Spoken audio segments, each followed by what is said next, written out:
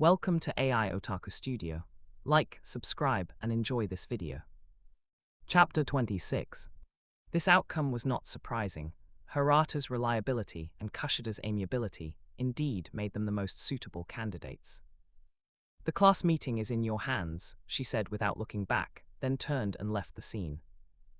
Hirata Yosuke and Kushida Kikyo stood on opposite sides of the podium, exchanging a hesitant glance. Finally, Hirata took a deep breath and stepped forward half a pace. "Everyone," his voice a few shades deeper than usual, "I hope you can each transfer 25,000 points to me or Kushida."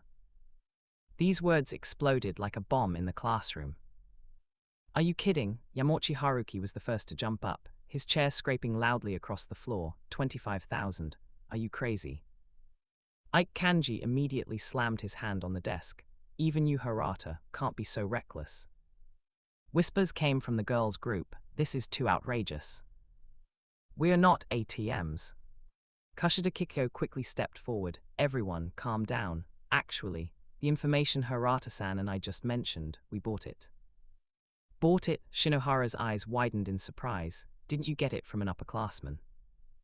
Hirata said with a wry smile, "Last night, an unknown account contacted me saying there was a piece of information worth 1 million points. Kushida and I read the content beforehand, then discussed it and decided to buy it." The classroom instantly fell into an eerie silence, then erupted into even more intense noise. 1 million, Sudo-ken sprang directly from his seat. "Are you insane?" "Ha, how funny," Karuizawa-ke sneered, arms crossed. "Why spend a whole month's worth of class points without even asking us? If it's 1 million, then you two pay for it yourselves." Fine beads of sweat broke out on Hirata's forehead, and Kushida's smile had completely frozen on her face. The entire Class D was like a volcano about to erupt, suppressed anger flickering in everyone's eyes. "I knew this would happen," Kiyomizu Akira sighed helplessly, resting a hand on his forehead. To be honest, he had long anticipated this outcome, and could even say he wasn't surprised in the slightest. For this group of people in the class, who would willingly fork out 25,000 personal points for nothing.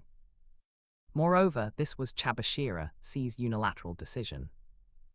Of course, whether the class funds from the other 39 people could be successfully recovered had absolutely nothing to do with him. After all, Chabashira SAE had personally handed him the full 1 million points. But then again, Chabashira C's move was indeed brilliant.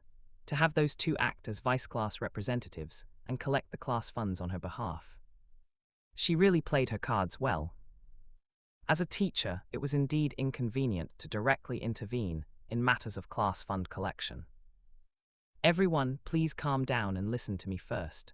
Hirata Yosuke raised his voice, trying to quell the commotion in the classroom. He cleared his throat, his tone sincere and firm.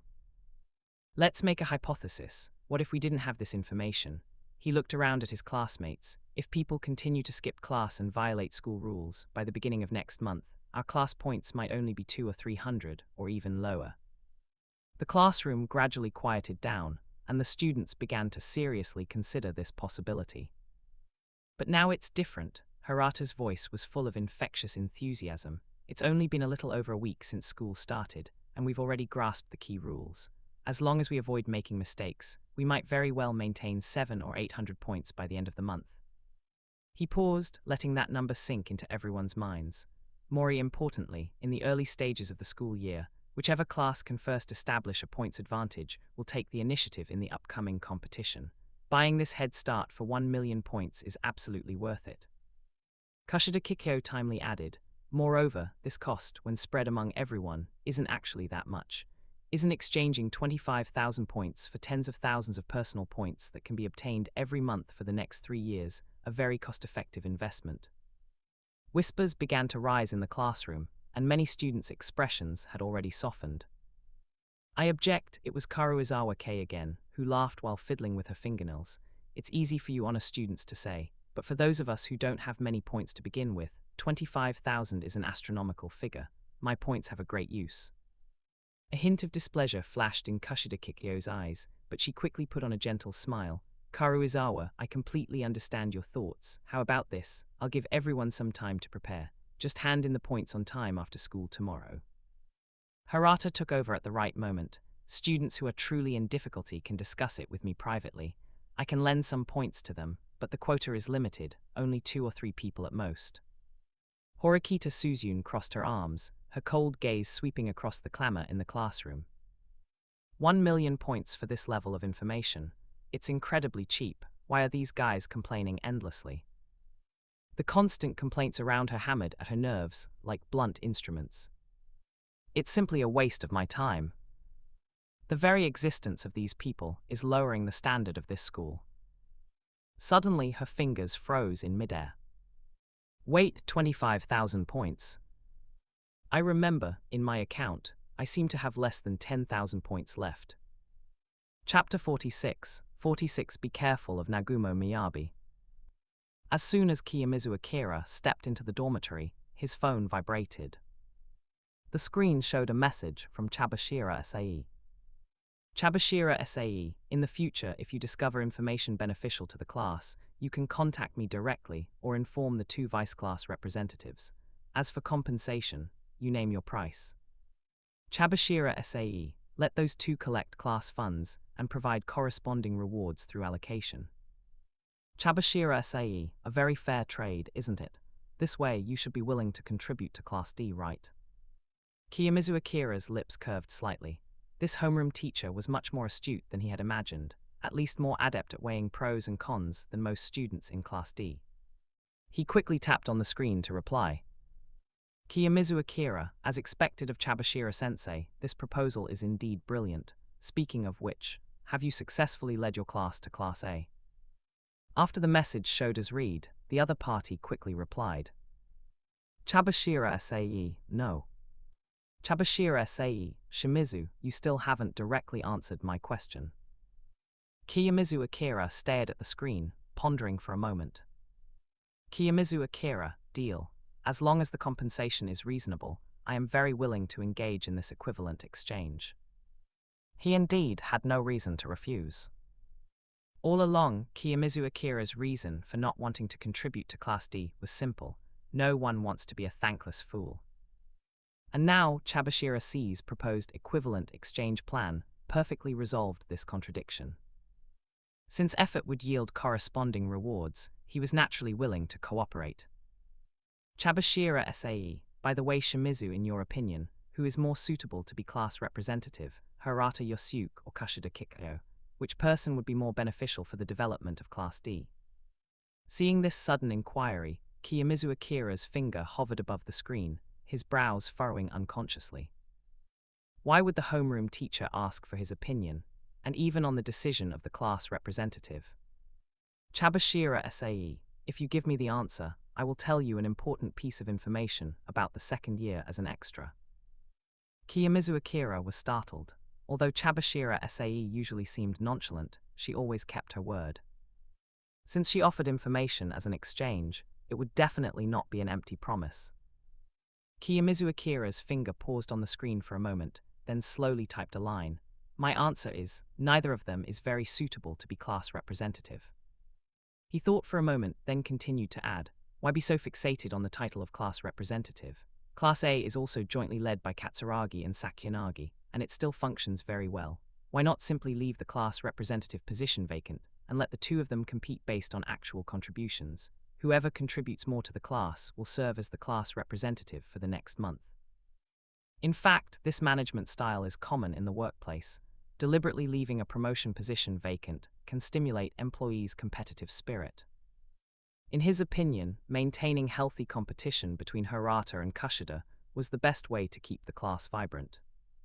This can both prevent power from becoming too concentrated and continuously motivate both of them.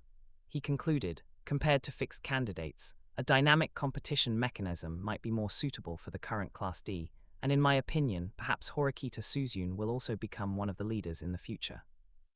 The phone screen remained silent for a long time, so long that Kiyomizu Akira almost thought the conversation was over, when Chabashira C's reply finally arrived. Chabashira Sae, Horikita Suzune, I haven't seen any changes in her yet. Chabashira Sae, sometimes I really wonder if you're even a high school student. Chabashira Sae, to analyze class problems with workplace management thinking. After another moment, a new message popped up again. Chabashira Sae, but it's indeed a good plan. Chabashira Sae, the upcoming Class D will implement this plan. Kiyomizu Akira vaguely realized that he seemed to be manipulating the entire Class D as a mastermind behind the scenes. After all, even the homeroom teacher, Chabashira Sae, was asking for his opinion. However, since the other party promised an equivalent information exchange, it wasn't a loss. Kiyomizu Akira, so where's your equivalent information? Chabashira Sae, in Class A of the second year, there's a person named Nagumo Miyabi. Kiyomizu Akira frowned, not expecting the other party to suddenly throw out another person's name. Kiyomizu Akira, so what does this have to do with me? Chabashira Sae, think carefully, how did you get this information? Kiyomizu Akira replied casually, I bought it from a second-year Class D upperclassman. Chabashira Sae, the entire second year is currently under Nagumo Miyabi's control, and Class D is no exception. He issued a strict order, prohibiting any second-year student from violating any school rules, and selling information is one of them. Kiyomizu Akira, raisin. Chabashira Sae, it's simple. Violating school rules will result in a deduction of class points and a decrease in class points, means that the personal points they can contribute to Nagumo each month will also shrink. That's his logic. Chabashira Sae, so I'm really curious now, how exactly did you manage to buy this information under Nagumo Miyabi's control? Kiyomizu Akira's mouth slightly opened, suddenly understanding something. No wonder the upperclassman specifically emphasized that she was short on points recently, during the transaction. Looking back now, that was clearly a hint that she was taking a risk under Nagumo Miyabi's prohibition. He had, at that time, probably gotten a great deal. As expected of someone specifically marked by the intelligence system. Chabashira Sae, don't overthink it. The current student council president is still in office, and Nagumo Miyabi, as the vice president, is currently focused on dealing with classes other than Class A of the third year. I'm just giving you a heads up that he's highly likely to completely ignore you. Kiyomizu Akira read this message twice. Nagumo Miyabi is actually the student council vice president. This discovery made him thoughtful. Since they are both in the student council, Horikita Manabu should know a lot about this person. But then again, an ordinary freshman like him probably doesn't even qualify to enter his site. In the power structure of the student council, the vice president is second only to the president. Right now, in his eyes, I probably don't even count as a minor character. As Chabashira Sae said, Nagumo Miyabi was currently busy expanding his influence among the third years. Such a big shot wouldn't have time to pay attention to a newly enrolled freshman, would he? Speaking of which, it's almost time. Kiyomizu Akira glanced down at his phone screen, which showed it was 7:10 p.m. He pulled up today's information interface and reread the third piece of information. Information 3, tonight at 7:55 p.m., Horikita Suzune will be subjected to physical punishment by Horikita Manabu behind the first-year dormitory. Perfect, I can meet the student council president. Kiyomizu Akira thought thoughtfully. To be safe, I'll also ask him about Nagumo Miyabi. Chapter 47, 047 Horikita Suzune, so all my points went to Kiyomizu Akira. Horikita Suzune lay quietly on her bed in her room, refreshing her point balance interface once again. 9,900 points. She stared at the number on the screen, repeating it softly, her brows unconsciously furrowing slightly. Chapter 27. 25,000 points must be collected before school ends tomorrow. This figure weighed heavily on her heart like a stone. With her current balance, she was still far from enough. Moreover, even if she managed to scrape by, she would need to set aside some points for daily expenses. In fact, although Horikita Suzune came from a wealthy family, she had developed frugal habits since childhood. Since the beginning of school, she had deliberately avoided buying expensive items, always looking for more cost-effective alternatives. Her locker contained no branded stationery, and her uniform was always kept tidy. She never casually added extra casual clothes. Even when dining in the cafeteria, she would carefully calculate every expense, ensuring that points were used for the most necessary things. Yet even so, the current point deficit still made her feel a touch of anxiety. My points, where did they all go? Horikita Suzune gently bit her lower lip, her fingertips quickly sliding across the terminal screen, pulling up the detailed transaction records. Fortunately, every expenditure had a clear record, and she decided to carefully check from the beginning. First day of school. Because she had deliberately streamlined her luggage, she had to purchase a large number of necessities: shampoo, laundry detergent, a basin, toothpaste, plus the cost of 3 meals a day. These were unavoidable expenses, totaling 3,000 points. Balance 97,000 points. Second day. A bottle of mineral water, 3 simple hair clips, and daily 3 meals. Expenditure 1,500 points. Balance 95,500 points. For the next 2 days, her spending was quite well controlled, with daily expenses kept within 1,000 points.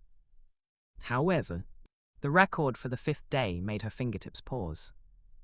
Transferred to Kiyomizu Akira, 80,000 points. Deluxe meal, 1,000 points. Transferred to Kiyomizu Akira, 100 points. These 3 expenditures instantly cut her balance to 13,000 points. She stared at the screen, silent for a moment. Her fingertip gently traced the record of the deluxe meal. That was Horikita Suzune proactively treating Kiyomizu Akira. As for the 100 points for miso soup, it was merely to repay a favor. So Kiyomizu Akira took most of my points, she murmured to herself, her tone not so much angry as tinged with self-mockery. Thinking carefully, this transaction was indeed somewhat unprofitable. One of the pieces of information bought with 80,000 points was casually mentioned by Kushida Kiko after school today. In other words, what she had spent a large sum on at the time was just one piece of information about class assignments based on ability. Strangely, Horikita Suzune couldn't bring herself to blame Kiyomizu Akira. The first thought that came to her mind was she too rash? After all, from beginning to end, the other party had never forced her. She was the one who sought him out, and she willingly transferred those 80,000 points. Even more ironically, she had no idea at the time that she would face the predicament of paying class fees just a few days later. Horikita Suzune never had the thought of getting those 80,000 points back. She knew very well that if Chabashira SAE had not intervened today, Kiyomizu Akira would not have provided the information to Class D for free. That was a legitimate transaction, a fair exchange of goods for money, clear in content, transparent in process, with no one able to find fault. But what truly bothered her was a deeper issue of self-esteem. I absolutely cannot be looked down upon by him. The moment this thought flashed in her mind, she seemed to see Kiyomizu Akira's surprised eyes again.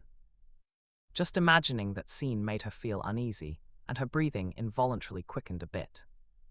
Compared to the huge loss of points, this feeling of being underestimated by Kiyomizu Akira was even more unbearable for her. These 25,000 points, ultimately, they are class fees offered to Kiyomizu Akira. Although Chabashira SAE nominally advanced 1,000,000 points, tracing the source, these class fees essentially still flowed into Kiyomizu Akira's pocket.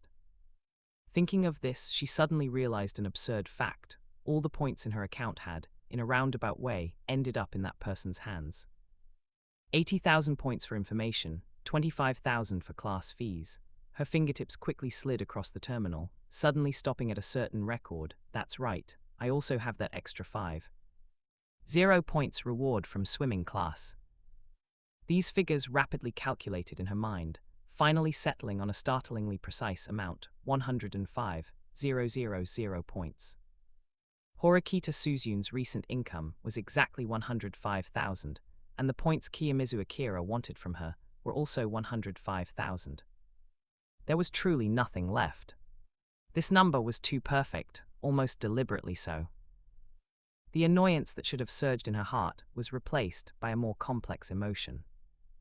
Horikita Suzune's fingertip gently pressed against her lower lip, and Kiyomizu Akira's perpetually composed demeanor clearly appeared in her mind.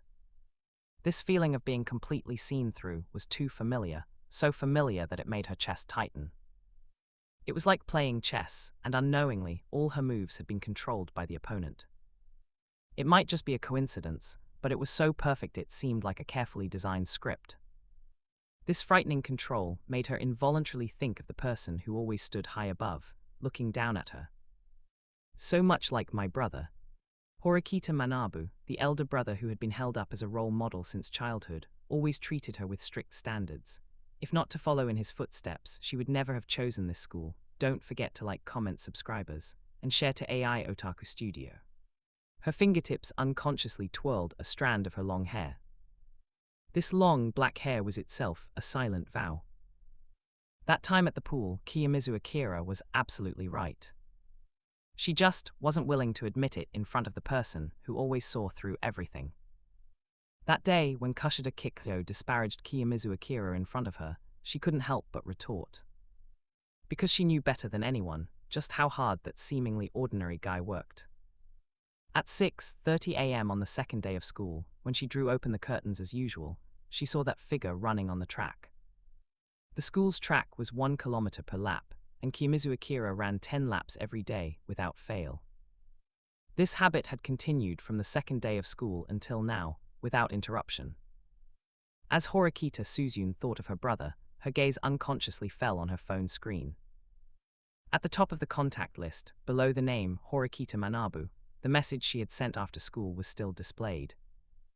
Horikita Suzune, brother, since I've also joined Advanced Nurturing High School, I will prove to you. I am no longer the person I once was, and I will show you my resolve. Chapter 48. 48. You just gave me 16,000 points. Why are you slandering me again? The message status showed raid, and had been for several hours. Just as she was about to give up waiting, the screen suddenly lit up. Horikita Manabu, come find me behind the first-year dorms. This made Horikita Suzune change into her uniform at the fastest speed, but she suddenly stopped before opening the door. Because her phone vibrated again. Kiyomizu Akira, Horikita-san, good evening. This message instantly froze her fingertips. Kiyomizu Akira actively messaged her. Outside, the night was deep. Receiving a message from the opposite sex at this hour made her nerves unconsciously tense. Her gaze flickered between the door and the screen several times, and finally, her finger typed out a line. Horikita Suzune, is something wrong? I'm very busy, please state your purpose directly. The moment she pressed send, she let out a soft breath. This was already an exceptional response. For anyone else, she would be reluctant to even give a raid receipt. Kiyomizu Akira, do you remember our last transaction? She tapped her fingertip, replying briefly and with restraint. Horikita Suzune, I remember. The next second, a new message popped up. Kiyomizu Akira, I plan to refund you 16,000 points. Her breathing paused almost imperceptibly. Refund points. Her gaze instinctively swept to her balance, 9,900. Adding these 16,000, it would be just enough to make up the 25,000 class fees. Horikita Suzune, what do you mean? What are the conditions? The other party quickly replied. Kiyomizu Akira, do you remember the rule I mentioned? I once told you about an 80% discount on information fees. You paid 80,000 last time, so by the rules, I should refund you 16,000. After a slight pause, he added, Kiyomizu Akira, this is not meant as charity. Horikita Suzune stared at the last sentence, her fingertip unconsciously resting on the edge of the screen. I see. He was merely fulfilling the rules of the transaction, nothing more. Neither pity nor ulterior motives. But a subtle sense of incongruity spread in her heart. He clearly calculated it. This feeling of being precisely taken care of, unexpectedly, did not repel her. But proud as she was, she would never allow herself to unilaterally accept favors. In the chat box, she had originally typed a line, I cannot directly accept your points, I will repay you double next month. But such an empty promise is meaningless. Next month, I might not even have 50,000 points. She pursed her lips, deleting the latter half word by word. What she finally sent was the most practical return she could offer at the moment. Horikita Suzune, I cannot directly accept your points. I'll help you with your Japanese lessons. Your Japanese grades are unbelievably bad, so this will be an equivalent exchange. The other end of the screen quickly replied. Kiyomizu Akira, all right, that would be a great help to me too. Kiyomizu Akira, speaking of which, I'm currently taking a walk near the dorms, and I saw your brother. It wasn't until she saw this message that Horikita Suzune suddenly realized she had kept her brother waiting for a long time. Moreover, Kiyomizu Akira was walking near the dorms. She barely had time to reply to Kiyomizu Akira, directly closing the door and running out. Chapter 28. Behind the dormitory, Horikita Suzune arrived at the agreed spot to find Horikita Manabu already standing there for a long time. The words she had prepared caught in her throat. Thinking of Kiyomizu Akira possibly appearing at any moment, she subconsciously blurted out that very unfamiliar address. Horikita Student Council President, what do you need me for? Suzune, Horikita Manabu pushed up his glasses. You're calling me Student Council President. I thought, he slowly walked closer, you would as before eagerly show me those insignificant changes. He emphasized the last word heavily, completely disregarding the distance appropriate for a student council president. It seems, Horikita Manabu stopped in front of her, and a look she had never seen before flashed in his condescending gaze. You've finally begun to understand the proper boundaries in interpersonal interactions. This almost complimentary tone made Suzune's heart warm. Brother, I'm not, she spoke subconsciously, but the moment the address slipped out, she saw a sudden cold glint in her brother's eyes. Horikita Manabu took half a step back, looking at her with utter disappointment. Are you going to talk nonsense again? It seems my earlier impression was just a delusion. Suzune felt a suffocating sensation. Her brother's voice was soft, yet it pierced her eardrums like an ice pick. I heard you were assigned to Class D, he sneered. Exactly like 3 years ago, always staring at my back, yet unable to see your biggest flaw. Choosing this school seems to be another one of your failures. I was assigned to Class D, it must be something wrong with the class assignment system. Suzune began to argue without thinking. Horikita Manabu's voice suddenly rose. Enough! He suddenly stepped forward, still making excuses for yourself at this point, still questioning the class assignment system. That's utterly foolish. Do you only reflect on yourself after experiencing some hardship? Horikita Suzune's shoulders involuntarily flinched. Her brother's anger enveloped her like a tangible pressure, making even her breathing difficult. Kiyomizu Akira put away his phone, and as soon as he reached the back of the dormitory, heard a heated argument. The class assignment system is unreasonable. Always making excuses. Are these siblings really arguing so openly? It couldn't escalate into a physical confrontation in the next second, could it? He raised an eyebrow and simply walked over openly. Horikita Suzune and her brother were confronting each other less than 2 meters apart. Fortunately, the tense atmosphere had not yet escalated into a physical confrontation. Good evening, you two. Upon hearing someone speak nearby, Horikita Manabu turned around and began to scrutinize the man in front of him. You are that first year from Sato's boxing club. A genuine look of surprise appeared on Kiyomizu Akira's face. I didn't expect the student council president to remember me. He was indeed surprised. But then he thought, after all, his club president was an elite from Class 3A. And coupled with the attention-grabbing speech at the entrance ceremony, it wasn't surprising that the student council president remembered him. HMPH tilde, Horikita Manabu pushed up his glasses. So, you're Suzune's friend, also a first-year student from Class D. Kiyomizu Akira shrugged casually, something like that. No, Horikita Suzune suddenly interrupted, her voice unusually urgent. He's just an unrelated person passing by. Horikita Manabu sneered, his gaze refocusing on his sister. Don't even have the courage to acknowledge a friendship. Is that your capacity? So, do you have anything to say to our siblings? Or do you plan to pretend to be a passerby? Horikita Manabu continued to look at Kiyomizu Akira. I'm not a passerby, otherwise I wouldn't have shown myself. Actually, on the way here, your conversation was quite loud, and I heard bits and pieces. Since the student council president asked for my opinion, I'll offer my perspective. Kiyomizu Akira sighed, looking directly at the two of them, a hint of helplessness in his tone. Horikita-san, this is where you're wrong. Horikita Manabu's eyes suddenly turned cold. You don't misunderstand, student council president. The Horikita-san I'm referring to isn't you. Kiyomizu Akira raised a hand to interrupt, then shook his head, turning his finger to point directly at Horikita Suzune. I'm not talking about you, but your sister. This Horikita-san is mistaken. Quite clearly, her thoughts and what she says are truly problematic. Horikita Suzune's eyes widened suddenly, her expression showing a rare moment of wavering, followed by a hint of embarrassment and anger. This person just gave me 16,000 points. Why is he suddenly slandering her now? Chapter 49. 49. The problem is, your brother isn't alone either, is he? Are you saying Suzune is wrong? Horikita Manabu's eyes widened slightly, a flicker of surprise in his gaze behind his glasses.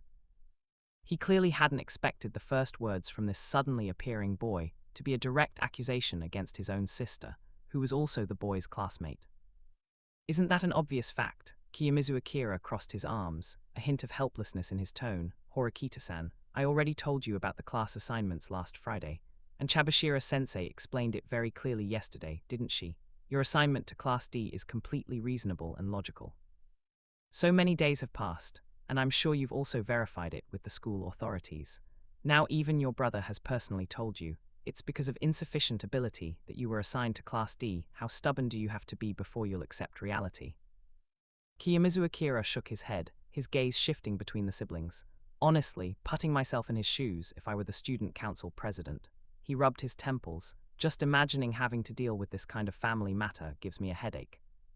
His gaze turned to Horikita Suzune. There's also something you might not realize. Your brother, Horikita Manabu, was directly assigned to Class A back then.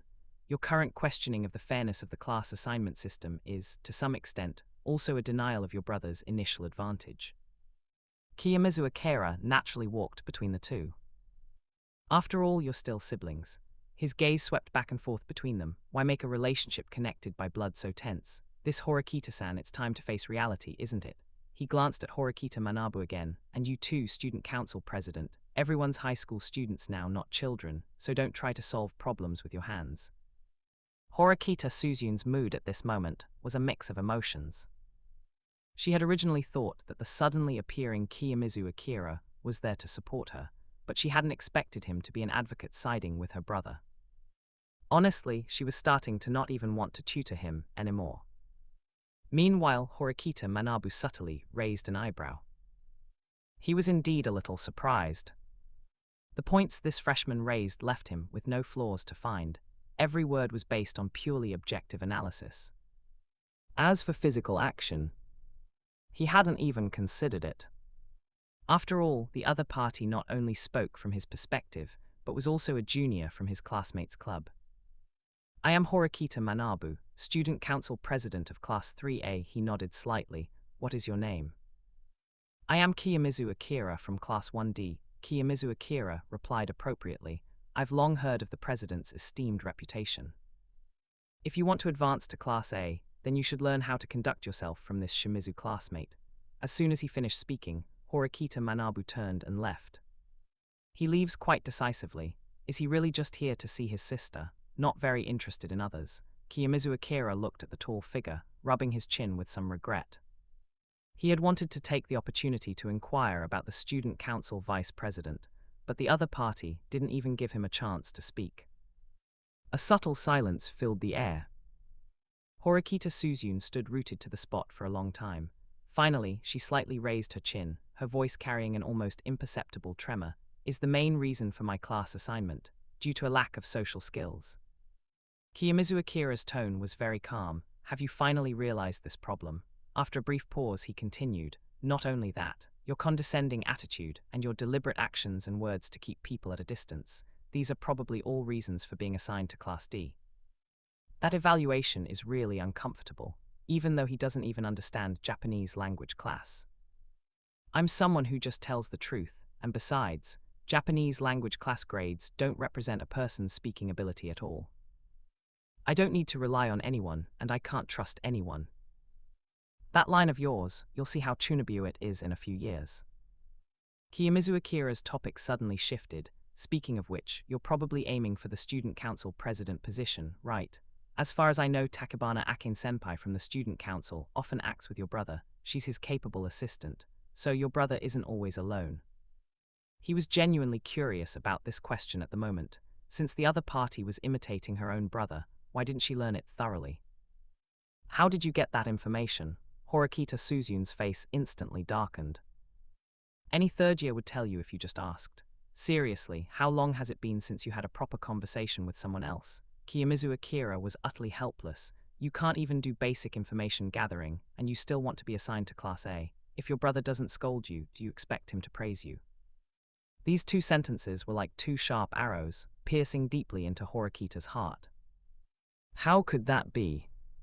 She had always thought her brother was always moving forward alone. She hadn't expected that a capable assistant had long been by his side. Then what did all her years of persistence count for? Kiyomizu Akira noticed the other party suddenly lower her head, her lips bitten pale, her whole body trembling with disbelief. He hadn't expected that such a simple sentence would instantly break her. Come to think of it, wasn't this only natural? After all, the other party was the student council president. Without the support of others, how could one person stand firm in an election? You were indeed inconsiderate and too stubborn just now, so it's normal for your brother to be angry. Anyway, think it over carefully.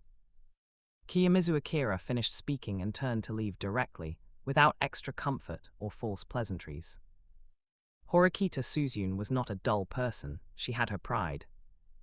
Everything that needed to be said had been laid out. With her intelligence, she would naturally understand after this setback, once she calmed down. After Kiyomizu Akira returned to his dormitory, he lay sprawled on his bed. He reread the messages sent by Chabashira Sae. A more important thought flashed in his mind.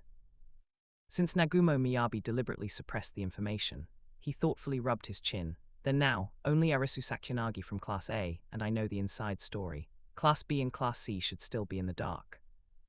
This was simply a godsend, a perfect window for selling information. It seems it's time to expand the scope of business. He had never intended to limit the information to within Class D, nor had he ever promised any exclusive buyout. After all, in this merit-based school, information was the biggest bargaining chip, and the more people competed for a chip, the more valuable it became. However, there was still a question buried deep in his heart. That was, since it was deliberately suppressed information. How did Arisu Sakyanagi from Class A obtain this information?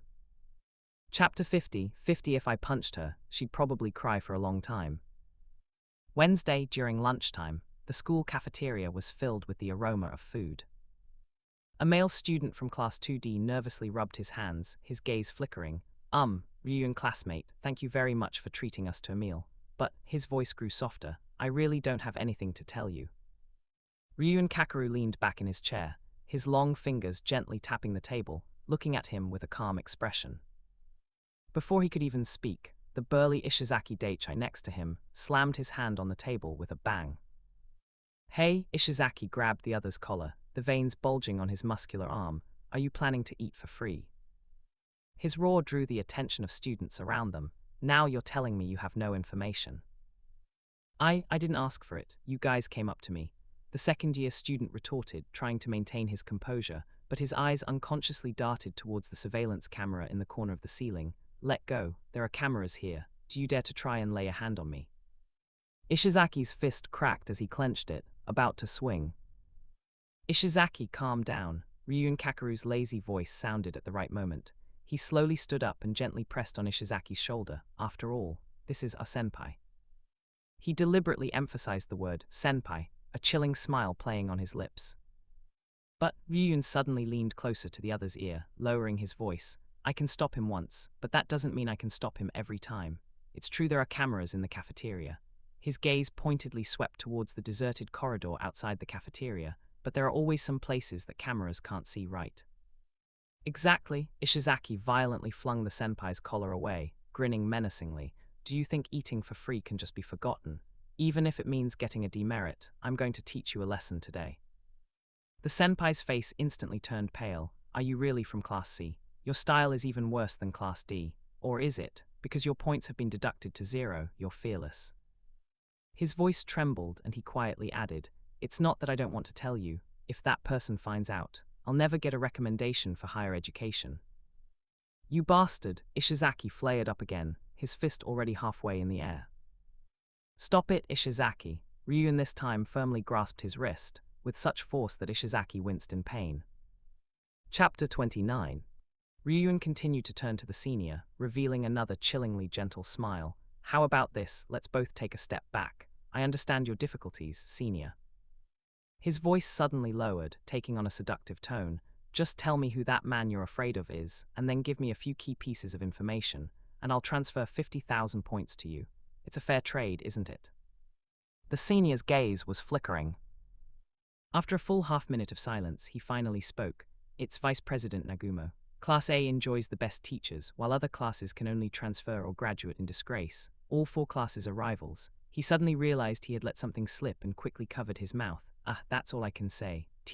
Then what about my 50,000 points?" Ryuan Kakeru suddenly showed a playful smile and slowly straightened his cuffs. "Who said I was going to give you 50,000 points?" He tilted his head and looked at Ishizaki, feigning confusion. "Ishizaki, did I say something like that?" Ishizaki immediately understood and laughed cooperatively. "Ha, senior, you must be hearing things."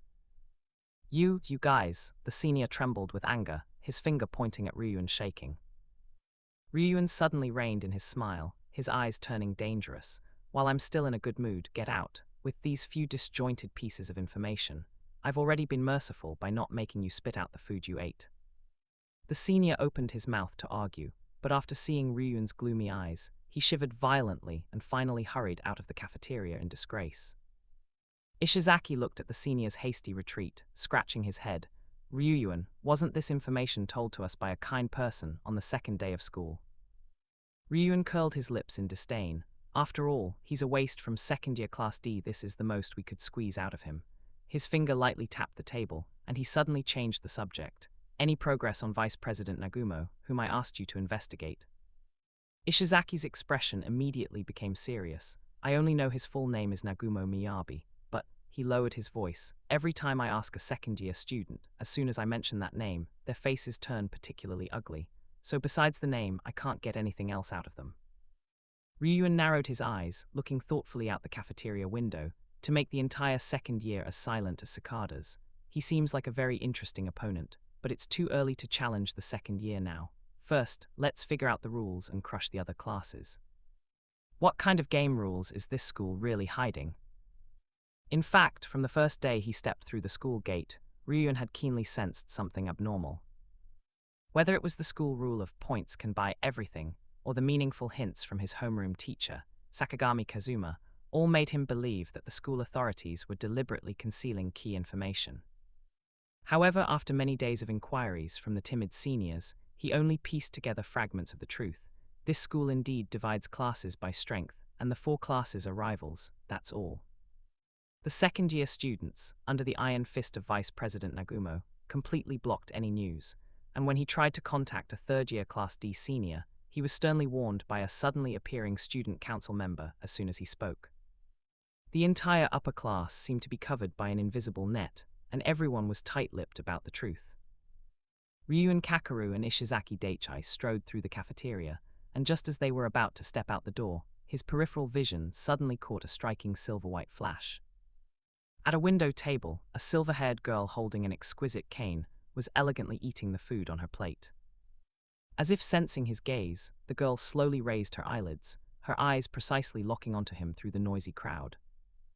Their gazes met in midair, and the girl's lips curved slightly, revealing a half-smile, like a chess player examining a disobedient chess piece. "Ryuan, what's wrong?" Ishizaki looked in his direction, confused. "Nothing," Ryuan withdrew his gaze, his voice dangerously calm. That condescending look should have been his exclusive right, his sharp weapon for scrutinizing prey. Now it was returned to him intact by that girl with the cane, even with a superior arrogance. Are they those arrogant Class A students who think they're elites? Heh, if I punched such a delicate girl, she would probably cry for a long time. Chapter 51. 51. A riddle game from Arisu Sakiyanagi. That person is Ryun Kakeru, the leader of Class C, Shimizu-kun. Arisu Sakiyanagi elegantly withdrew her gaze, a meaningful shallow smile on her lips, explaining to her companion across the table. Kiyomizu Akira then pulled himself out of his thoughts, his gaze thoughtfully following the figure that had already disappeared. So that imposing boy was the rumored leader of Class C. Do you think he is qualified to be our opponent? Arisu Sakiyanagi gently poked a crisp green leaf with a silver fork, frowned slightly as she put it into her mouth, her movements exuding an innate nobility. That's your thought. I've never considered anyone an opponent. I see, so you consider everyone trash. How truly condescending, Shimizu-kun. Cough, Kiyomizu Akira choked on these words, almost spitting out the noodles in his mouth. He helplessly looked up at the girl opposite him. How exactly did this Sakiyanagi-san twist his original meaning? He was clearly just stating a fact, but how was it interpreted as such an arrogant statement? Just kidding. Arisu Sakiyanagi covered her mouth and chuckled softly, her laughter like a silver bell. Of course I understand what you really mean. Kiyomizu Akira didn't respond, just continued to focus on enjoying his lunch. On Wednesday morning, the 3 pieces of information that refreshed were all junk, so he decided to try his luck in the cafeteria. Unexpectedly, he met Arisu Sakiyanagi dining alone here. This class A strategist was actually eating a free set meal. He had originally planned to take the opportunity to ask her about ways to obtain S-system information, but by a strange coincidence, he witnessed a meticulously planned farce by Class C. Speaking of which, Kiyomizu Akira put down his chopsticks. Sakiyanagi-san, through what special channel did you obtain those key pieces of information? On the first day of school, a kind person told me all the information. Arisu Sakiyanagi's lips held a mysterious smile. Shimizu-kun, you only have 3 chances to ask questions. My answers will only be yes, no, or irrelevant. Kiyomizu Akira frowned slightly. These clever people were always obsessed with such guessing games. Things that could be stated directly had to be packaged as obscure riddles. But he still decided to cooperate with the game, as the information itself held such value. After a brief thought, he posed his first key question. Did the other party's act of disclosing information violate the current school rules? No, Arisu Sakiyanagi smiled slightly, as if enjoying his reasoning process. This answer immediately narrowed the scope to 4 most probable answers. Newly enrolled first-year students, alumni who had already graduated, former faculty and staff, and those who dropped out without completing their studies. These 4 types of people, even if they disclosed information, strictly speaking, would not be in violation of school rules. Kiyomizu Akira pondered for a moment, his gaze sharply fixed on her expression. Did this person successfully graduate from this school? Arisu Sakiyanagi paused for a rare moment, then slowly nodded. Yes. This question eliminated 3 answers in one go. I see, Kiyomizu Akira's eyes suddenly cleared. On the first day of school, you met a graduate senior who returned for an event, and from him, you obtained the complete internal school information system. Absolutely correct. Arisu Sakiyanagi clapped her hands cheerfully, her voice as clear as a silver bell. Because they are alumni who have already graduated, they are neither bound by current school rules nor are they faculty members, and more importantly, they all successfully completed their studies. She leaned forward slightly, adding, these seniors often understand the school's unwritten rules better than current teachers. Using the information channel of graduates, this entry point is indeed unexpected. Kiyomizu Akira unconsciously showed an expression of admiration. As expected of Arisu Sakiyanagi, he had indeed never considered this angle for obtaining information. Didn't expect that, did you? Arisu Sakiyanagi keenly caught the fleeting admiration in his eyes, 2 shallow dimples appearing on her cheeks, her tone filled with ill-concealed triumph. So, Shimizu-kun, how did you obtain information? Me, Kiyomizu Akira shrugged. I just bought it with points from a second-year senior. It seems my method was superior this time. Arisu Sakiyanagi elegantly sipped her miso soup. Shimizu-kun, you've completely lost to me this time. Who's competing with you? Kiyomizu Akira glanced at her, lowered his head and continued eating his noodles. Forget it, if you think you won, then you won. But, Kiyomizu Akira suddenly looked up. I'm very curious, why would that senior be willing to reveal such important information? What did you use as an exchange? After all, the other party is already a prospective university student, so it's impossible that he gave it to you for free. Arisu Sakyanagi's finger, holding the spoon, paused imperceptibly. This subtle change did not escape Kiyomizu Akira's keen observation. It seems he touched upon a sensitive topic. Could it be a monetary transaction, or perhaps? But Kiyomizu Akira did not continue to press, merely continuing to enjoy his food as if nothing had happened. Arisu Sakyanagi asked, feigning casualness, speaking of which Shimizu-kun seems to be quite close to Kamuro-san from our class. Yes, Kiyomizu Akira replied without looking up. She's a very easygoing person, and her personality suits me well. Oh, Arisu Sakyanagi raised an eyebrow slightly. Kamuro-san always seems so cold. Moreover, her voice lowered a few notches. You and I both witnessed her in that state at the convenience store. Shimizu-kun's criteria for choosing friends are truly special. As the last mouthful of noodles went down, Kiyomizu Akira stood up, ready to leave. It's just right for me. No one is perfect, and everyone has a few flaws. Arisu Sakyanagi watched his retreating figure silently, her thoughts drifting back to the afternoon of the first day of school. Why should I tell you information? What's in it for me? Points, heh. I'm not a student anymore. That stuff only works in school. Outside, it's just numbers.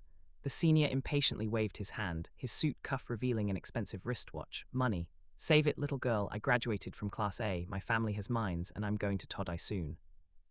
But, you said you're the chairman's daughter. Chairman Sakyanagi indeed allocated all resources to Class A, all right. For your father's sake, I'll tell you everything I know.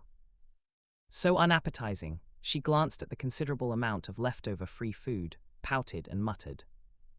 If she hadn't seen Kiyomizu Akira today at noon, she wouldn't have deliberately ordered this vegetable set meal to gain sympathy. As it looked now, it seemed to be of no use at all. Chapter 52, 052 Karazawa K. I won't pay class fees. I'm going to make offerings to Kiyomizu Akira. Ryuen Kakeru exuded the unique ruthlessness of a person from society, giving him the impression of not being a high school student, and the farce in the cafeteria just now was the best proof. Although he couldn't hear the specific dialogue, the rough action of grabbing a collar and the undisguised curses were exactly the behavior of a hooligan. The whole scene felt like a carefully designed double act, one playing the bad cop, the other the good cop. He speculated that Ryuen might have been trying to extract key information from seniors in other classes, but judging by the other party's embarrassed departure, he had clearly been rebuffed. It's time to make a move. He decided to sell the S-system information to the people in Class C. But to be cautious, he decided to test it with a dummy account first. The most urgent task at hand was to get Ryuen's contact information. Fortunately, he had met Ikino's Hanami, who had max interpersonal skills, on the second day of school. Kiyomizu Akira's fingers tapped lightly on his phone screen, sending a carefully designed friend request using the disguised account, Tsukiao. The other party almost instantly accepted the friend request. That's how Ikino's Hanami was. Tsukiao, I am a student from another class. I want to buy some information from you. Ikino's Hanami, who are you, student? But I might not have any valuable information. You can just ask what you want to know, okay? Kiyomizu Akira couldn't help but chuckle. Ikino's Hanami was as gentle and kind as ever. He deliberately paused for a few seconds before continuing to type. Tsukiao, I need Ryuen Kakeru's contact information from Class C. Can you help me get an introduction? Ikino's Hanami, Ryuen-kun. Although I don't have his direct contact information, I know students from Class C. Please wait a moment, tilde. Less than 5 minutes later, a contact recommendation popped up. The efficiency was somewhat surprising to Kiyomizu Akira. Ikino's Hanami, this is Ryuen-kun, but, student, what do you need him for? Tsukiao, thank you. I've transferred 2,000 points to you as a thank you. Ikino's Hanami, you don't have to be so polite, it's just a small favor. Kiyomizu Akira ignored her refusal and threw out the real bait. Tsukiao, by the way, Ikino-san, are you interested in the truth about the S-system and class divisions? You must have noticed by now that the school authorities are deliberately hiding something, right? Ikino's Hanami, what do you mean? What are you trying to say, student? Tsukiao, I have complete information that can change your class's situation. The price is 1 million points. After sending this message, Kiyomizu Akira casually tossed his phone aside, not caring in the least about the other party's reaction. He casually added Ryu and Kakeru as a friend, and forwarded the entire conversation he just had with Ikeno's Hanami. The chat interface fell into a brief silence, the two messages like stones sinking into the sea. But Kiyomizu Akira was not in a hurry. He was always best at this kind of waiting game. Just as he was about to put down his phone, the screen suddenly lit up repeatedly. Messages from his homeroom teacher, Chabashira Sae, popped up one after another, piling up on the lock screen. Chabashira Sae, as per your suggestion, I've already called those two to the office at noon. Chabashira Sae, the class fee collection is also proceeding as planned.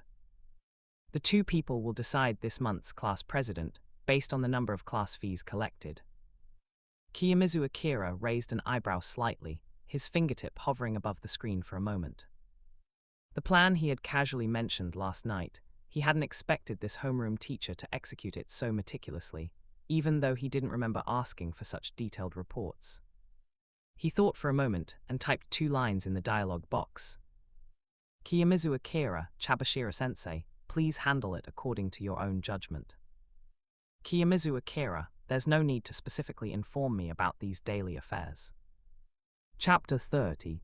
After all, you're the homeroom teacher, aren't you? I'm just a student. After sending this message, Kiyomizu Akira immediately put his phone on silent mode and placed it face down on the desk. As soon as the dismissal bell rang, Kushida Kikyo gracefully hopped onto the podium, clasped her hands together, and flashed her signature sweet smile. Everyone tilde, her voice was clear and pleasant. Let's consider this class fund collection as a small show of support for me and Hirata Yosuke. Of course, she winked playfully, it's perfectly fine if you don't vote for me, as long as everyone can happily participate. A few good-natured jeers came from the back of the classroom, and Kushida bowed slightly. At the same time, Hirata Yosuke was leaning by the door. When Kushida finished speaking, he naturally continued. As Kushida classmate said, this is just a normal class activity. He smiled and spread his hands. No matter who you support, please do so according to your own thoughts. After all, no matter who becomes the class president this month. He paused. What we hope for most is for Class D to become a comfortable collective for everyone. The air in the classroom seemed to be divided into 2 currents. After a whole night of careful consideration, coupled with the influence of Hirata Yosuke and Kushida Kikyo, the 2 core figures of the class, and their highly persuasive explanation from yesterday, the vast majority of students in the class had already accepted the proposal to collect class funds. After all, it was only a quarter of their personal points, and it was a one-time collection, not something to be handed in every month. Most students had already pulled out their phones, tapping their fingers on the screen. Transfer notification sounds rang out one after another. 25,000 points, not a small sum for an average student, but at this moment it was like some invisible ticket, exchanging for a place in the collective. Yamochi Haruki and Ike Kanji were currently gathered around Kushida Kikyo, their faces plastered with fawning smiles, dutifully handing over their 25,000 points.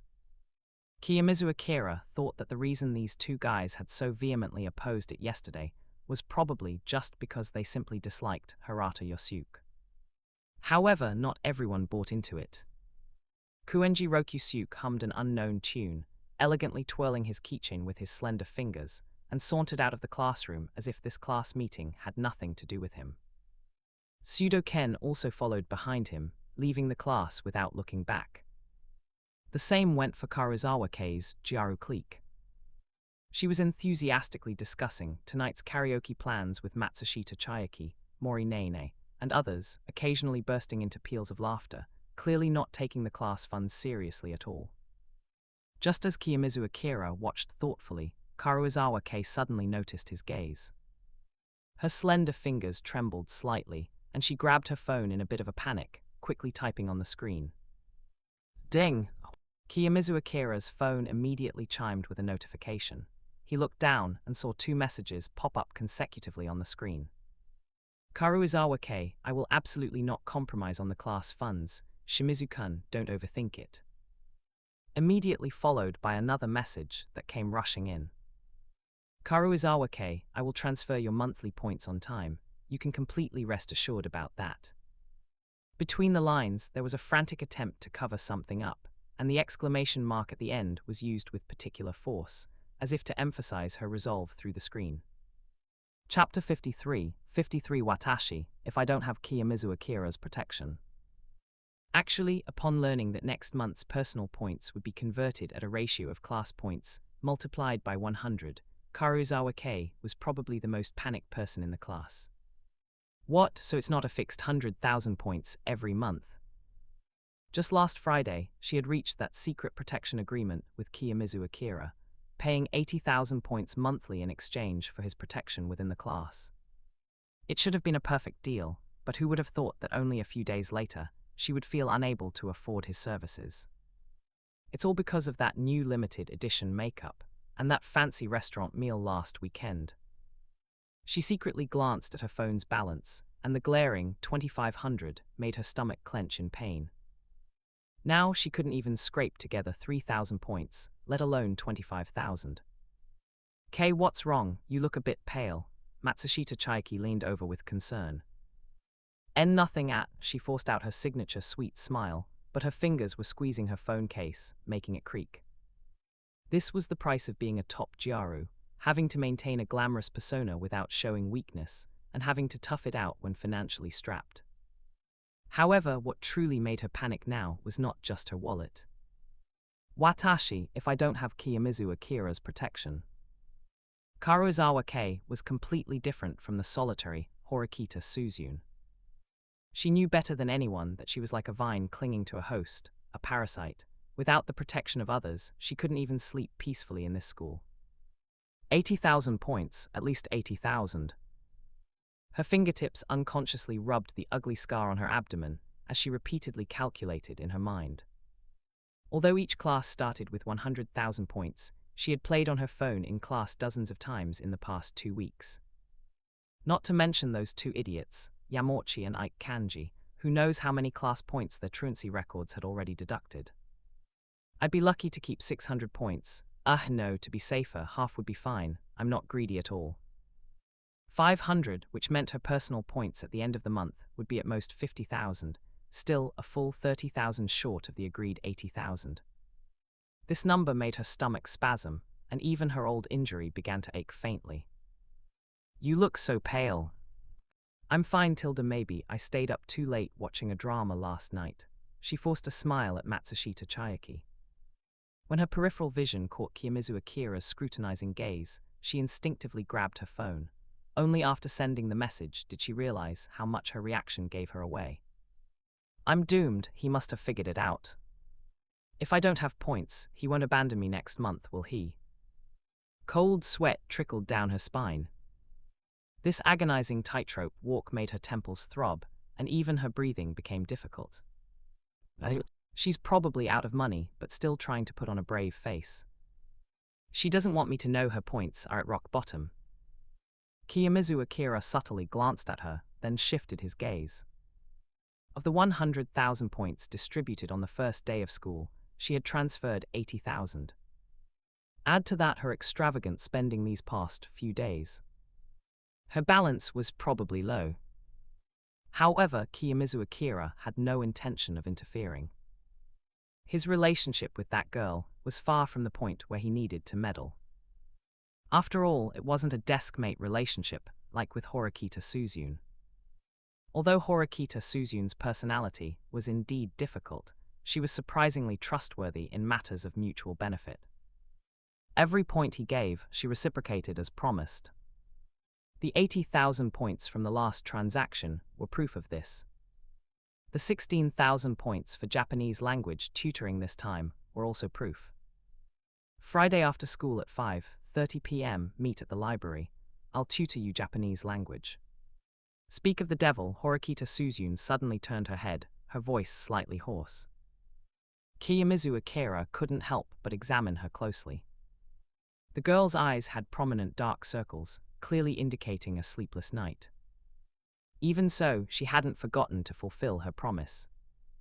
Let's put the tutoring aside for a moment. Kiyomizu Akira paused, throwing out a common but incisive question. What are your thoughts on being placed in Class D this time? Horikita Suzun's gaze suddenly sharpened. After a long silence, she slowly said, "Although I'm very frustrated, it seems that the school's class placement system is indeed fair and reasonable." The image of her tossing and turning all night reappeared before her eyes. Kiyomizu Akira's words, "Your brother isn't alone either," pierced through her long-held stubbornness like a sharp sword.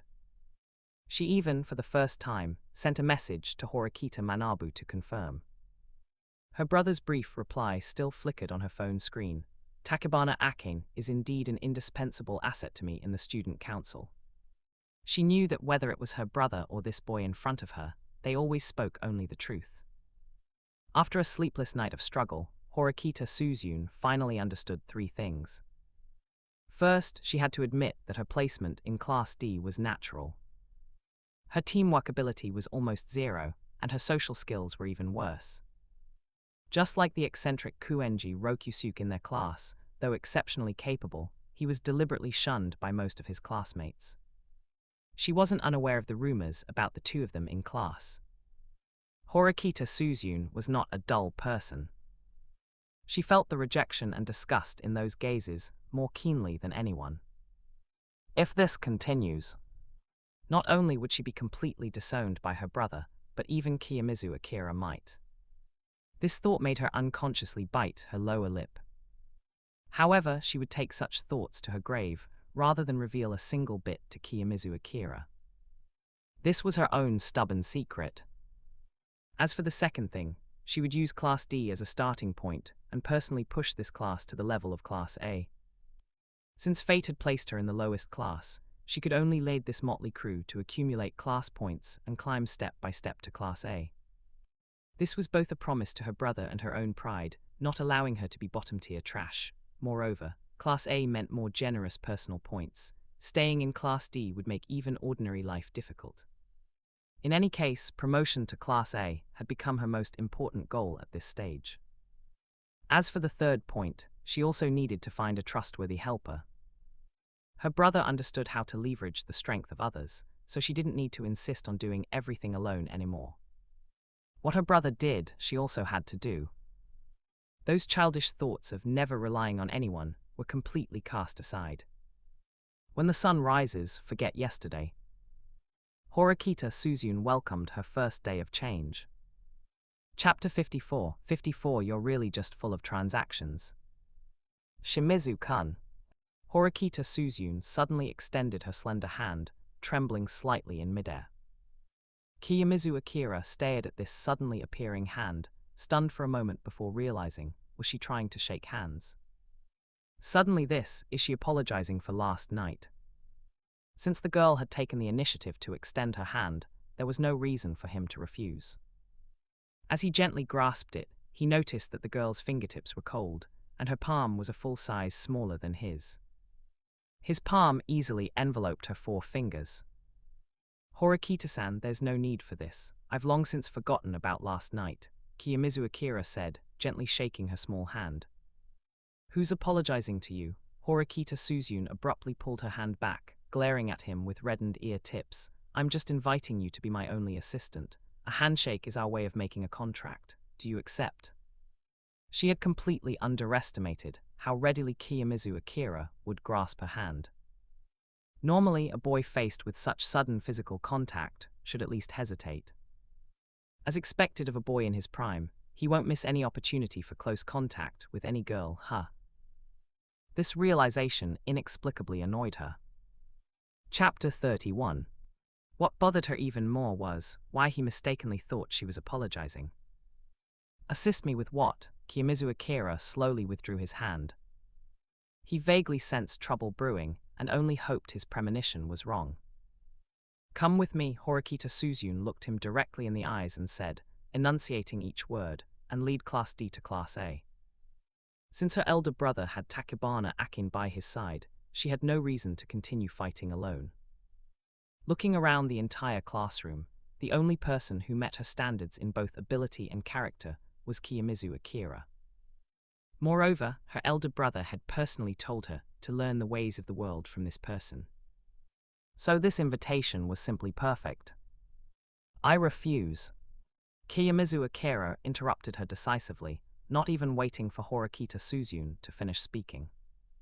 Seeing her face instantly darken, he sighed and explained, "How many times have I said it? I'm not interested in doing such thankless work. Class A holds no appeal for me." His goal was clear: to graduate successfully from this school. Which class he graduated from was irrelevant. As long as I have enough points. He just wanted to enjoy these 3 years of school life peacefully.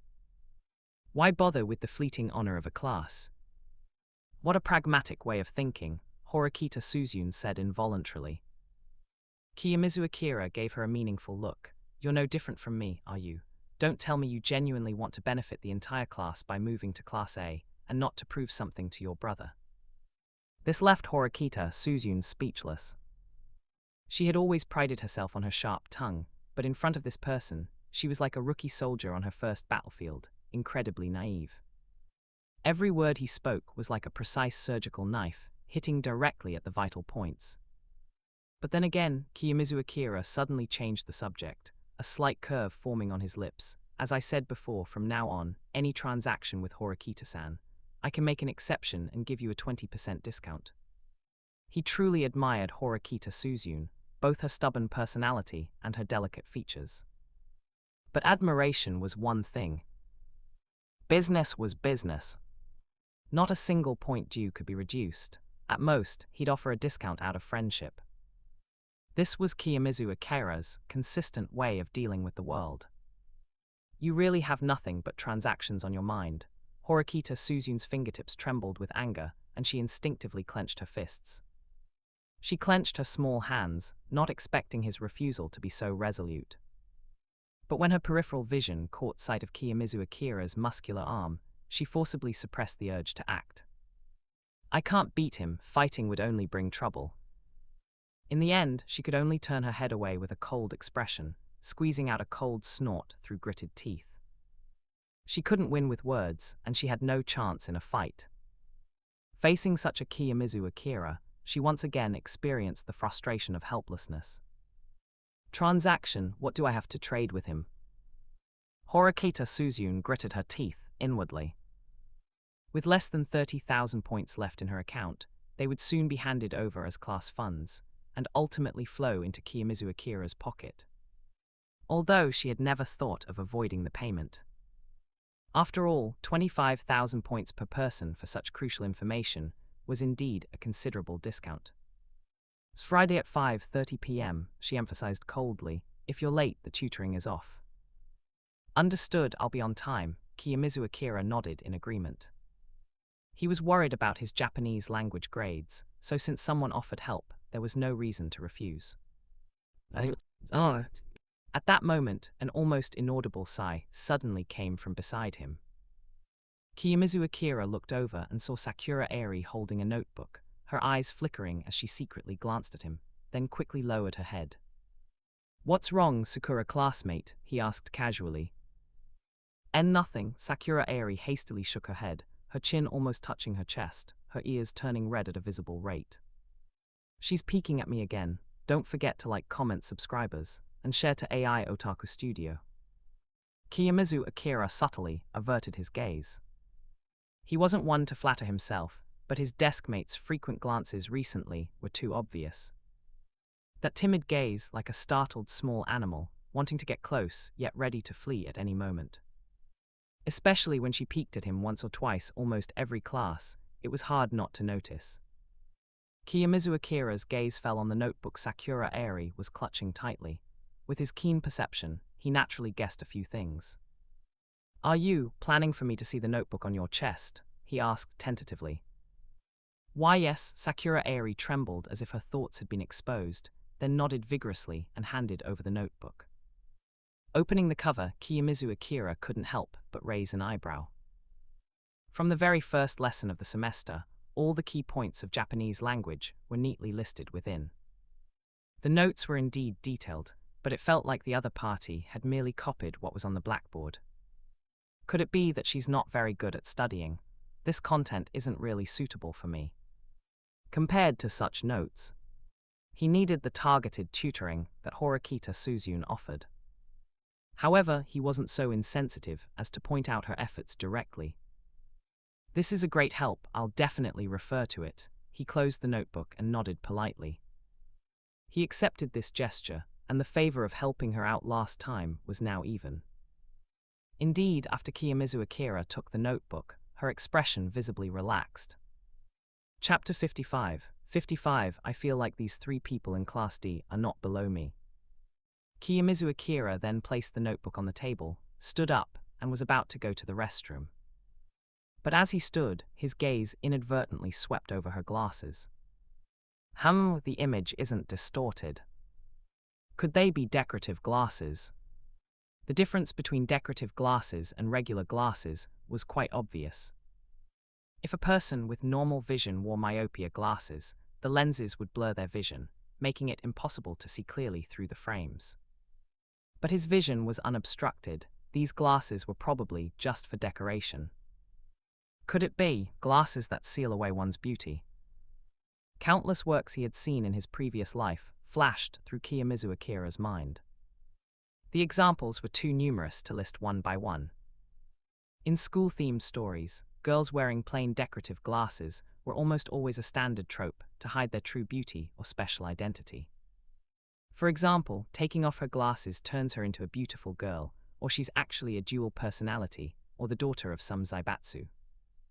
Class D is really full of hidden talents, too many people pretending to be weak. He couldn't help but make a mental list. Ayanokoji Kiyotaka, needless to say, his ability to play dumb was truly top tier. Sometimes he acted like a complete idiot. Sakura Airi, wearing decorative glasses, a hidden master. Even Matsushita Chiaki from Karuizawa Kei's Gyaru group was suspicious. On the surface, she seemed like a follower, but her diligence in taking notes during class was no less than a top student. Even stranger, he recently kept catching her secretly observing himself and Ayanokoji nearby. He wondered what she was thinking. Especially this Matsushita Chiaki classmate. Could she be suppressing her abilities? Kiyomizu Akira stroked his chin, lost in thought. That elusive way of observing, and the occasional sharp glint in her eyes, suggested her strength might not be inferior to Ayanokoji and Konji. Indeed, Class D is still too deep. When Kiyomizu Akira returned from the restroom, his phone suddenly vibrated. He swiped the screen and found that the homeroom teacher, Chabashira SAE, had transferred 25,000 personal points. The transfer note contained only a few short words: class funds. She's really quick. Tapping his finger on the screen, he unhesitatingly accepted the transfer. After all, this was a condition agreed upon long ago. The class funds this time should rightfully be borne by the other party. It seems the campaign period has come to an end. After Kiyomizu Akira returned to his seat, he noticed that the crowd that had gathered around Hirata Yosuke and Kushida Kikyo had largely dispersed. He subtly glanced over. The 2 small circles that had previously held a dozen people now only had a few loyal fans still chatting enthusiastically. Hirata's group was mainly girls, with several girls blushing as they asked him questions. Kushida's surroundings were mostly boys, some even eagerly holding her notebook for her.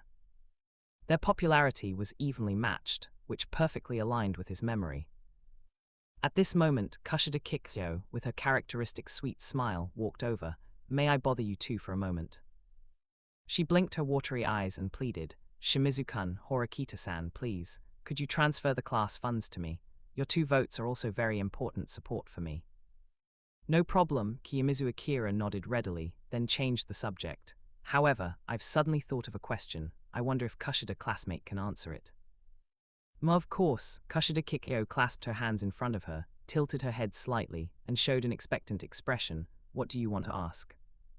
"What specific rights does the vice class president have in the class?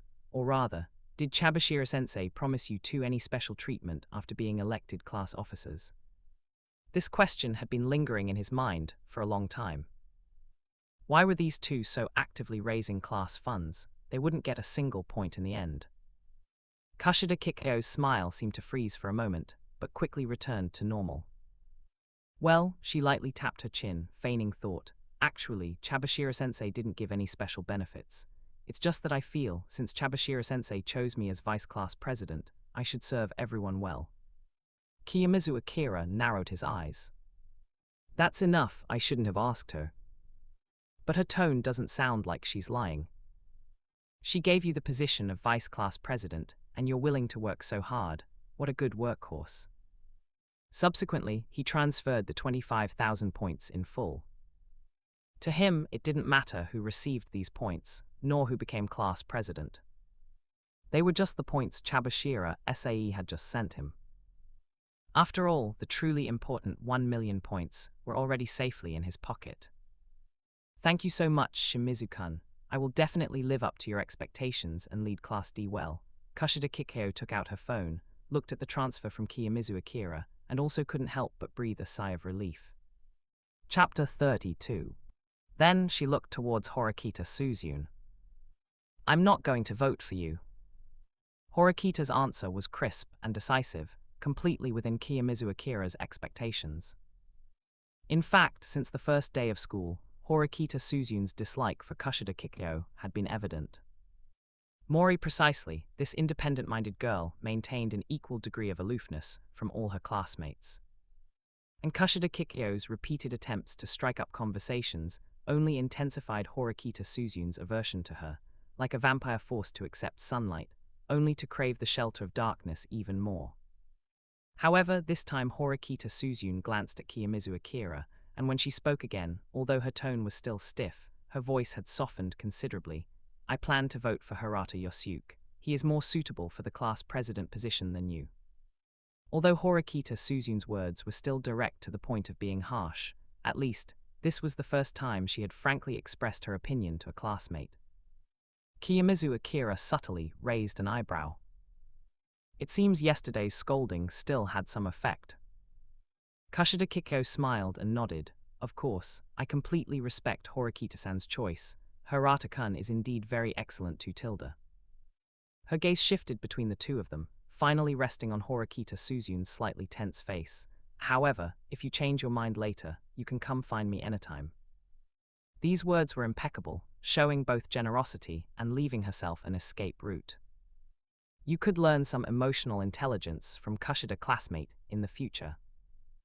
I could never learn that level of fake smile in my life. Chapter 56. 56 Go to the Student Council to cooperate with the President. Kiyomizu Akira was added to a chat group. This group consisted of people who had previously voted for Kushida Kikyo. Among them were girls who were close to Kushida, such as Inogashira Kokoro. There were also a few boys, like regulars such as Yamochi Haruki and Ike Kanji. Ayanokoji Kiyotaka was also in the group. But what surprised him was that Wang Meiyu was not there. In his impression, Inogashira Kokoro and Wang Meiyu were inseparable friends. Kushida also often took the initiative to chat with them, and the three seemed to have a very harmonious relationship. The friendship between girls is indeed more subtle than imagined. At this moment, Kushida Kikyo sent 2 messages in the group. Thank you so much for all your votes, Tilda. By the way, I'm planning to go to karaoke after school today. If you're free, let's all come and have fun. At the same time, Kushida's clear voice came from the other end of the classroom. Everyone must come. She was smiling and waving at several classmates. Our Class D is also visibly improving, starting to form small groups. Kiyomizu Akira silently rolled his eyes in his heart. Class D currently has 2 leaders, and it is inevitable that the 2 would have their own small groups. Another group message popped up. Ike Kanji was already impatiently yelling about wanting to sing, while Yamochi Haruki was egging Kushida on to sing the latest popular love songs. I won't. Kiyomizu Akira hadn't even finished sending his refusal when he suddenly smelled a faint scent of jasmine. He turned his head sharply and found that Kushida had appeared behind him at some point. Shimizu-kun. You should come too, Tilda, it's more lively with more people. She tilted her head slightly. Sorry, I have something on tonight. Kiyomizu Akira shook his head, indicating his refusal. He didn't have time to go to karaoke with her now. Classes B and C still hadn't contacted him, and making big deals with other classes was the real business. Is that so? Kushida's smile froze for a moment. That's too bad.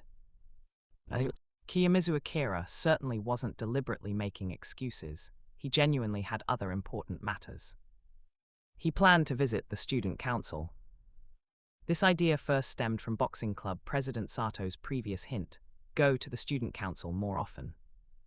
As a senior from class 3A, Sato's words often contained hidden meanings, and his subtle reminders were all the more worth pondering. Walking down the corridor, Kiyomizu Akira couldn't help but recall the special status of the Japanese student council. Contrary to what one might imagine, the student council here held real power, not only fully handling various disputes among students, but even possessing more authority than homeroom teachers in certain matters. For example, if students got into a fight or caused trouble, it was entirely up to the student council to handle it in this school. As a homeroom teacher, one could only dutifully stand by their own students and say a few words on their behalf. Based on his impression from last night, Horikita Manabu seemed to be a rigorous and rigid type, which made him somewhat worried about whether he would agree to his request. When he arrived at the student council office, he found several people already lined up at the door. A blue-haired girl stood in front of him. The aura emanating from the girl reminded Kiyomizu Akira of a sharp, cold weapon, but before he could ponder it further, the queue suddenly sped up. It wasn't long before it was the blue-haired girl's turn. Kiyomizu Akira stood at the office door, vaguely hearing intense conversation from inside. Act of violence. Does it only count if it's caught on camera? Many people are already injured. You're not doing anything about this. Is this even a normal school? Just a few minutes later, the office door was violently pushed open. The blue-haired girl walked out with a gloomy face, slamming the door shut with a bang, causing the bulletin board on the wall to tremble slightly. Next, a majestic male voice came from inside the student council room. Kiyomizu Akira then withdrew his gaze from the blue-haired girl in the corridor, adjusted his collar, and gently pushed open the student council door. Several student council officers were busy at their respective posts. At the head seat in the deepest part of the room sat a composed man wearing silver-rimmed glasses. This was none other than student council president Horikita Manabu, whom he had met briefly last night. He specifically scanned every corner of the room but failed to spot the vice president, because according to rumors, Vice President Nagumo was blonde. It seems he's not at the student council today. Please close the door. Kiyomizu Akira's gaze was drawn by this voice. A purple-haired girl with a fluffy bun stood beside the student council president, looking at him somewhat indifferently. All right. The lock clicked softly. Kiyomizu Akira recognized her the moment he turned around. This must be the rumored student council secretary, Takebana Akin-senpai. Hello, classmate. Takebana Akin closed the document in her hand. May I ask what brings you to the student council today? I hope the student council can act as a third-party guarantor to ensure the safe execution of transactions between me and classmates from other classes. Kiyomizu Akira looked directly at Horikita Manabu, his tone crisp and direct. This unexpected request clearly startled Takebana Akin, and she widened her eyes slightly. Gua, guarantor. Horikita Manabu maintained his characteristic composure. Let's discuss it in more detail in the consultation room, Shimizu-kun. After saying this, the president turned and walked towards the student council consultation room. Takebana Akin's steps suddenly halted. She turned around. Shimizu-kun, do you and the president know each other from before? Kiyomizu Akira detected the probing in her words. After a brief thought, he met her gaze frankly. You could say that. Horikita Suzune, his younger sister, is my deskmate, and we've met once. So that's it, Takebana Akin murmured softly, falling into a brief thought. The president actually has a younger sister. A moment later, she resumed her usual indifferent expression. Sorry for taking your time, please follow me. Kiyomizu Akira slowly stepped into the consultation room and calmly took a seat opposite Horikita Manabu. A brief silence fell in the room, broken only by the regular ticking of the wall clock's second hand. I'm very curious. Horikita Manabu suddenly broke the silence. Why did you come to the student council? Kiyomizu Akira slightly raised his eyes. I plan to sell information and equipment rental rights to other classes. Because the transaction amount is quite large, I need to ensure that the contracts between both parties are properly fulfilled. Simply put, I need a guarantor that everyone will not dare to default on. So you plan to make a deal with Ryu and Kakeru from Class 1C, but you're worried about him defaulting and resorting to violence, and not paying points, which is why you came to the student council for help. Horikita Manabu's gaze subtly swept across the side of his face, his tone more like certainty than inquiry. Strictly speaking, I'm only worried about him reneging on paying the points. Kiyomizu Akira paused. As for violence, I personally don't pay much attention to it. President, can you accept my request? After all, in this school, points should be able to buy everything. Yes, Horikita Manabu tapped his fingertips on the table.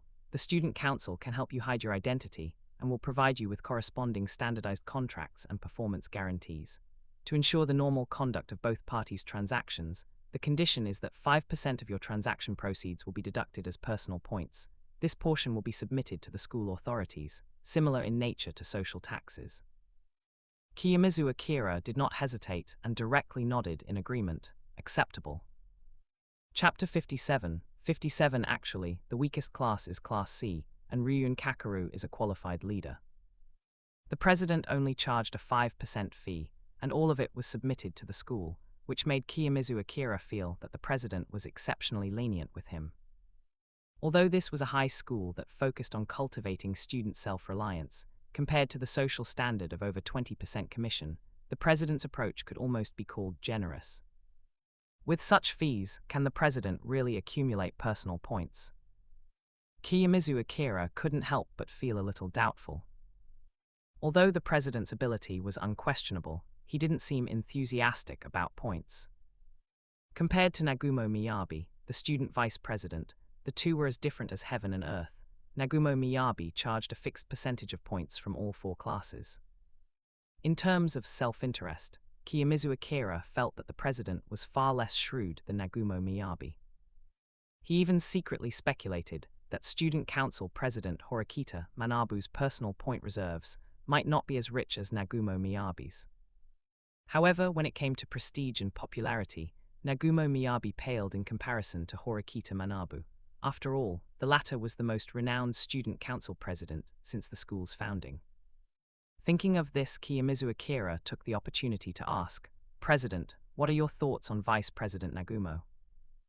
You're actually concerned about second-year matters." Horikita Manabu glanced at him with a hint of surprise, then pondered for a moment before replying, "I personally selected him. His ability is unquestionable. It's just," the president's voice paused, "our philosophies are diverging. His current focus is on the third years. As a first-year student, you don't need to overly concern yourself with these matters now. I will handle them."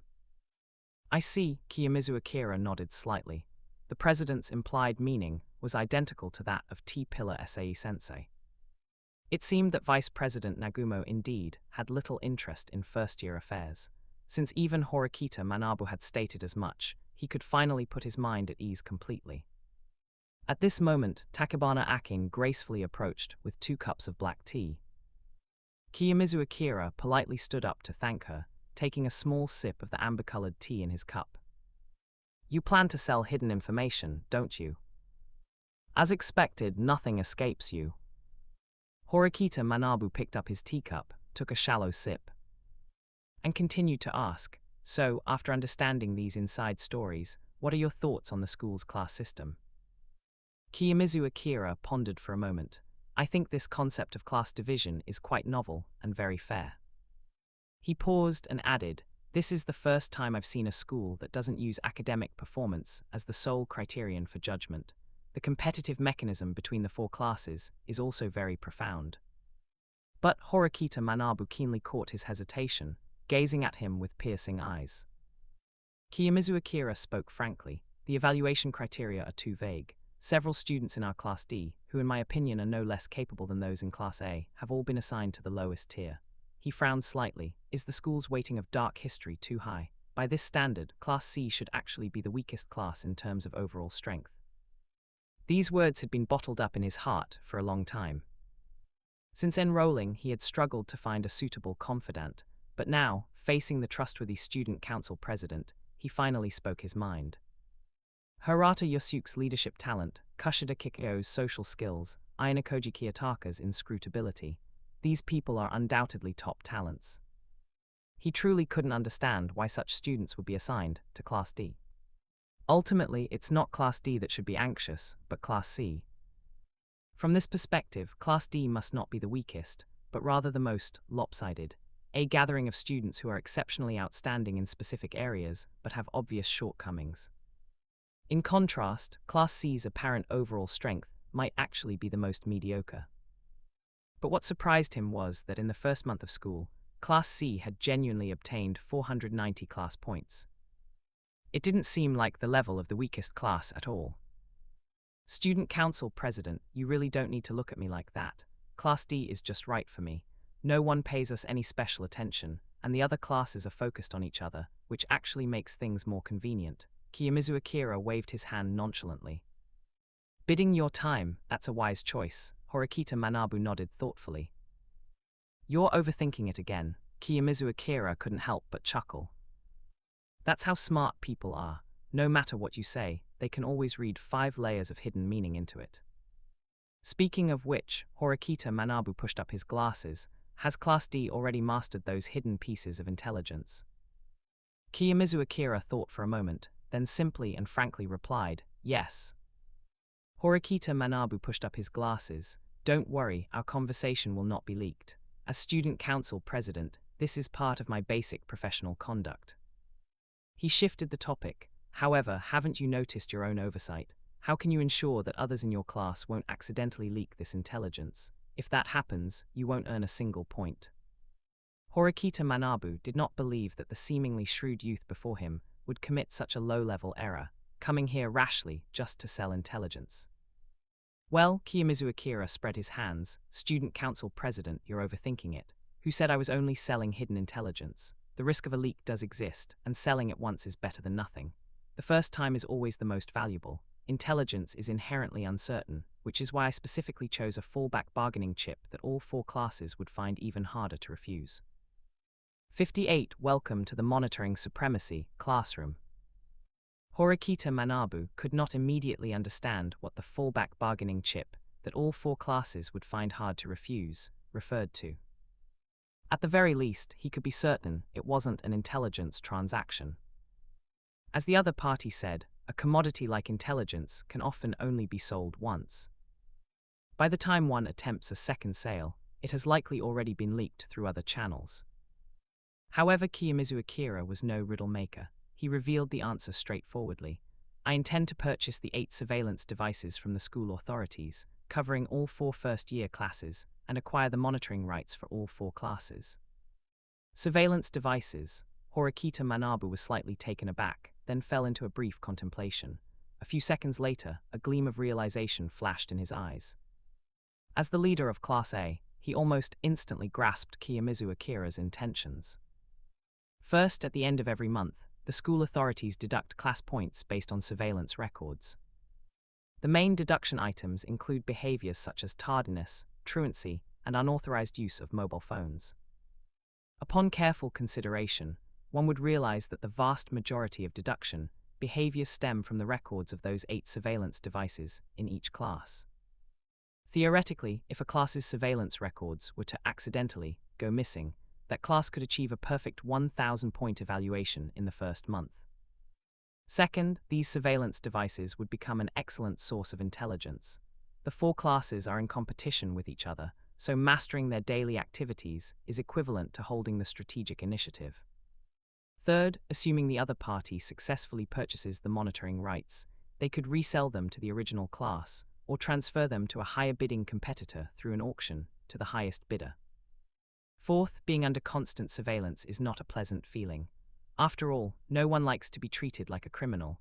This invisible mental pressure will gradually erode the psychological state and learning efficiency of students in other classes.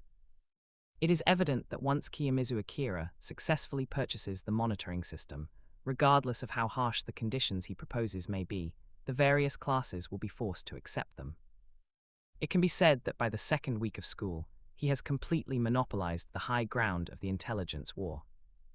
It was the first time Horikita Manabu had encountered a first-year student with such an ingenious plan, and a flash of surprise crossed his eyes. It is indeed a genius idea. He paused slightly, his gaze behind his glasses filled with curiosity. How did you think of it?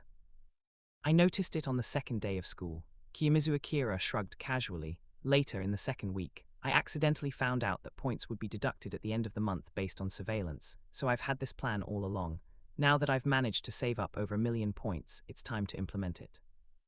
Come to think of it, this school is almost completely covered by cameras, with almost no blind spots. In other words, whoever controls the surveillance holds the source of intelligence, especially those 2 critical cameras in each class. The concept is indeed ingenious. Horikita Manabu pushed up his glasses, his tone calm, but as far as I know, no student has ever conducted this kind of transaction with the school authorities. Strictly speaking, you are exploiting the school authorities' resources. He poured a bucket of cold water on him without reservation. That is precisely why I came to find the student council president. I hope you can speak up for me. Kiyomizu Akira looked him straight in the eye, his tone frank. Since this school claims that points can buy anything, there is no reason for the school authorities to refuse this transaction. Heh, Horikita Manabu chuckled softly, the reflection on his glasses flashing. So that's it. This is the real reason you came to the student council, to use my influence to pressure the school authorities. After it's done, I will pay you an additional 30% of the profit. Kiyomizu Akira threw out his final bargaining chip nonchalantly. This sentence hit Horikita Manabu's weak spot. As student council president, the points he had on hand were indeed stretched thin compared to Nagumo Miyabi, and this extra income was undoubtedly an irresistible temptation. Not bad, very good, you've done well. You've executed every step almost perfectly. Horikita Manabu looked at him deeply, unable to hide his admiration. This first-year student was practically plotting every move, with every word precisely hitting the mark, successively throwing out conditions he couldn't refuse. With such astonishing ability to act, combined with superior intelligence, emotional intelligence and strategy, let alone Class A, even if this school had a Class S, this person would likely be able to rank among the top. Thinking of this, Horikita Manabu couldn't help but think of his sister. Others were already aiming to hit the 10 million points mark through surveillance in the second week of school, while his own sister was still standing still. Could it be that she doesn't even have 10,000 points? By comparison, it was truly lamentable. Horikita Manabu gently pushed up his glasses, his lenses reflecting a sharp light. Even without my intervention, the school authorities would likely accept your proposal. After all, the purpose of this school is to stimulate students' potential. His tone suddenly shifted. However, your desire to buy out the monitoring rights directly is likely unrealistic. Not to mention that your 1,000,000+ points aren't enough. Even if you held 100 million points, the school authorities would never agree. Such a transaction would completely destroy the competitive balance among the 4 classes. You want to profit by leasing the monitoring rights. Wouldn't that mean you have extra income every month? Horikita Manabu shook his head slightly. That would mean your class would be in an invincible position from the very beginning. The school authorities will not allow such a monopoly to emerge. The most likely outcome is, Horikita Manabu stared at Kiyomizu Akira, that the school authorities will pay you a considerable sum of personal points as a creative reward, and then quickly issue a new regulation, a total ban on students purchasing the usage rights of the school authorities' equipment. Of course, Horikita Manabu leaned forward slightly, his voice lowering a bit. There is also another possibility. The school authorities might make an exception and agree to a short-term lease. However, he held up a slender finger, it will not exceed 1 week at most. This is both a final accommodation and a disguised warning. Afterward, a ban on surveillance-type equipment will inevitably follow. Kiyomizu Akira nodded thoughtfully. This judgment coincided with his own. So, Kiyomizu Akira looked at him naturally. This is exactly the time when I need you, student council president, to mediate. If you can secure a leasing permit, the revenue will far exceed that symbolic reward from the school authorities. After all, the points that other classes can offer will always be far more generous than the school authorities. Greedy enough, but I don't dislike your idea. Horikita Manabu huffed, though he had to admit the other party's courage and ideas. I will try to negotiate, but don't expect to secure too much time. I estimate a lease period of 1 month at most, plus various troublesome attached terms. That is already the limit. 1 month is enough. Kiyomizu Akira's lips curled slightly, enough for me to make my first pot of gold. He calculated quickly in his mind. At a most conservative estimate, this transaction would bring in at least 8 million points in revenue. However, I will not accept that 30% commission. Horikita Manabu suddenly said solemnly, The student council will not profit in this way. This is the essential difference between me and Nagumo Miyabi. He rarely showed a meaningful smile. Kiyomizu Akira, did you think I couldn't see through your plan? The favor you owe me this time is not something that can be easily repaid with points. It seems the student council president is still the more skilled one. Kiyomizu Akira chuckled softly and slowly extended his right hand. Two palms clasped in midair, and a silent agreement was thus reached. Up for sale notice. Tomorrow is an important day. This book is officially going on sale.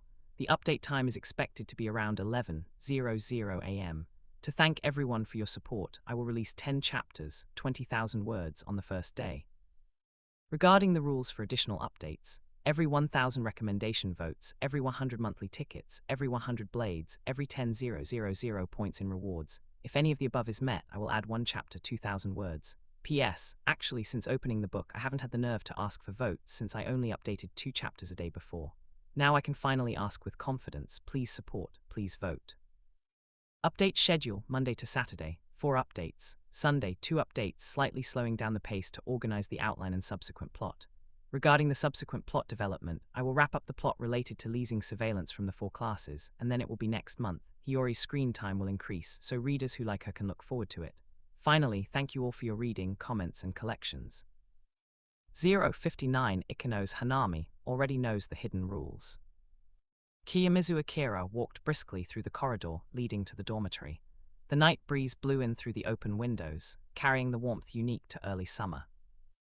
Horikita Manabu is truly worthy of being the student council president. The image of those reflective lenses in the student council room surfaced in his mind again. Horikita Manabu sat upright behind the large desk, his gaze behind the lenses so sharp it felt like it could pierce through the human heart.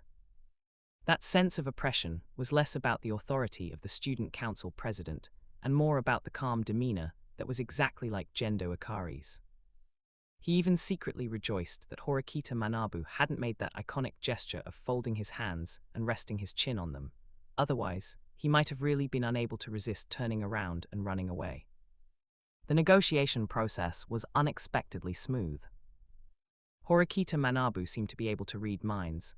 Often, as soon as he said the first half of a sentence, the other party had already grasped his full intention. The conversation, which was expected to take an hour of negotiation, reached an agreement in less than 20 minutes. What surprised Kiyomizu Akira the most was the terms of the transaction. He had expected to pay a huge amount of personal points, but unexpectedly, Horikita Manabu just pushed up his glasses and said he owed him a favor, his eyes slightly narrowing behind the lenses, making it impossible to guess his thoughts. This debt of a favor feels like it's not that simple. Kiyomizu Akira stopped in his tracks, looking at the lights at the end of the dormitory corridor. Based on his understanding of Horikita Manabu's character, he shouldn't make excessive demands. Hopefully, it won't be anything troublesome. The night breeze brought the shouts of the sports clubs from the distant playground. Kiyomizu Akira suddenly thought of Horikita Suzun's stay away attitude and couldn't help but shake his head and smile bitterly. They are biological siblings, yet one is clear-headed and experienced, while the other is impossibly awkward. The gap is just too big. His phone suddenly popped up a new notification. It was an email from Horikita Manabu. After their conversation, the two had successfully exchanged contact information. Regarding today's conversation, I will give you an answer before school ends on Thursday. Shimizu, I think highly of you, don't let me down. If you perform well before I leave, the position of vice president will be yours. He stared at the screen for a long time, looking at the first message, and nodded unconsciously. Worthy of being the student council president, the efficiency is very high. After all, he is the student council president. Giving him an answer before school ends on Thursday is already considered very fast. But looking at the last 2 messages, his brows furrowed tightly. Since when was Kiyomizu Akira going to join the student council? Kiyomizu Akira, student council president. I have no interest in the student council. Boxing is fine. The message was instantly read, but there was no reply. A classic case of read, no reply. The other party seemed not to take his answer seriously. Looking at it this way, this student council president is quite stubborn. Could it be that he is also the type who finds it hard to listen to others' opinions? Kiyomizu Akira muttered. Retracting my previous statement, these two siblings are, in a sense, quite troublesome. He thought for a moment and sent a text message to Horikita Suzune. Kiyomizu Akira, truly siblings, aren't you? Horikita Suzune, why are you suddenly praising me?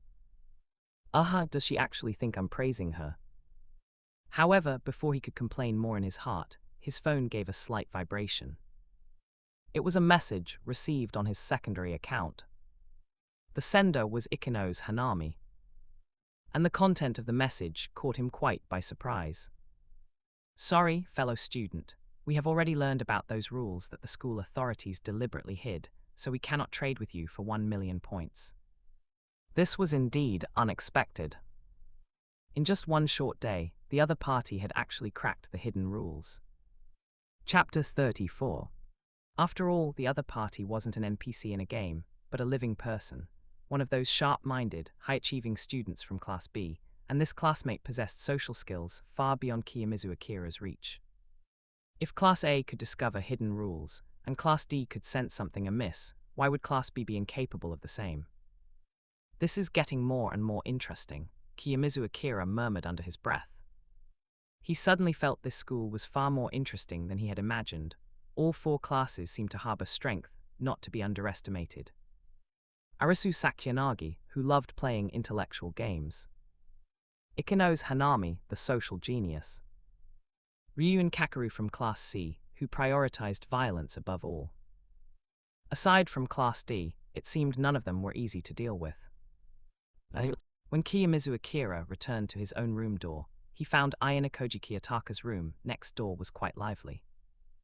Through the not-so-thin wall, he could faintly hear the voices of several boys and girls conversing. As for what exactly was being said, it was too indistinct to make out. Shimizu couldn't help but raise an eyebrow, feeling a slight sense of surprise. He hadn't expected the usually quiet and reserved Ayanokoji Kiyotaka to be quite popular in private. He glanced at his phone. The time was already pointing to 8 in the evening. The school rule handbook clearly stated in black and white, boys are prohibited from lingering on the girls' floor past 8:30 p.m. However, regarding whether girls could stay in the boys' dormitory for extended periods, the handbook made no mention. But the talking next door clearly involved more than one person.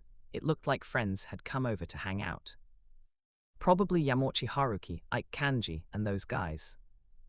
Just as Shimizu was about to pull his key card from his pocket, the door next door suddenly opened. Shimizu-kun, we've been waiting for you. A familiar voice came through. He turned to see none other than Kushida Kikyo standing at the door. She wore her usual fake smile, but her eyes held a glint of something that brooked no refusal. I heard you had something after school, so after we finished dinner and karaoke, we specifically came to wait for you at Ayanokoji-kun's place. She tilted her head slightly, her tone light. After all, I asked Ayanokoji-kun, and he said you live next door. Shimizu fell silent for a moment. Before he could respond, Kushida took a step forward, her smile unchanged but carrying a subtle pressure. Sorry, I know this might seem a bit persistent. She lowered her voice slightly, her gaze fixed on him. But no matter what, Shimizu-kun, you are indispensable to me. Shimizu hadn't expected Kushida Kikyo to be this persistent. It was just a polite refusal of one invitation, yet she had actually cornered him at his dormitory door. And it was Ayanokoji Kiyotaka who gave away his whereabouts. I misjudged this time, usually acting so aloof and uninvolved, yet so quick to sell out a teammate. I misjudged you, Ayanokoji. All right. After a moment of silence, Kiyomizu Akira finally relented. After all, since returning from the student council, he really had no plans for the night. Refusing further would only seem deliberate. Great, I knew Shimizu-kun wasn't intentionally rejecting me. How could you possibly refuse me? Kushida Kikyo patted her chest as if relieved, a brilliant smile blooming on her face. But in her slightly narrowed eyes, Shimizu clearly caught a glimpse of a triumphant, just as I thought expression.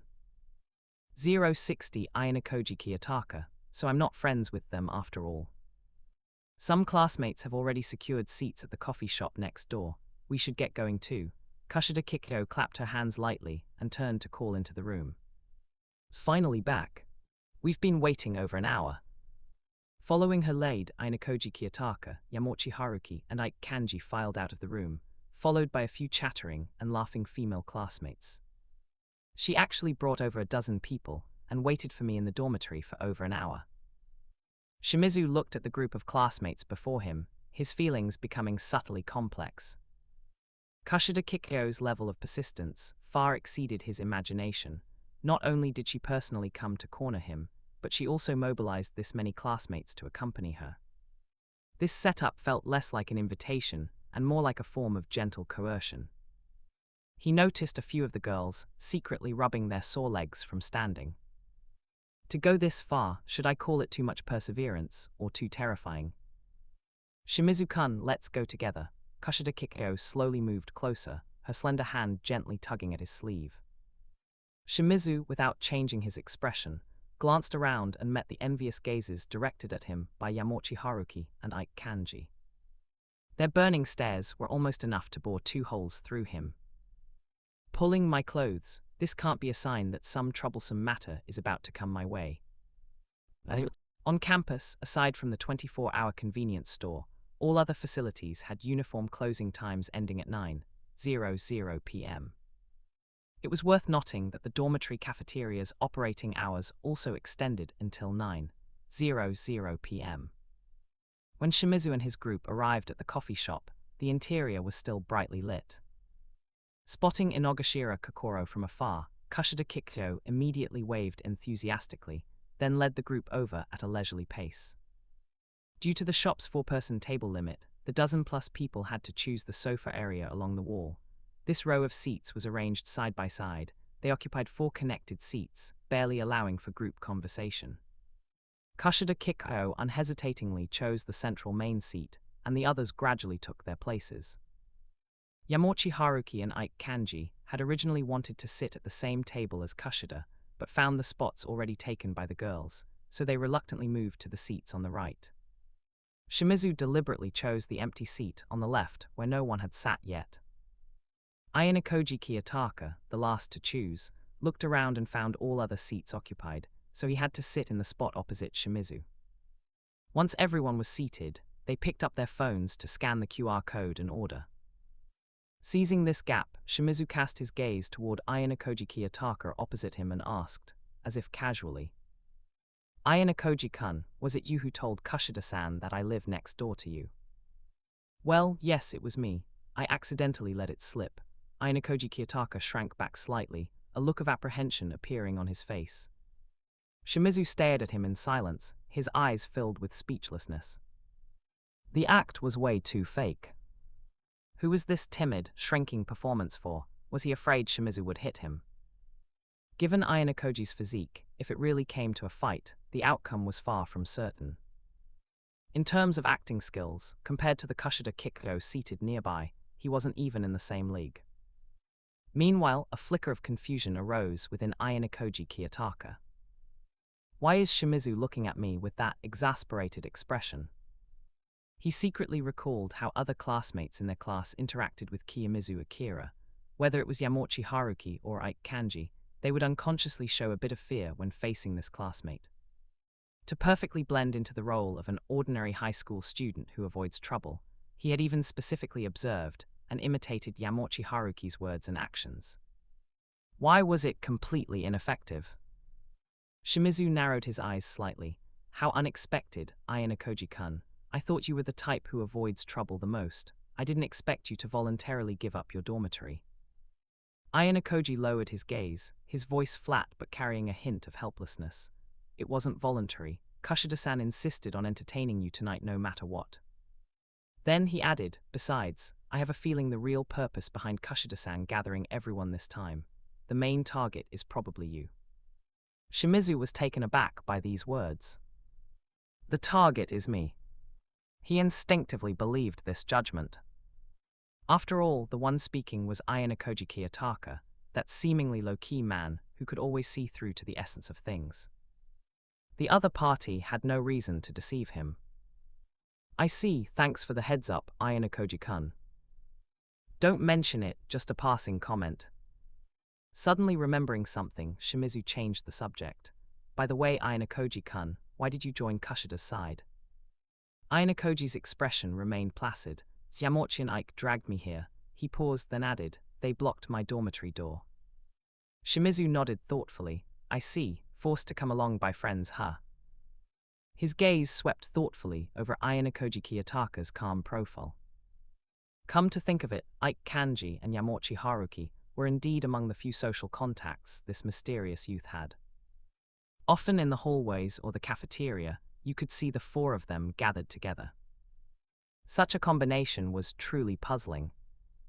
Why would someone with abilities far surpassing the ordinary choose to maintain close ties with those two, especially someone of Yamochi Haruki's questionable character? Ike Kanji was at least straightforward and sincere, but Yamochi, he couldn't be bothered to comment.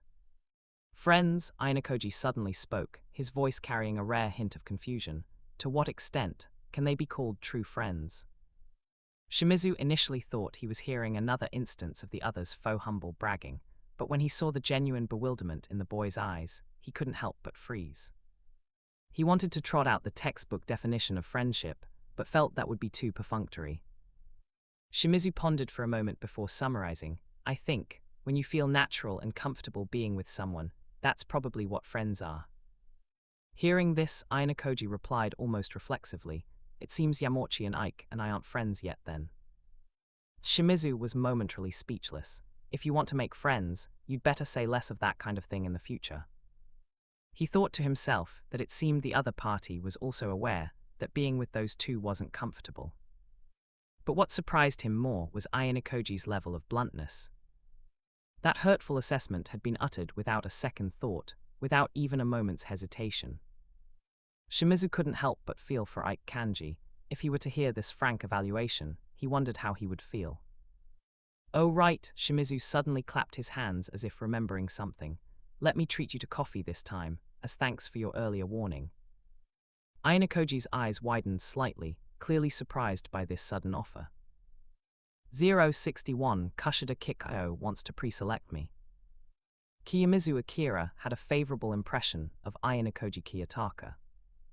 He quite liked the other's unassuming, detached demeanor, though in a way this low-key nature felt more like a disguise. A brief silence slowly spread between the two. Conversations between males usually revolved around the opposite sex, academics, games, or mutual boasting. For Shimizu, it was completely unclear which topics the other might be interested in. As expected, still can't find common ground. Shimizu shook his head inwardly, silently pulling out his phone to scan an order, also paying for the other's drink. Considering that consuming caffeine at night might affect sleep, he ultimately chose a refreshing mango juice. About 10 minutes later, the server brought everyone's drinks one after another. Kushida Kikyo elegantly cleared her throat and lightly tapped the side of her coffee cup with a slender index finger. Once all eyes were on her, she revealed her signature sweet smile. Thank you all again for gathering here today. I'm very grateful for everyone's votes and encouragement. Starting today, we are. She paused slightly before continuing with a firmer tone, a group bound by shared fate. You're doing the community of shared destiny thing too. Beside her, Shimizu, as if triggered by a keyword, couldn't help but roll his eyes inwardly. Chapter 35.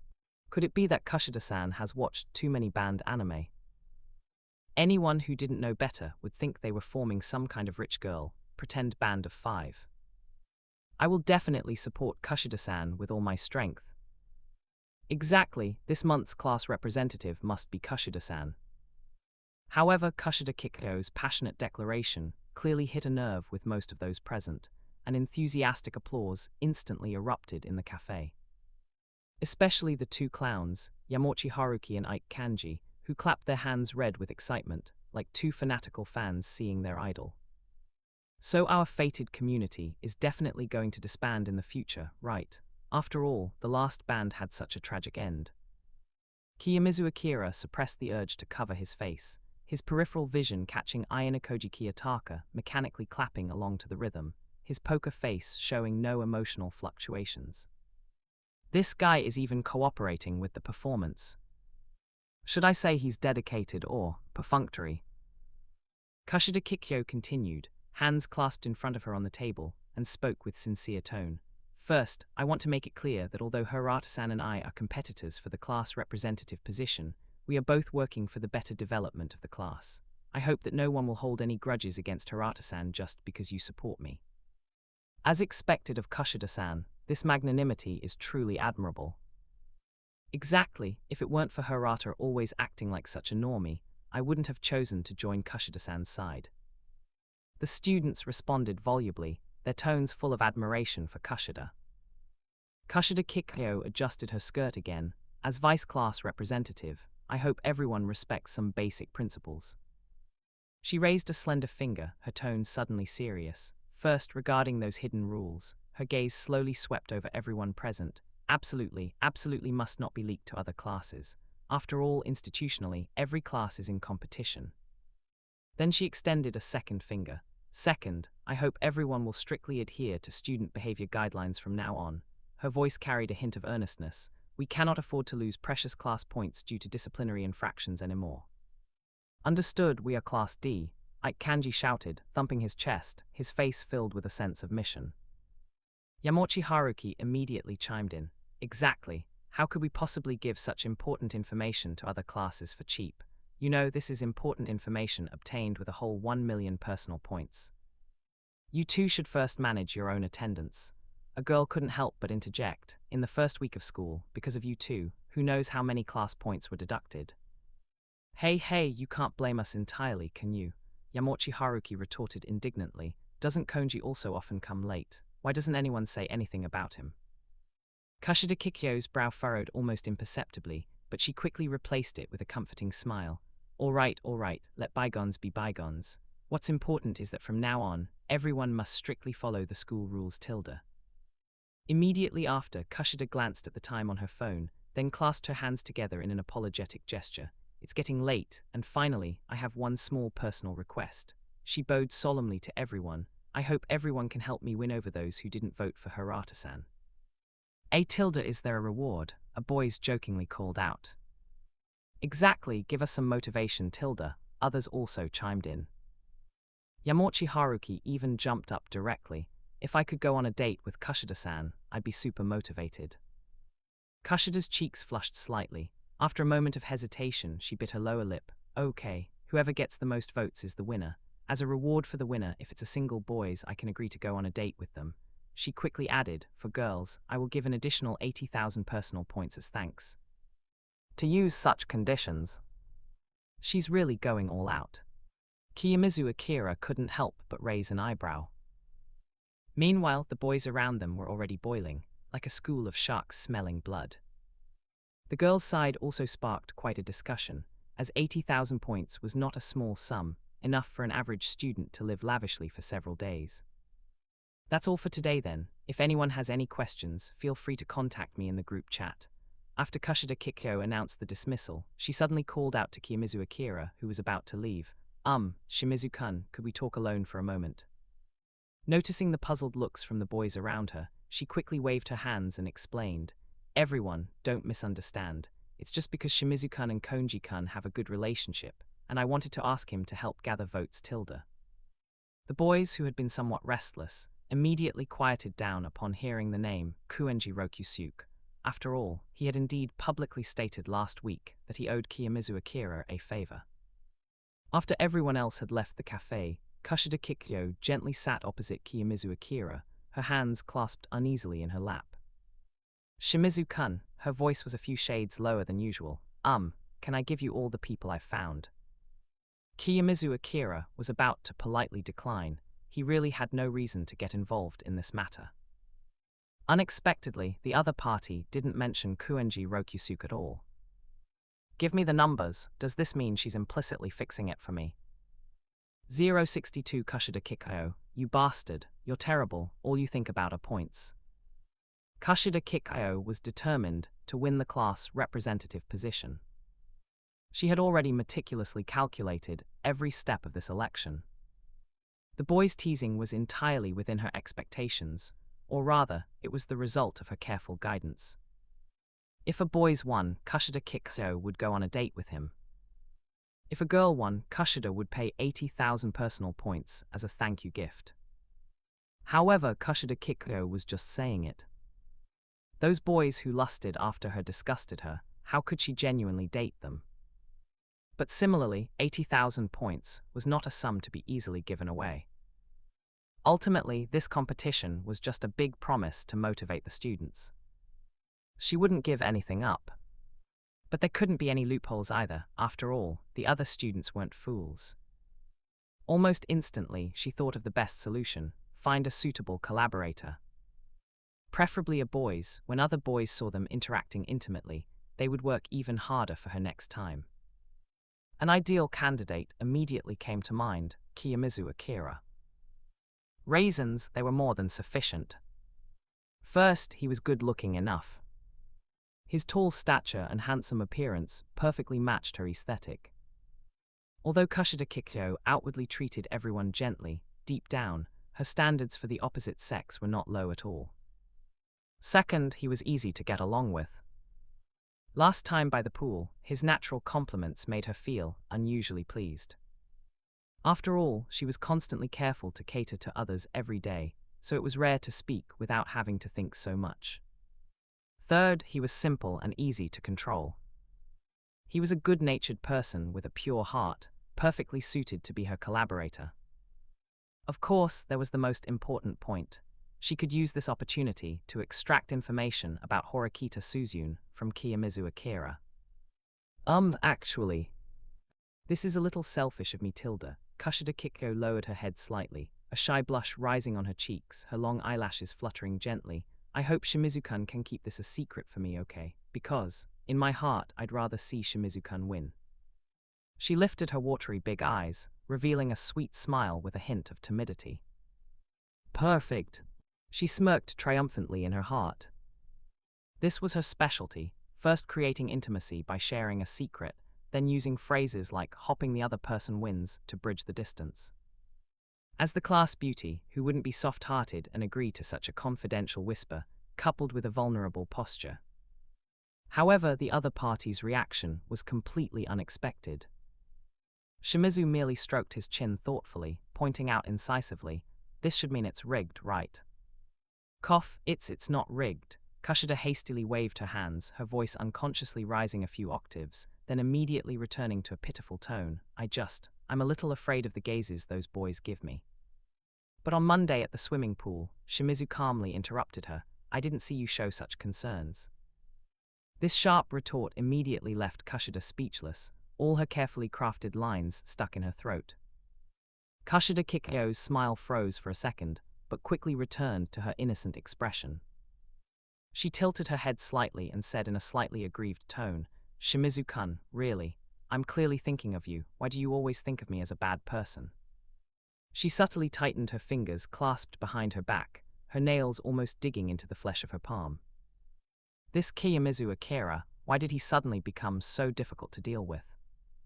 He clearly said things at the swimming pool that made her happy and humored her.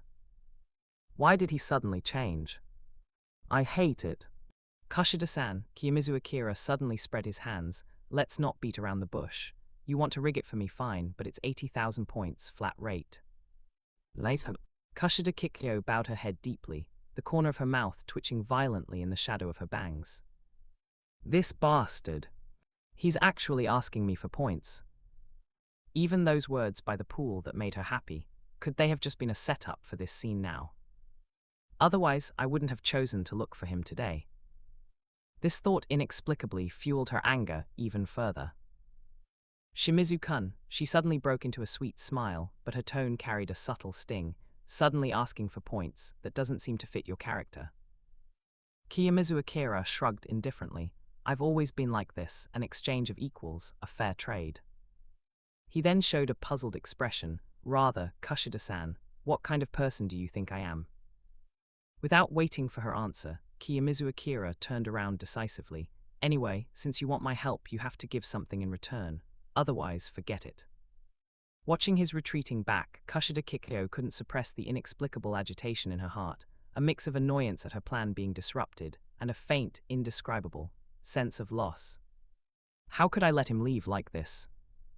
If the person who saw through her plan just walked away, and he revealed the truth about the fixed outcome, the people in the class would surely look at her with contempt. At that point, her meticulously cultivated perfect image in Class D would completely crumble. She glanced at the scattered customers in the cafe, forcing herself to maintain a sweet smile. In such a public place, she could neither get angry nor resort to more drastic measures. Shimizu-kun, she quickly caught up with the boys who had reached the door, her voice soft enough for only the two of them to hear, as long as you promise to keep the secret and become my assistant. Her slender eyelashes fluttered gently. 80,000 points or a date with me. Okay, then 80,000 points it is. His unhesitating reply made her breath catch. Kiyomizu Akira didn't even turn around, merely shaking his phone, the transfer interface clearly displayed on the screen. This bastard, all he thinks about are points.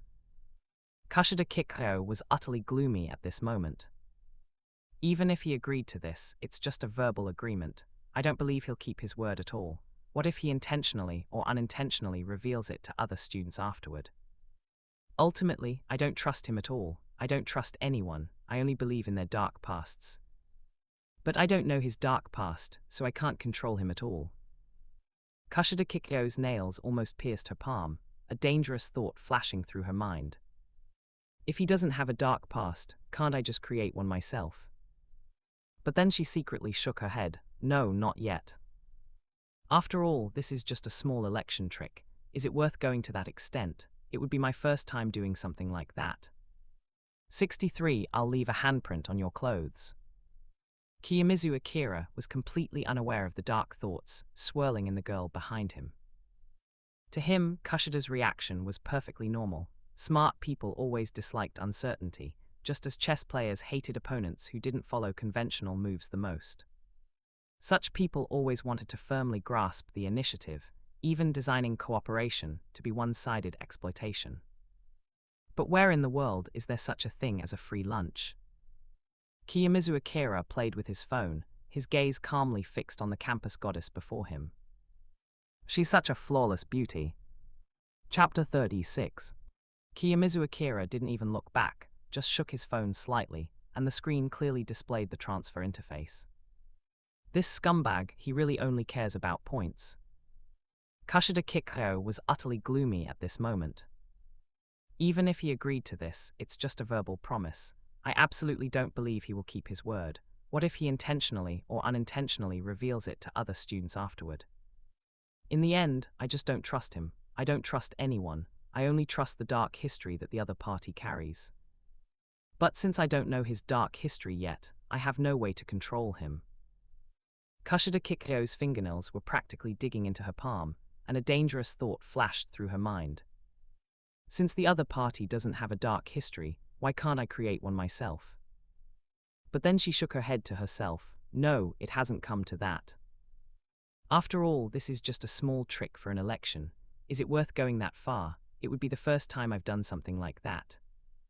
Chapter 64, 63. Leave a handprint on my clothes.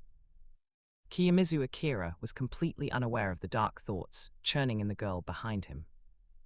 In his view, Kushida's reaction was perfectly normal. Smart people always hate uncertainty, much like hatting an opponent who doesn't follow the rules when playing chess. Such people always want to firmly grasp the initiative, designing even cooperation to be a unilateral utilization. But where in the world is there such a thing as a free lunch? Kiyomizu Akira fiddled with his phone, gazing calmly at the campus goddess before him. She's clearly an impeccable, beautiful girl, but unexpectedly dark-hearted. Ayanokoji was right after all. His true target was indeed me. Compared to a vague and ethereal date, 80,000 private points were clearly more tangible. Kushida-san, Kiyomizu Akira said slowly after thinking, are you perhaps worried that I'll go back on my word afterward and leak your plan? Without waiting for a response, he continued on his own.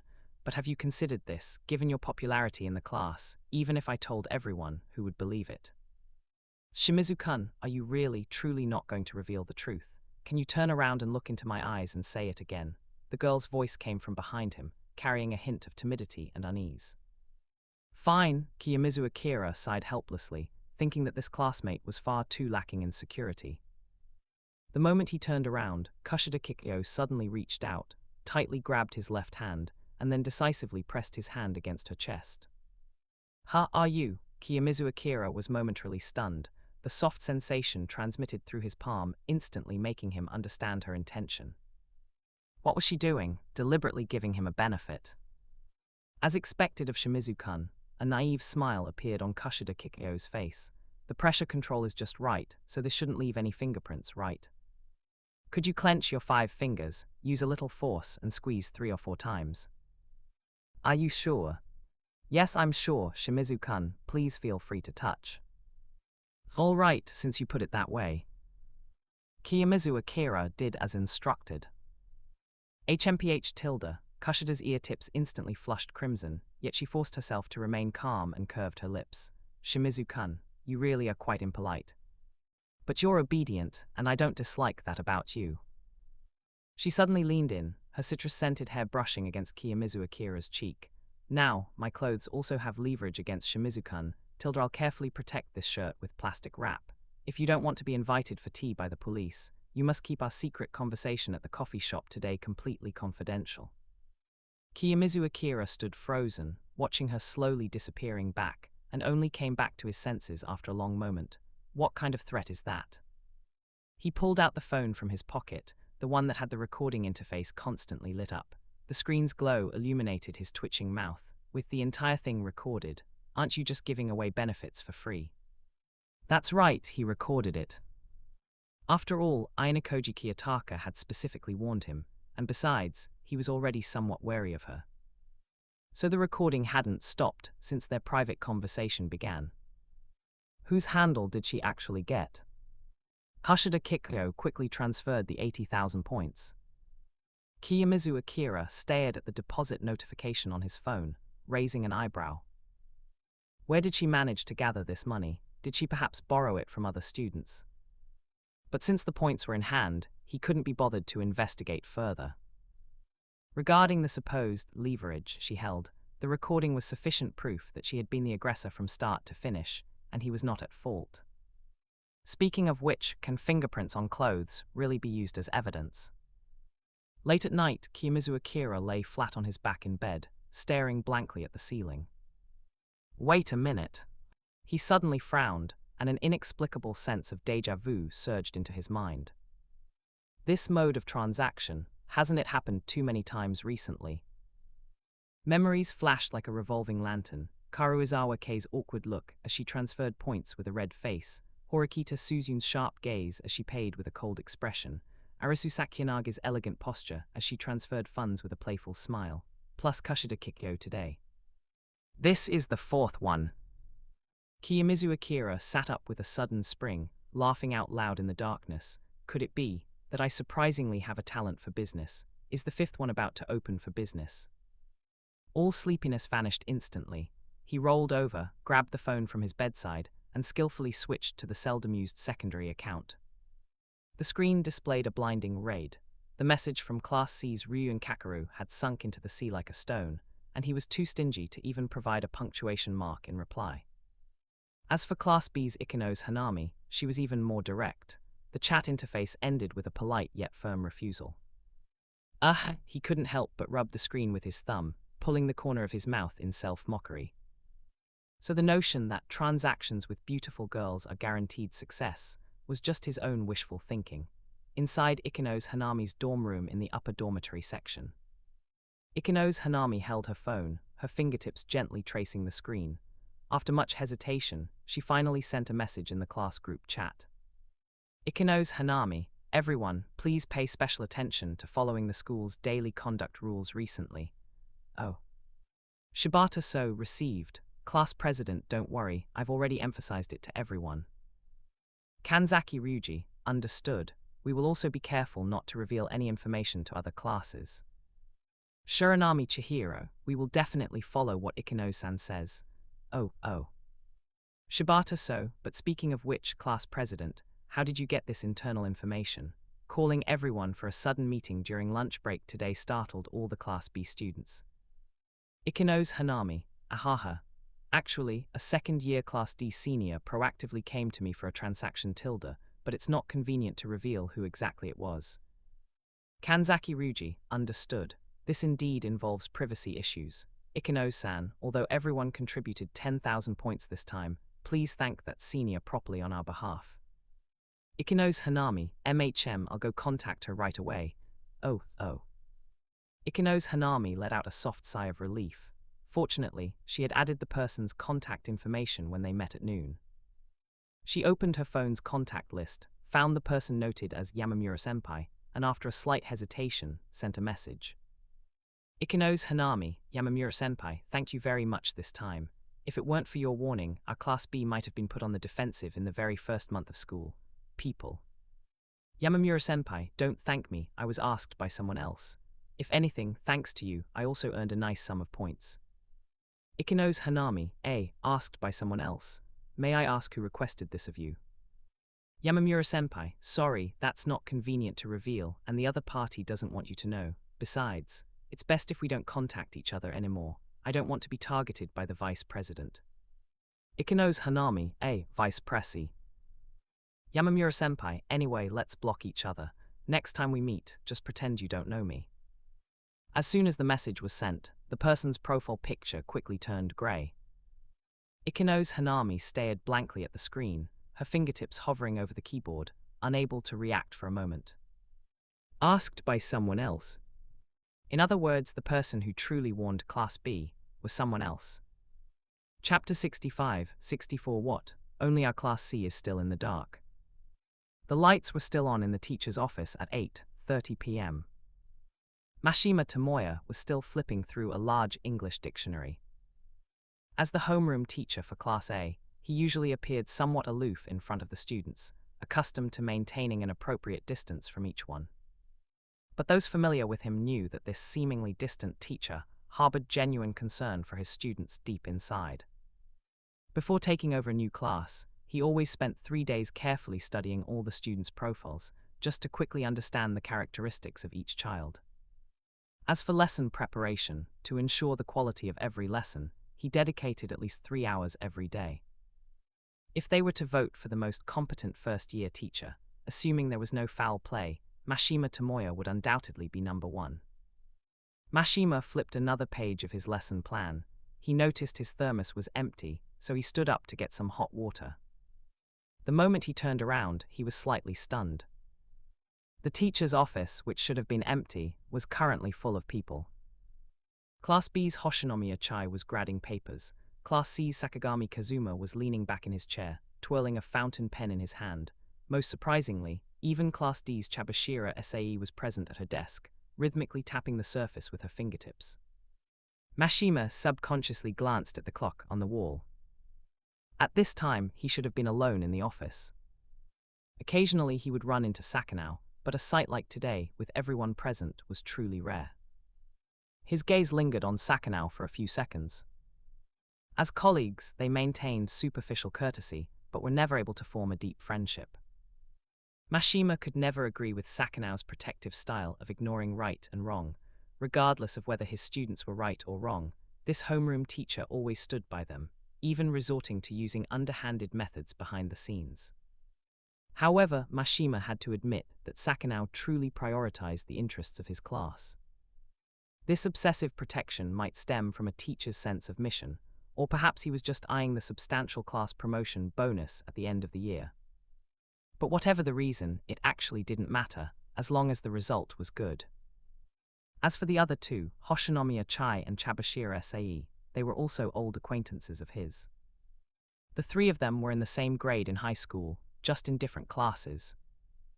Now, after all these twists and turns, they were working together again at this school, which could be considered a kind of fate.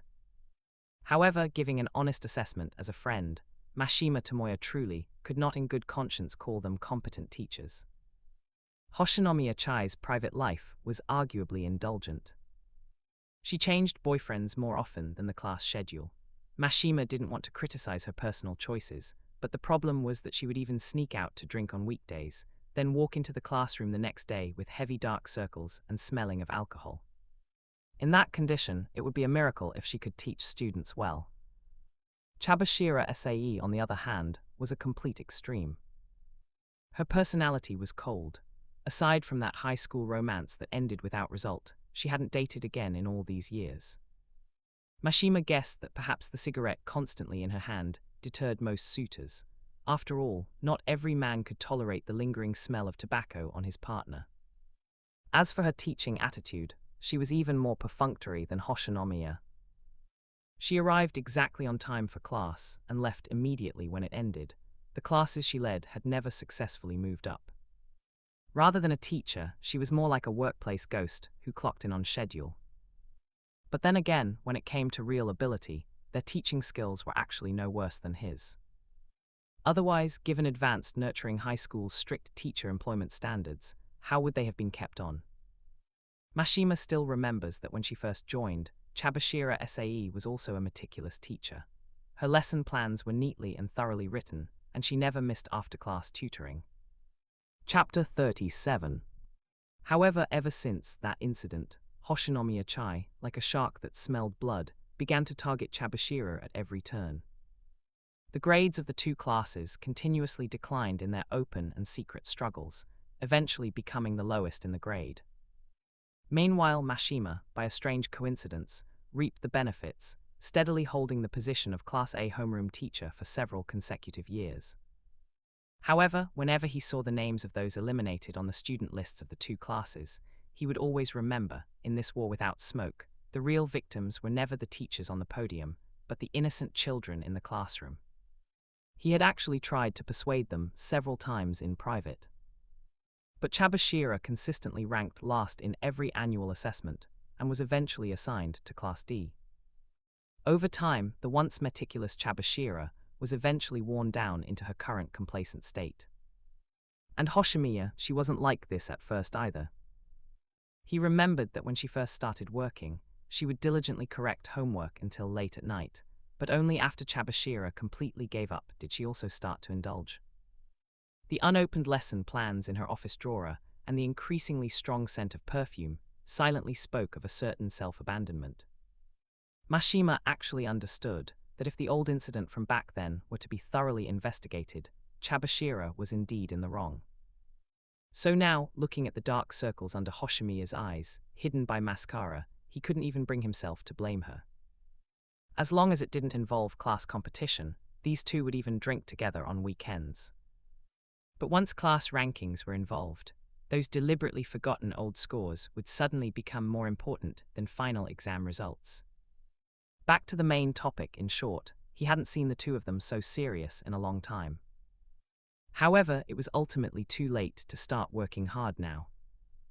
Class A at the end of this month should still be my class, Mashima Tomoya said very seriously. Those children discovered the hidden rules a few days after school started, and the class points deducted so far haven't exceeded 80 points.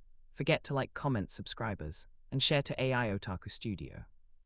Among previous students, there were precedents for discovering the rules. But the key was timing. Discovering it too late was meaningless. Even if they discovered it, if they were unwilling to share it with the entire class, it was equally useless. Moreover, getting all classmates to strictly adhere to school rules was inherently a difficult task. These three conditions alone were enough to filter out 99% of students. And his Class A had almost perfected these three conditions, with Arisu Sakyanagi and Katsuragi Kohei as leaders. This time he felt confident of victory. After so many years of teaching, it was his first time daring to make such a definitive statement in the second week of school.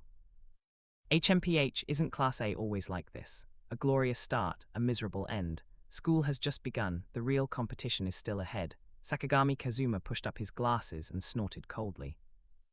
Oh dear, what a coincidence. Our class's students just discovered the hidden rules, Hoshinomiya Chai said with a smile.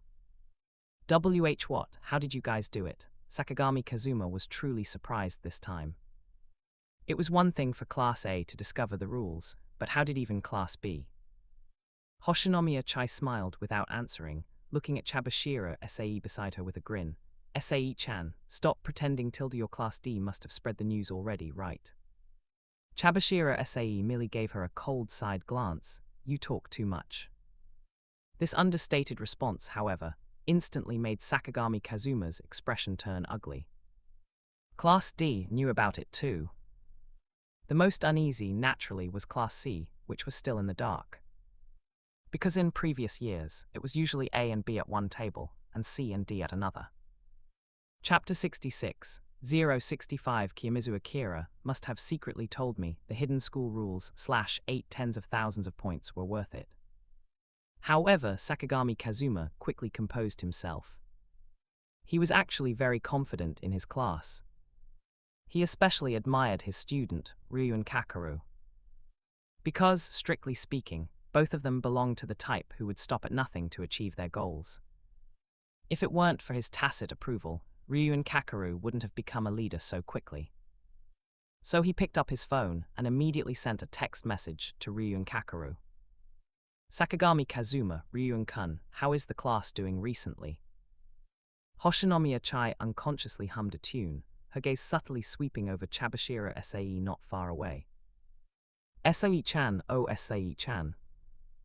Our class was able to get this information smoothly this time, all thanks to your classes, Shimizu-kun. If it weren't for him, I wouldn't have pinpointed that second-year student, whose points were at rock bottom so quickly. That's right, Hoshinomiya Chai knew perfectly well. It was she who proactively contacted the second-year Yamamura-senpai. In just a few words, she confirmed from the other party's evasive remarks, Kiyomizu Akira had already mastered all the hidden rules. A plan quietly formed in her mind. But the ironclad school rule hung high: teachers are not allowed to interfere with student actions. So she didn't hesitate to spend 80,000 private points to make Yamamura-senpai issue a gag order. This transaction made it natural for Yamamura-senpai to, coincidentally, establish contact with Ikeno's Hanami. Thinking of the wonderful expression Chabashira Sae might show when the truth was revealed, Hoshinomiya Chai's lips unconsciously curved upwards, and a light hum escaped her nostrils. These 80,000 points were truly worth it. On Thursday morning, Kiyomizu Akira had just finished his physical training and returned to the dorm. His sweat-soaked sportswear clung to his back, and he was reaching out to turn the bathroom doorknob when buzz, his phone suddenly vibrated in his pocket. The name flashing on the screen made him raise an eyebrow: Ikeno's Hanami. Shimizu-kun, the female voice from the other end of the phone, though tinged with some hesitation, was more resolute. You did it, didn't you? Kiyomizu Akira's breath hitched, and his fingers gripping the phone tightened slightly. What is she referring to? The first thing that flashed through his mind was his secret, all-to-count identity. Could it be I've been discovered? Was it exposed because of the million-point transaction? How is that possible? How did she find out? Could it be she deduced my real name from the ID, Tsukiao? However, Kiyomizu Akira quickly calmed down and asked blandly, "What are you talking about, Ikeno-san? I don't understand." That 1.3-second silence just now was suspicious. Ikeno's smiling voice came through the receiver. It was you after all. Kiyomizu Akira's expression immediately became a bit conflicted. You were the one who instructed Yamamura-senpai to approach me, weren't you? Her voice suddenly became light-hearted. Shimizu-kun is truly, unexpectedly gentle. The expected interrogation didn't come. Instead, he heard completely unrelated content, leaving Kiyomizu Akira momentarily stunned. Yamamura-senpai, that second-year Class D student who sells information. His tense shoulders imperceptibly relaxed. At least his alt account hadn't been exposed. Sorry, I really don't know what you're talking about. This time, he was genuinely confused. Tilda's still going to play dumb. You really are something. Ikeno's voice carried a hint of playful amusement. On the second day of school, wasn't it me who took you to meet that Yamamura-senpai? Indeed, Kiyomizu Akira cautiously admitted. Then, the tone on the other end of the phone suddenly became serious. Shimizu-kun, you must have bought the hidden rules from her, right? Kiyomizu Akira was startled. What's going on? Why does the usually gentle Ikeno's seem like a different person today? She's not usually this perceptive. He weighed the pros and cons. Since the other party had already seen through to this extent, deliberately concealing it further would only seem disrespectful. That's right, he finally admitted frankly. As expected, Ikeno's voice trembled slightly with sudden realization. So you deliberately arranged for Yamamura-senpai to approach me and sell me that information at a low price, right? Kiyomizu Akira suddenly understood something and earnestly explained, it really wasn't me. I see. Someone deliberately spent points to have Yamamura-senpai approach Class B. And he himself had just met that information peddler with Ikeno's last week. With such a coincidence, it's no wonder she would misunderstand. A faint rustling sound of fabric came from the other end of the phone. Shimizu-kun, it really wasn't you. Given my personality, Kiyomizu Akira lightly tapped the microphone with his knuckle, producing a clear sound. If I were to help, I would definitely tell you the answer directly. Why go through such a roundabout way and involve a third party? The other end of the phone fell into a long silence, with only a faint static sound crackling. Just as Kiyomizu Akira's thumb was about to slide towards the hang-up button, Ikeno suddenly chuckled softly. Indeed, it's still you, Shimizu-kun. The reason is simple. Her voice suddenly brightened, like the moon emerging from behind clouds. The 4 classes are in competition with each other. You want to maintain your position, yet you can't help but lend a hand, so you chose this roundabout way, didn't you? What's wrong with this classmate? She can even come up with a reasonable explanation for this. Kiyomizu Akira rubbed his forehead, a helpless sigh escaping his throat. Even though he had explained it so clearly, the other party's thinking was like a tangled earphone cord, stubbornly circling back to the starting point. But on second thought, if one stood in Ikeno's position, this deduction seemed reasonable. After all clues strangely pointed to him, almost like a carefully designed coincidence. Shimizu-kun, don't worry. Ikeno's voice suddenly softened, with a slightly playful lilt. I will forever cherish this secret in my heart. This is a promise between the two of us, heh. If it weren't for your help, Class B would have been in a passive situation in the first month of the new semester. Please accept these 80,000 points. Although it's not much, I will continue to compensate you after I receive my points next month. Then her speaking speed suddenly quickened, with a hint of urgency. Goodbye, Shimizu-kun. Without waiting for a response, the call ended abruptly. Kiyomizu Akira looked at the words "call ended" on the screen, then at the 80,000 points immediately transferred by the other party. For a long time, he fell into a rare silence. Having been made a scapegoat so many times, he never thought he would one day be credited for something he didn't do. So I'm saying, which muddle-headed person does good deeds without leaving their name? Chapter 67, 066 Kamura Masumi, eating a free meal, go spend my points. Kiyomizu Akira returned to his dorm and took a refreshing hot shower. After changing into his crisp school uniform, he sat alone in a corner of the cafeteria, chewing on his free breakfast. 80,000 points, that number again. Including Ikeno's transfer this time, several of the most outstanding girls in the 4 classes had all intersected with him through this magical number. Oh right, and Chabashira sees 1 million points. Of course, given her age, she could hardly be called a beautiful girl anymore. Chapter 38. Currently, my account has 1.37 million points. Kiyomizu Akira muttered to himself, staring at the number displayed on his phone screen. It had been less than 2 weeks since school started, and he had already earned 1.37 million points. He wasn't sure how much other students had in their accounts, but for a typical high school student, this was undoubtedly a huge sum. However, at the end of the day, these were just internal school points and could not be used in the real world. Furthermore, these points couldn't be touched for now, as they were earmarked for renting surveillance equipment. From today onwards, he had to strictly control every expenditure. He would make do with the free breakfast this morning. Speaking of which, there had been no news from the student council president since their separation yesterday. But this was understandable. After all, the agreement had just been made last night, and he couldn't expect him to complete the task immediately. Moreover, the student council president had clearly stated that there would be results by Thursday after school at the latest. Just one more day of holding out. Once he got through this meal, he wouldn't have to live so frugally anymore. How pathetic. A slightly disdainful female voice suddenly came from above his head. Kiyomizu Akira snapped back to reality, his gaze landing precisely on a pair of long, beautiful legs. He looked up and saw Kamuro Masumi holding a tray, looking down at him with an undisguised look of contempt in her eyes. "Among all these new students, you're the only one eating the free meal," she said, unceremoniously sitting down opposite him. The gourmet meal on her tray formed a stark contrast with the simple free meal in front of Kiyomizu Akira. Kiyomizu Akira slowly swallowed the food in his mouth, then looked up at the girl opposite him. "Kamuro-san, good afternoon. Have you forgiven me yet?" He suddenly remembered the excessive joke from last time. The girl still seemed to be holding a grudge. "Apologize with a doja, and let me step on your head as atonement," Kamuro Masumi snorted, her slender fingers lightly tapping the edge of the tray. But then her gaze swept over the free meal in front of Kiyomizu Akira, and her tone subtly softened a few degrees. "However, seeing as you actually listen to me and are diligently eating the free meal to save points." She poked the food on her own plate with a fork. "I'll let you off this time."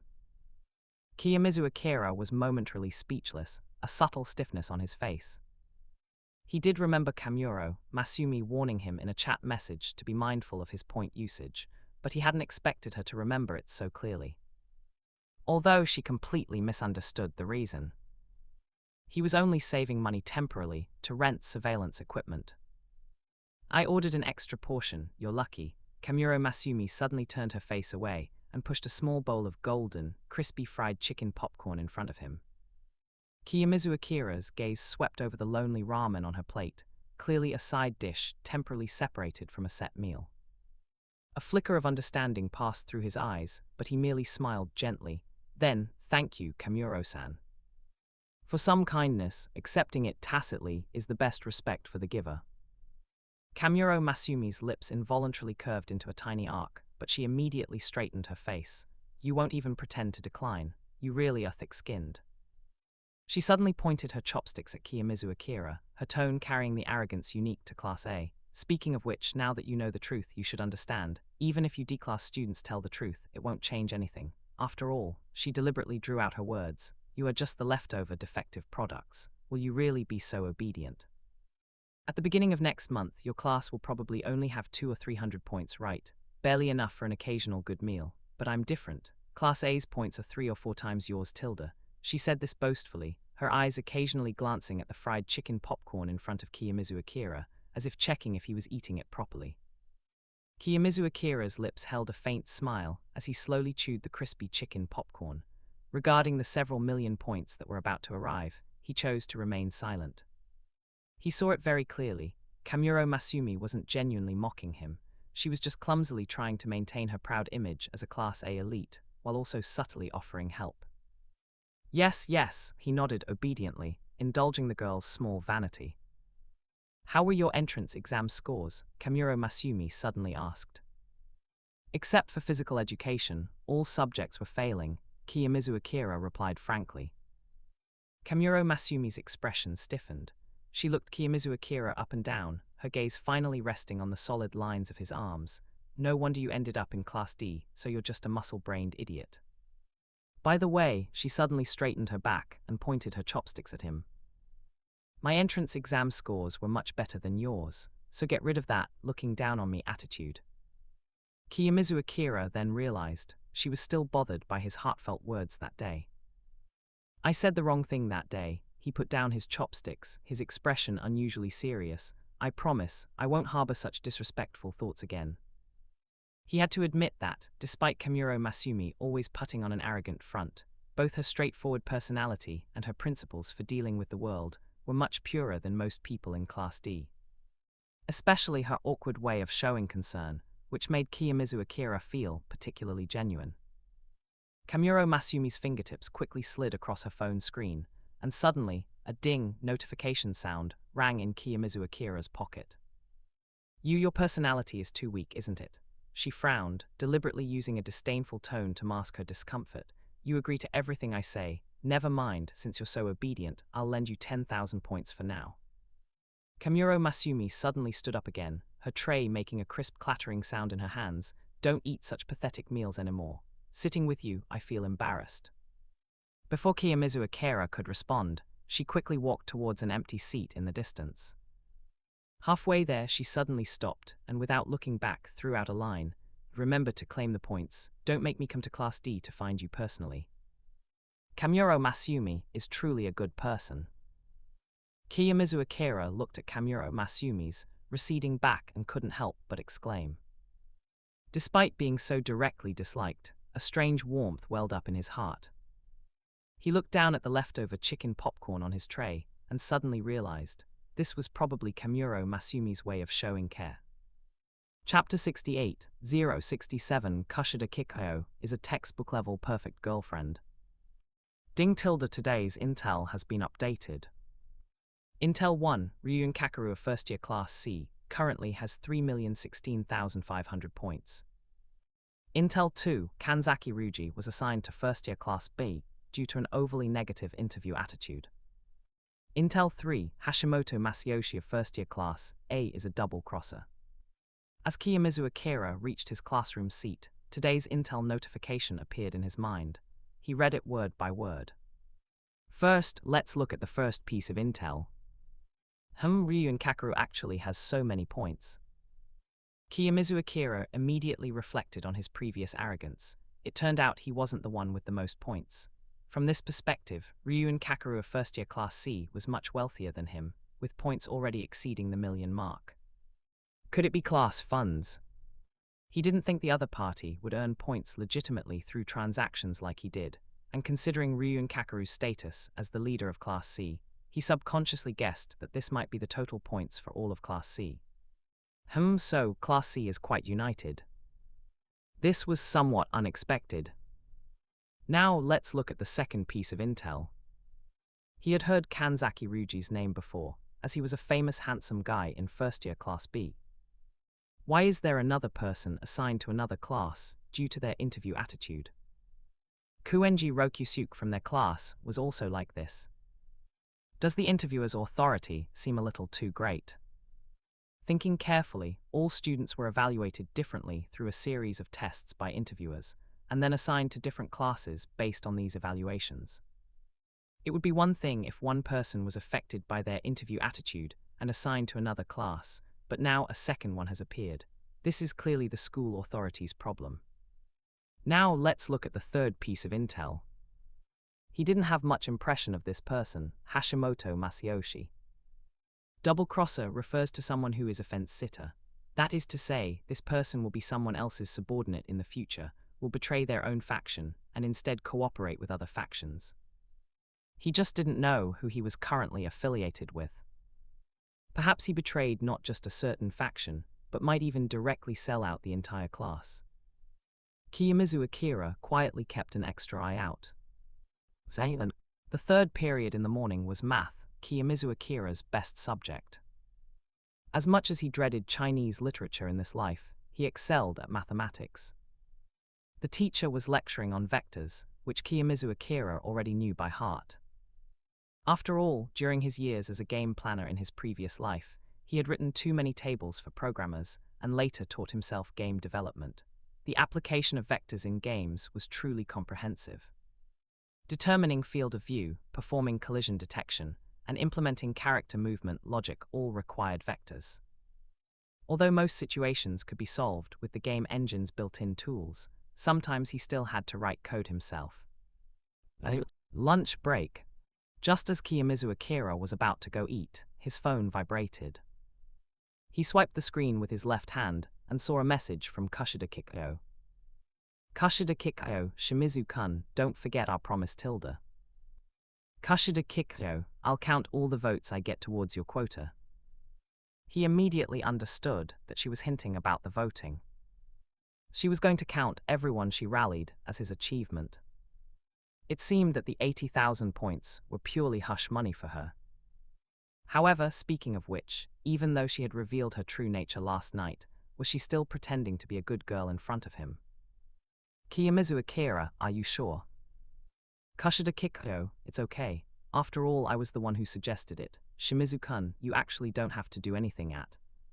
Kiyomizu Akira never expected that he could win this election by doing nothing. What surprised him most was Kushida Kiko's attitude. She actually volunteered that he didn't have to do anything. This feeling of having everything taken care of gave him a strange illusion of being a kept man. Could this classmate be the type who would even swallow her grievances to maintain a perfect image? Kiyomizu Akira's thoughts drifted, and a vivid image appeared in his mind. If Kushida Kikyo were to fall in love in the future, she would likely wear this gentle and lovely mask, playing the role of an impeccable perfect girlfriend. Even if her boyfriend angered her, she would only bite her lip and swallow her grievances, running to the rooftop alone to stomp her feet against the wall to vent. The next morning, she would again blossom with a sweet smile in the morning sun, as if everything from the night before had never happened. It doesn't matter if she's genuinely gentle or faking it, at least she's devoted to you, isn't she? Of course, the prerequisite is that the other party holds your dark past. Wait, thinking about it this way. A perfect girlfriend, this is practically a textbook-level perfect girlfriend. Kiyomizu Akira couldn't help but compare in his heart. Even Ikeno's Hanami, who was generally considered gentle, would probably stick to her principles and demand that the offending party admit their mistake and apologize. But Kushida Kikyo was different. To maintain others' affection, she would rather hide and vent her emotions than ever lose her temper with those close to her. Could it be Kushida Kikyo is the best choice for an ideal girlfriend? This sudden conclusion startled Kiyomizu Akira himself. Even knowing she was two-faced, this personality trait actually made her unique. The fact that she would never get angry with her boyfriend already surpassed 99% of women in the world. Even more wonderful was the dual personality setting. It was like having two girlfriends at once, sometimes sweet and lovely, sometimes real and straightforward. This contrast not only prevented boredom, but also added a different kind of charm to the relationship. Kiyomizu Akira looked at the girl with superb acting skills in front of him and couldn't help but sigh in his heart. Kushida Kikyo was indeed impeccable, if one ignored her innate talent for acting. Kiyomizu Akira, Kushida-san, you're still too gentle. Chapter 39.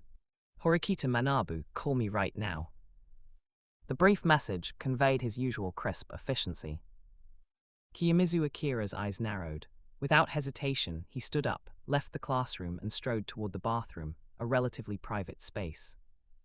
After the call connected, Horikita Manabu's signature calm voice came through the receiver. The school authorities have approved your application, which is basically in line with my prediction. 4 classes, 8 surveillance devices, with a rental period of 3 weeks starting from this Monday, expiring completely at the end of this month. Horikita Manabu paused. However, the school authorities have attached 4 conditions. First, because there is no surveillance data from last week, the class points your 4 classes already lost during the first week cannot be changed. Second, regarding the rental rights for the surveillance, you can only rent them to the class where the surveillance is located. You cannot rent them to other classes. You must sell them within 3 days. If they are still in your possession after that, the school has the right to revoke these permissions. In return, the school authorities' buyback price is 400,000 points per unit. Third, you need to pay a rental fee of 1.2 million points. Fourth, Horikita Manabu's voice carried a hint of amusement. The chairman is very interested in you and wishes to speak with you personally. You should be able to accept these conditions, right? On his end of the line, the corners of Kiyomizu Akira's mouth curled up slightly. I can. This price was much lighter than he had anticipated. It seems the student council president's judgment was slightly off. He had originally thought the school authorities would approve a 1-month rental period directly, but he hadn't expected them to only grant 3 weeks in the end. But after calm reflection, Kiyomizu Akira realized the school authorities' reasoning was not without merit. If the surveillance covered an entire month, the gap in class points between the 4 classes would likely be significantly narrowed, which would cause the competition to lose all meaning. If the school authorities truly allowed students to completely eliminate violations through surveillance, they might eventually have to pay a high reward of 100,000 points to each of the 160 first-year students. For the school authorities' finances, this was obviously an unbearable burden. Based solely on the deduction data from the first week, it was enough to judge which classes belonged to Class A and which had fallen to Class D. In that case, Class 1D is probably still at the bottom. Kiyomizu Akira immediately realized this point. Thinking about it carefully, the number of times Class 1D students were late or skipped class in the first week of school was as high as several dozen. However, considering this was only the first week, the class points should still retain more than half, not enough to be completely depleted. As for the second condition, the school authorities' intention was clear. They wanted students to earn points in moderation, rather than treating other students as objects of surveillance, and certainly not to affect the normal study life of others. The implication was, please behave yourselves, seize this 3-day sales opportunity well, and don't think about monitoring other students, otherwise the school authorities will revoke the surveillance permissions. However, the school authorities' buyback price was 400,000 points per unit, so overall, he was still making a guaranteed profit. In reality, Kiyomizu Akira never intended to hold onto the surveillance rights for the long term from the very beginning. Making a profit was enough, there was no need to do anything extra. As for the rental fee of 1.2 million points, it actually wasn't that much. The chairman is right next to me now, and he wants to speak with you. Is it convenient for you? The student council president's voice came through the receiver again. Kiyomizu Akira was taken aback, of course. Although he didn't know why the chairman was looking for him, he was the head of the school after all, and he had no right to refuse. Hello, Shimizu-kun, I am the chairman of this school, Sakyanagi Narumori. The voice coming from the other end of the line was gentle and refined, carrying the magnanimity unique to an elder. Kiyomizu Akira raised an eyebrow. It was unexpected for the dignified chairman to introduce himself so humbly to a student. Regardless of whether this friendliness was genuine or fake, at least for the moment, he felt a bit of goodwill toward this chairman he had never met before. Hello, Chairman Sakyanagi. I am Kiyomizu Akira from Class 1D, he responded with appropriate etiquette, his voice neither servile nor overbearing. Shimizu-kun, you've been enrolled for over a week now, haven't you? Are you adapting to life at this school? Sakyanagi Narumori's tone was like that of an elder caring for a junior. Kiyomizu Akira's lips curled up slightly, understanding this leadership-style small talk. Thank you for your concern. The school environment is excellent, and I have fully adapted. Is that so? By the way, how is your health lately? Is there anything bothering you? My health has always been very good. To be honest, I haven't even caught a cold since I was a child. Oh, the chairman gave a meaningful exclamation. It is truly rare for a young person to have such a good physique. Speaking of which, he suddenly changed the subject. You must have a habit of morning running, right? A few days ago from my office window I happened to see you running on the track. If I'm not mistaken, you run at least 10 kilometers each time. Yes, it is one of the habits I've developed since childhood. Kiyomizu Akira was taken aback. The chairman's office window did indeed overlook the entire track, but the question was, how did the other party recognize him? Being seen by chance was one thing, but being recognized and remembered at a glance by the chairman meant that he had long been on the other party's list of key attention. He didn't think there was anything special about himself that warranted such attention from the dignified chairman. Maintaining exercise is a good habit. On the other end of the line, Sakyanagi Narumori's voice suddenly took on a touch of genuine emotion. As a parent, there is no greater wish than for one's child to grow up healthy and safe. Kiyomizu Akira keenly caught the trace of unconcealable loneliness in the other party's tone. This was definitely not just polite talk. This chairman seemed to have an unusual obsession with health. Could it be that he himself is in poor health? Could it be? He decided to probe.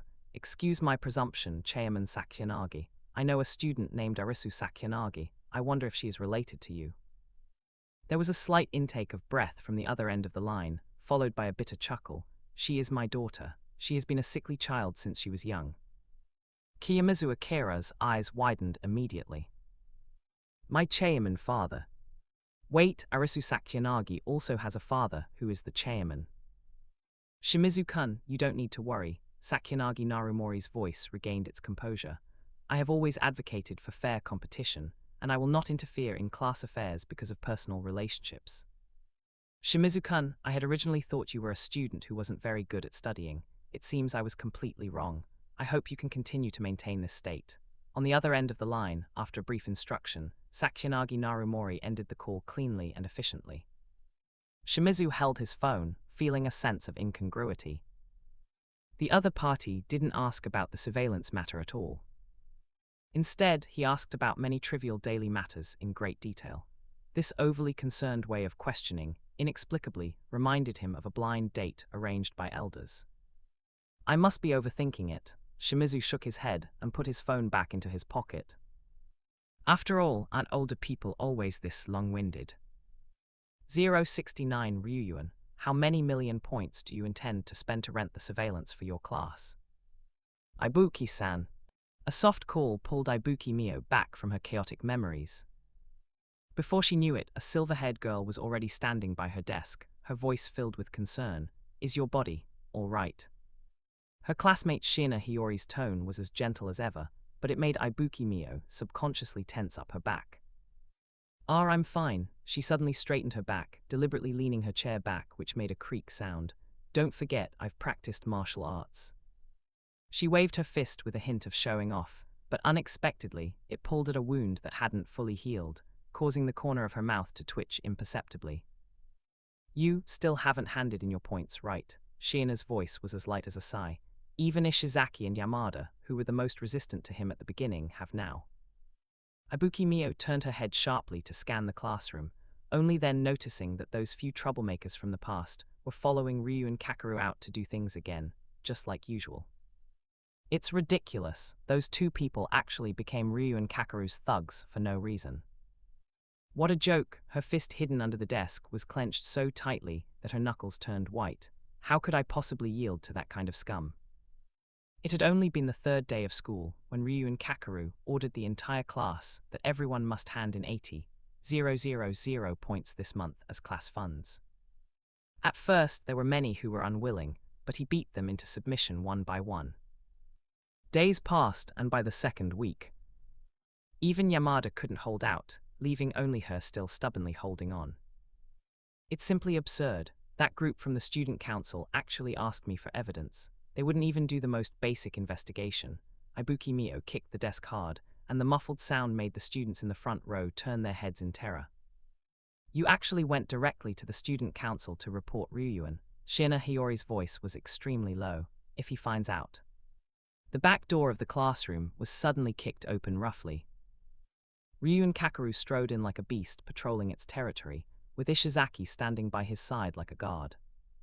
Heh, you're really putting on the airs of a king. Ibuki Mio deliberately raised her voice. Ryu and Kakeru's footsteps came to an abrupt halt in front of their desk. A king, huh? That's not a bad title. Then his eyes sharpened, locking directly onto Ibuki Mio.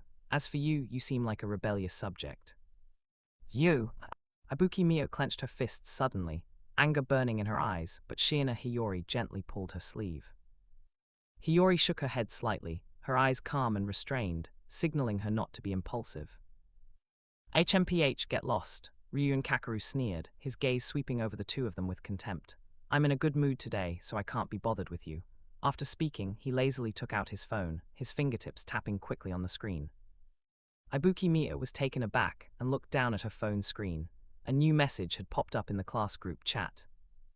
Ryu and Kakeru, everyone within 10 minutes, get to the classroom and assemble immediately.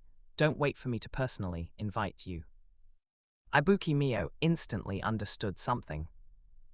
That man probably found some key information again. She gritted her teeth, having to admit the fact. Although Ryu and Kakeru's methods were extremely despicable, violent coercion, verbal deception, secret recording, they were all underhanded tricks. But sadly, these low-down tricks were indeed effective. Otherwise, except for me, the whole class wouldn't have obediently handed over those 80,000 personal points. Less than half a month into the school year, almost everyone both hated and feared Ryu and Kakeru, but they had to admit his strength. Ibuki Mio's gaze was fixed on the classroom door. Sure enough, after 7 or 8 minutes, the originally sparse seats were already full. From today on, everyone, Ryu and Kakeru crossed his arms, his sharp gaze sweeping over every student below. Attend class on time, no being late, no playing on your phones, no fighting, and absolutely no sleeping in class. His voice slammed into the classroom like a hammer. Any behavior that violates school rules, put it away. The classroom instantly fell into an eerie silence. All the students widened their eyes, looking in disbelief at the figure on the podium. This problem student, who usually led the way in violating discipline and advocating violence, was now reading out the most standard, model student code of conduct. I see. Shina Hiyori opened her eyes slightly, whispering thoughtfully. Han Bukimiya almost blurted out, her face full of disbelief. This guy Ryuyuan, could his brain be broken? He's actually acting like a model student. HMPH, I knew that except for Shina, you idiots wouldn't be able to figure it out at all. Ryuyuan Kakeru sneered disdainfully, then snapped his fingers. Ishizaki, play that. Understood. Ishizaki Daichai immediately understood and quickly took out a voice recorder. The voice recorder continued to play, and a clear conversation came through the rustling static. According to this trend, Class A will be able to firmly sit in first place next month. That's right, especially those guys in Class C and Class D. Just last week, they had quite a few class points deducted for violating school rules. How many points do you estimate we can get next month? According to Sakyanagi-san's calculations, at least 950 points. In that case, we should receive over 90,000 personal points next month. Bang! Ryuyuan Kakeru suddenly slammed his fist onto the podium, causing chalk dust to fall down. He looked down at everyone in Class C, the corners of his mouth curling into a dangerous arc. Now, do you understand? Ryuyuan Kakeru just stood there with one hand in his pocket, even his posture exuding impatience, as if mocking the dullness of the whole class. Only then did a commotion break out in the classroom. What are class points? It seems to be closely related to our personal points. Could it be, will class points be deducted for violating school rules? Why didn't the school explain this from the beginning? Ryuyuan Kakeru's fingertips tapped a dangerous rhythm on the podium, looking down at the whispering students below, a flash of sarcasm in his eyes. What a bunch of hopeless idiots. After listening to the recording, do they still not understand what it means? Why does it feel like everyone else is an idiot, except for me and Shina Hiyori? Our class is just too weak. Chapter 40. The recording pen continued to play, and clear conversations emerged from the rustling static. At this rate, Class A will be firmly in first place next month. That's right, especially those guys in Class C and Class D. They lost a lot of class points just last week for violating school rules. How many points do you estimate we'll get next month? According to Sakyanagi's calculations, at least 950 points. In that case, we should receive over 90,000 individual points next month, right? Bang! Ryuyuan Kakeru suddenly slammed his fist on the podium, making chalk dust fall. He looked down at everyone in Class C, a dangerous curve on his lips. Now, do you understand? Ryuyuan Kakeru stood there with one hand in his pocket, even his posture showing impatience, as if mocking the entire class's slowness. Only then did a stir rise in the classroom. What are class points? It seems to be closely related to our individual points. Could it be, we lose class points for violating school rules? Why didn't the school explain this from the beginning? Ryuyuan Kakeru's fingertips tapped a dangerous rhythm on the podium, looking down at the whispering students below, a hint of sarcasm flashing in his eyes. What a bunch of hopeless idiots. They heard the recording and still don't understand what it means. Why does it feel like everyone except Shina Hiyori and me is an idiot? Our class is too weak. If Class C is so weak, Class D must be a bunch of trash. Could it be that only Class B and Class A are opponents? Fortunately, the superiority of those honor students still gave me a chance. The scene in the cafeteria a few days ago flashed in his mind, that silver-haired girl's condescending gaze, as if she were admiring a flock of lambs to be slaughtered. That nauseating sense of superiority, ironically, became the best hint. Later, he sent people to investigate her identity. The girl with the cane was Arisu Sakyanagi of Class A, and also one of Class A's leaders. So last night, when he passed by Class A, he deliberately planted 2 wiretaps at the entrance. He didn't expect to hear something that could be called a big scoop right after school today. A cold sneer played on his lips. Information warfare isn't just about solving problems head-on. Even if I don't know the information, Probing for information from other classes that do know it is also a strategic method. Since I couldn't send in a spy this time, I had to make do with wiretaps. His phone spun in his palm, and he quickly pulled up a contacts interface.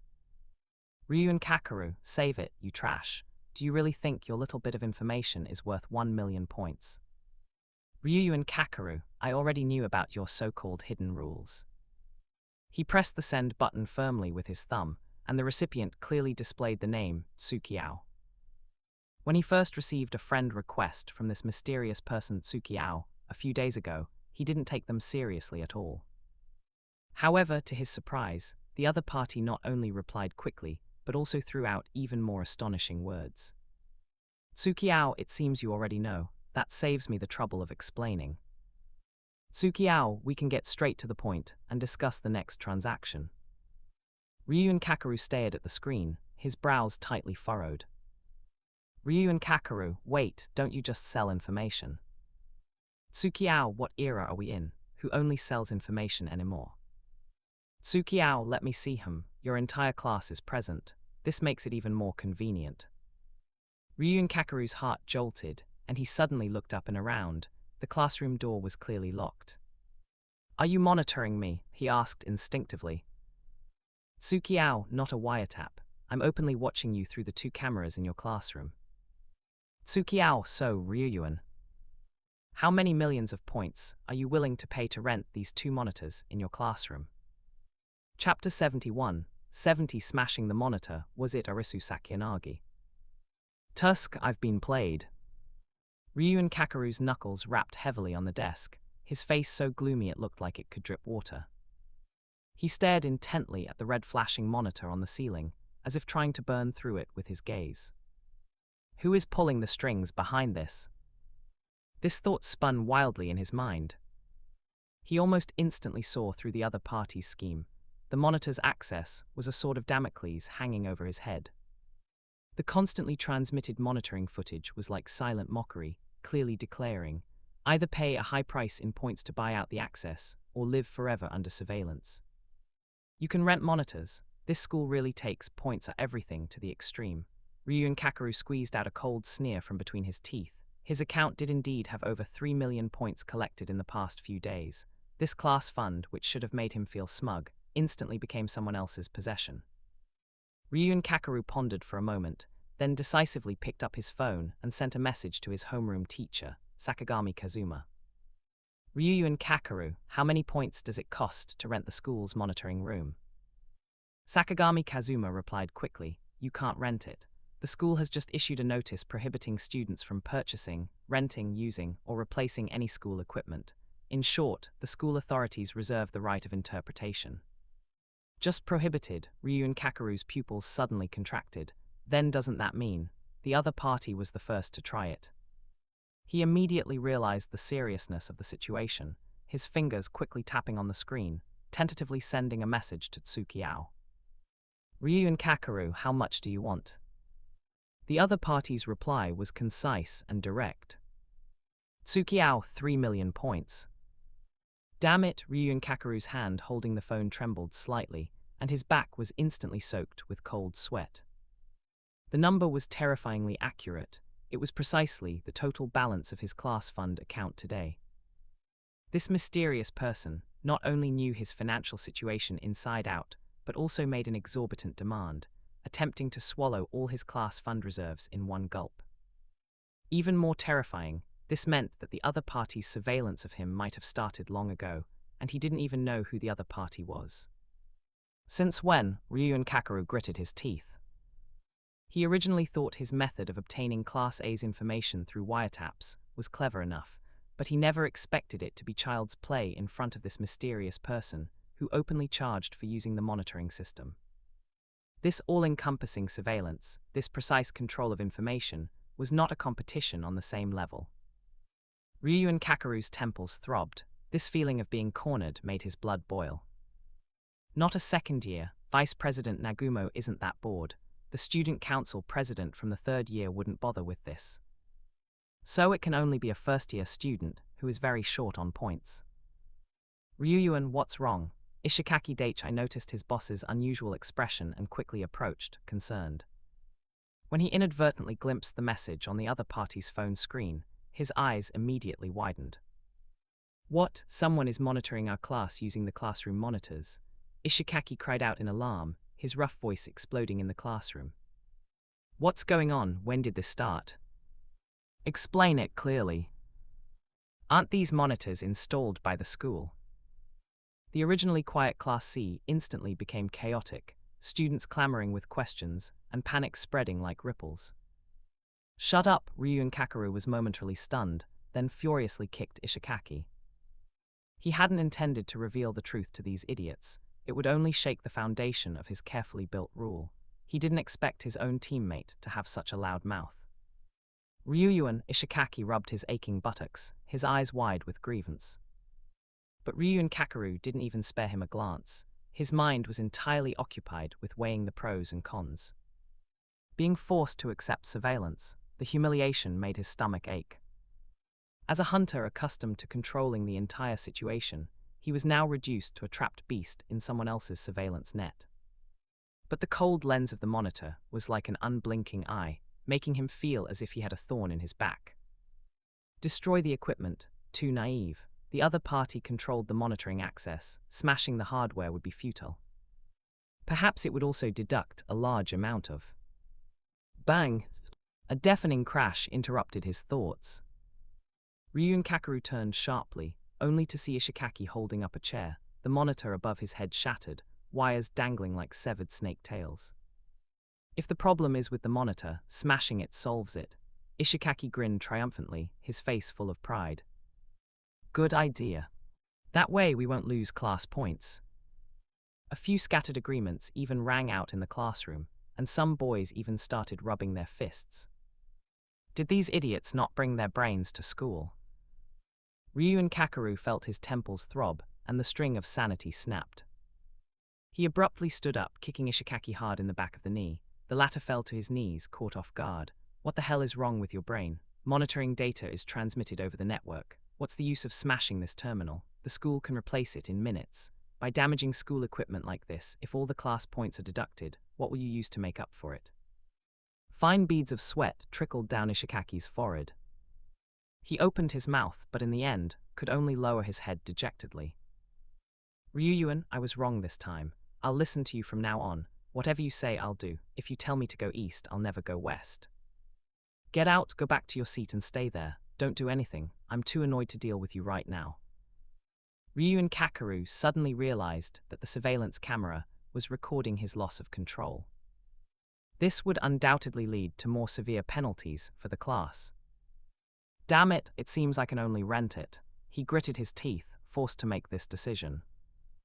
On second thought, acquiring monitoring equipment was not without benefits.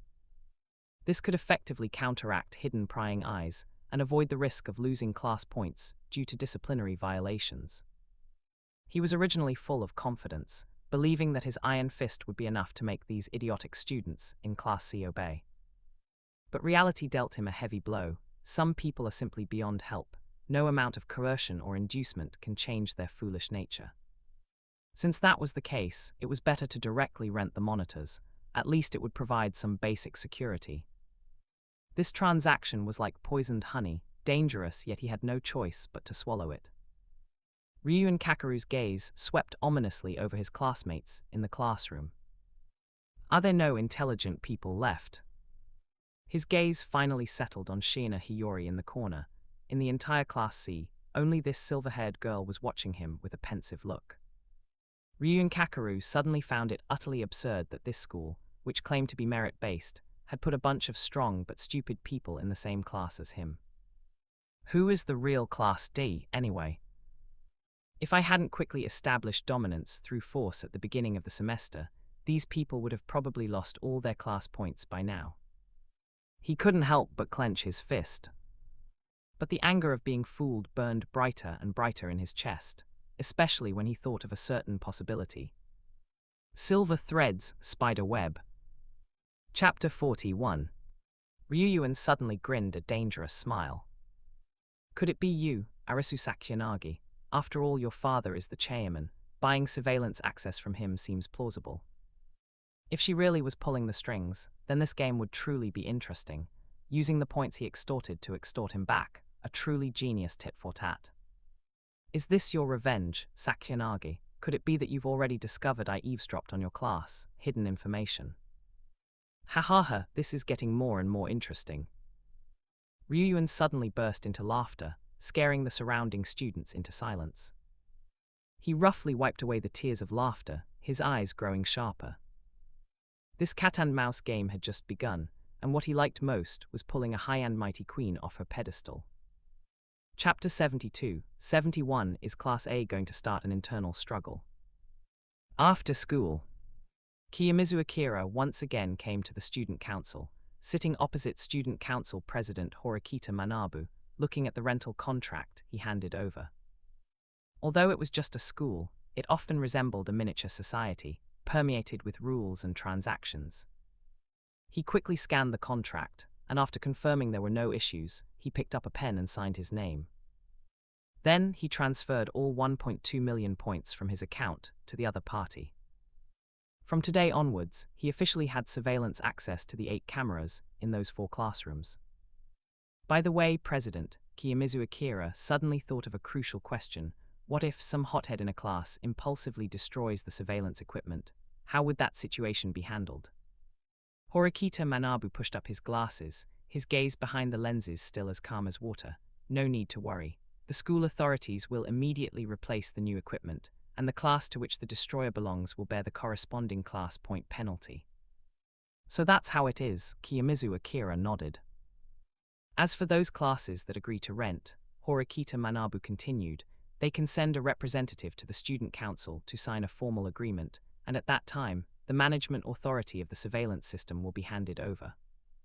At this moment, Horikita Manabu took out a brand new laptop from under his desk.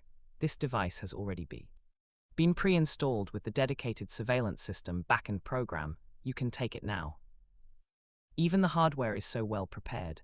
Kiyomizu Akira took the laptop with both hands, his tone filled with genuine gratitude. President, I really owe you a lot this time. Afterward, Kiyomizu Akira hurried back to his dorm with the laptop bag from the office. The moment the door locked, he couldn't wait to open the laptop. Following the operating guide provided by the president, he successfully logged into the surveillance system, backend from the computer. The moment the interface opened, Kiyomizu Akira was a little surprised, because the permission level was even higher than he had imagined. Real-time monitoring, historical playback, video download. However, Kiyomizu Akira first clicked on last week's surveillance archives. Sure enough, they were all blank. It seems they've already been transferred by the school authorities. Just as he was thinking this, his phone suddenly vibrated. Ryuan Kakeru from Class C sent a message, claiming to have discovered the hidden rules. As expected, the other party isn't an idiot. Kiyomizu Akira raised an eyebrow, not surprised by this news. As a class leader, it was normal to figure out some rules within a month of school starting. He never really expected to earn too many points by selling information. Renting surveillance access was his true goal. He casually replied a few sentences, while also pulling up Class C's real-time surveillance footage. On the screen, Ryuan Kakeru stood on the podium. His face, which usually wore a sneer, showed a rare expression of irritation. What era is this? Kiyomizu Akira shook his head, who still sells information the old-fashioned way. He watched for a moment, then, thinking of the information revealed today, he replied 3 million, but unexpectedly, the big guy in the other party's class directly picked up a chair and smashed it at the monitor. There really are such hotheads. I'm starting to feel sorry for Ryuan Kakeru. You don't have it easy either. He watched as half of the Class C surveillance footage he could see turned pitch black.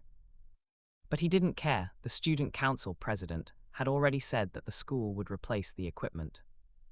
Class C doing this, aren't they afraid of losing class points? Don't end up being worse than Class D by the end of the month. That would truly be a disgrace. He mumbled, then gave up. Never mind, let's check the other classes first. Saying that, he minimized Class C's surveillance footage and clicked on Class A's surveillance. With 4K high-definition quality, every detail in the classroom was clearly visible. He could even see the tremor of each student's eyelashes using the 16x zoom function. Everyone present. Surprisingly, despite it being long after school, Class A's classroom was full. Only 2 empty seats stood out. The screen switched to the podium. Arisu Sakyanagi sat elegantly in a chair. A thick-browed, big-eyed bald boy stood beside her, and the two of them seemed to be saying something to the entire class. The moment Kiyomizu Akira clicked on the audio surveillance, Sakyanagi's soft yet authoritative voice immediately flowed from the speaker. A tense atmosphere filled the classroom as Arisu Sakyanagi's sharp gaze swept over every student. Recently, no one has leaked any of that confidential information, right? Sakyanagi, no. Yes, we wouldn't easily leak it to other classes. The students below began to answer one after another. Very good, she nodded slightly, a meaningful smile playing on her lips. After all, we can't let our competitors gain any advantage. Kiyomizu Akira secretly clicked his tongue, watching the scene before him. Sakyanagi continued to admonish her classmates in her unique, somewhat lazy yet aggressive tone, mostly repeating clichés about strictly forbidding leaks. This class leader, who was always elegant and composed in public, was surprisingly aggressive when dealing with her classmates privately. This made Kiyomizu Akira suddenly recall their first encounter at the convenience store. At that time, the other party had displayed that innate sense of superiority and undisguised desire for dominance. However, in their subsequent 2 meetings, this sense of superiority had indeed gradually faded. At least, when speaking to him, the other party behaved somewhat like a normal person. So that bald guy must be Katsuragi Kohei, right? Kiyomizu Akira remembered Kamuro Masumi once saying that Class A was currently led by 2 leaders, Arisu Sakyanagi and Katsuragi Kohei. Combined with the information obtained a few days ago about the other party's alopecia, the identity of the bald boy standing on the other side of Arisu Sakyanagi was self-evident. Being able to manage Class A so well is quite unexpected, Kiyomizu Akira mused. I was originally worried that a dual leadership system would lead to power struggles, but now it seems the two have reached some subtle balance. He couldn't help but think of Class D's situation, Kushida Kikyo's obvious competitive spirit towards Hirata Yosuke, while Hirata always unconsciously retreated. It was indeed easy for a group with 2 leaders to cause power struggles. However, the next second, Kiyomizu Akira realized his judgment was flawed. Katsuragi Kohei suddenly stepped forward, subtly intervening in the conversation, naturally taking over the lead from Arisu Sakyanagi. Kiyomizu Akira unconsciously placed the mouse on Arisu Sakyanagi's face, zooming in 32 times. Her brows were so furrowed they could almost kill a fly. Class A isn't going to start an internal struggle, is it? Kiyomizu Akira watched the scene, drawing a very obvious conclusion. Chapter 73, 072 Arisu Sakyanagi. Yes, I looked down on Katsuragi Kohei. Kiyomizu Akira knew Arisu Sakyanagi's character all too well. This genius girl, who claimed to be above all others, inherently could not tolerate anyone above her. This almost pathological arrogance was perhaps a common trait among genius. And that Katsuragi Kohei. From his assertive intervention in the conversation at this moment, it was clear that he was also unwilling to be subordinate to Arisu Sakyanagi. His taut jawline and deliberately straightened back all indicated that he was an equally strong character. When 2 strong leaders are together, one must be hurt. Kiyomizu Akira seemed to already foresee the storm that was about to erupt in Class A. But then again, Kiyomizu Akira actually wanted to cheer for Katsuragi Kohei. As for the reason, after all, he's bald. Kiyomizu Akira looked at the somewhat reflective head on the surveillance screen and couldn't help but complain. The other party had alopecia. It wasn't that he became bald later in life. Otherwise, Kiyomizu Akira would really suspect if the other party was a real-life version of Saitama. It seems collecting class fees from Class A shouldn't be a problem. After confirming the key information, Kiyomizu Akira decisively closed Class A's surveillance footage. As for the remaining Class B and Class D, he casually pulled up their surveillance. These 2 classes had long been dismissed, with only a few scattered students left in the classrooms, completely unlike Class C and Class A, which were holding formal class meetings. Does Class B have other talented individuals?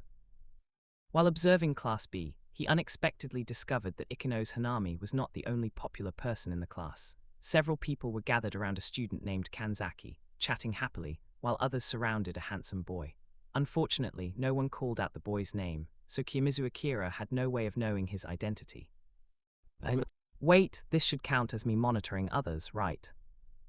This feeling of being able to openly peer into all the first-year classrooms, enjoying 4K high-definition quality, freely dragging the progress bar, and capturing everyone's subtle expressions with a click of the mouse, how should I put it? It was quite peculiar. Don't forget to like, comment, subscribers, and share to AI Otaku Studio. It was probably like that line from his previous life, I will keep watching you. However, soon, the eye strain from staring at the screen for a long time made this novelty vanish. His self-assessment was that he still hadn't watched enough surveillance. For now, the main focus is still promoting surveillance rentals. He rubbed his throbbing temples. Both Class B and Class D need to be notified. Thinking that he had already contacted Class C, Kiyomizu Akira swiftly switched accounts and sent almost identical surveillance notifications to Ikeno's Hanami, Kushida Kiko, and Hirata Yosuke, the only difference being their names. Even the pricing was exactly the same. Even though he was in Class D, he never intended to serve his class for free, want surveillance access, then be prepared to pay a hefty sum of points. So, I almost forgot, a playful smile played on his lips, that Chairman's daughter from Class A and this bald classmate also need to be notified. Skillfully switching back to his main account, Kiyomizu Akira copied and pasted Arisu Sakuyanaga's account, which he had already added as a friend, and began sending the same message. Class A must maintain this level of discipline. Katsuragi Kohei's steady voice echoed in the classroom. According to my speculation, a special exam is very likely to be held next, and I hope everyone can utilize their strengths at that time. He scanned the crowd and continued. At the same time, the class will implement a reward system. The reward points will come from the class fund. We will reward outstanding performers, such as in this final exam. Arisu Sakuyanagi rested her chin on her hand, looking at Katsuragi Kohei's back with boredom. What an utterly boring man.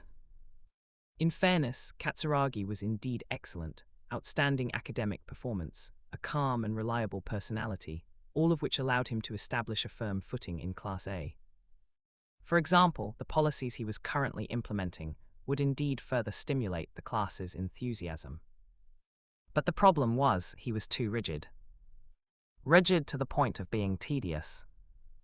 Every decision he made seemed to be copied directly from a textbook. His lower limit was high, but his upper limit was pitifully low. To put it in terms of scores, he always hovered in the 70 to 80 point range, but never touched the 90-point threshold. In other words, he never gave her any surprises. He was merely a so-called genius in name only. The limit a mortal could reach. Arisu Sakuyanagi did not dislike ordinary people. On the contrary, she occasionally appreciated the sight of those mortals struggling desperately. It was just. To be merely an existence that had reached the limit of a mortal, yet attempt to contend with her for the leadership of Class A, was simply too much of an eyesore. Sakuyanagi, what is your opinion? Suddenly called upon, she elegantly turned her head, meeting Katsuragi Kohei's gaze. On the surface, it was a question seeking an opinion, but it felt more like a notification being issued. Chapter 42. This is unpleasant. However, this time, she truly couldn't find a reason to refute. These measures would indeed solidify Class A's position. What an excellent proposal, as expected of Katsuragi-kun. Arisu Sakuyanagi raised a perfect smile, but there was no warmth in her eyes. Is that so? Katsuragi Kohei frowned slightly. He admitted he harbored some ambition for power, but more than that, he hoped this classmate would prioritize Class A's interests as he did. After all, they were already Class A, standing at the pinnacle. What needed to be done now was not to conquer new territory, but to defend this city, and that was often more difficult than taking it. Historically, many conquerors quickly fell after reaching the top, and this principle held true in class competition as well.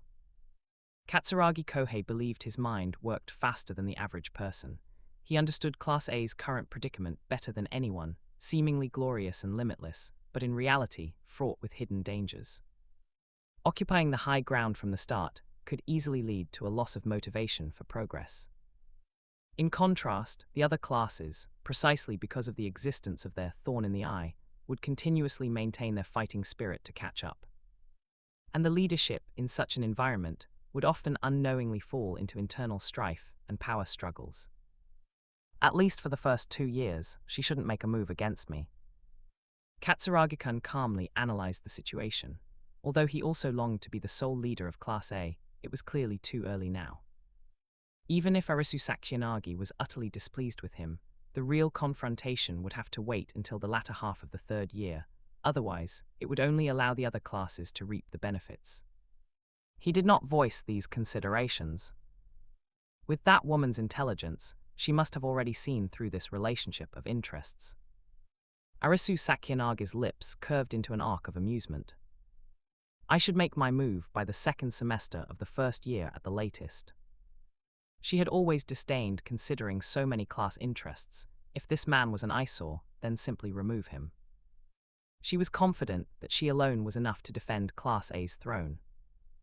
Of course, theoretically, there was still a possibility that would force the two of them to cooperate. However, this possibility was so minuscule that it could be ignored. Until her phone's screen suddenly lit up. The friend request note contained line after line of text. To Arisu Sakuyanagi of 1st year Class A, I've long heard that your class has 2 leaders, the other being Katsuragi Kohei, correct? To get straight to the point, I have rented 2 surveillance cameras in your classroom. From this moment on, every move of Class A will be under my surveillance. If you wish to re-rent the surveillance access, please pay 3 million private points. By the way, I am currently watching you through the surveillance. After receiving this message, why not smile for the camera? Discuss it with Katsuragi-kun and pay the points by 7 p.m. tomorrow, Friday. After that, the price will increase by 100,000 points per hour. Arisu Sakuyanaga's eyes widened slightly, a rare occurrence, but then, as if understanding something, she flashed a brilliant smile at the camera. Katsuragi-kun, she waved, calling the bald man not far away. It seems we've encountered a rather interesting problem. Chapter 74, 073. Kiyomizu Akira's words are truly effective. Kiyomizu Akira gently closed his laptop and let out a long sigh. He glanced at his phone. It was currently 6:30 p.m.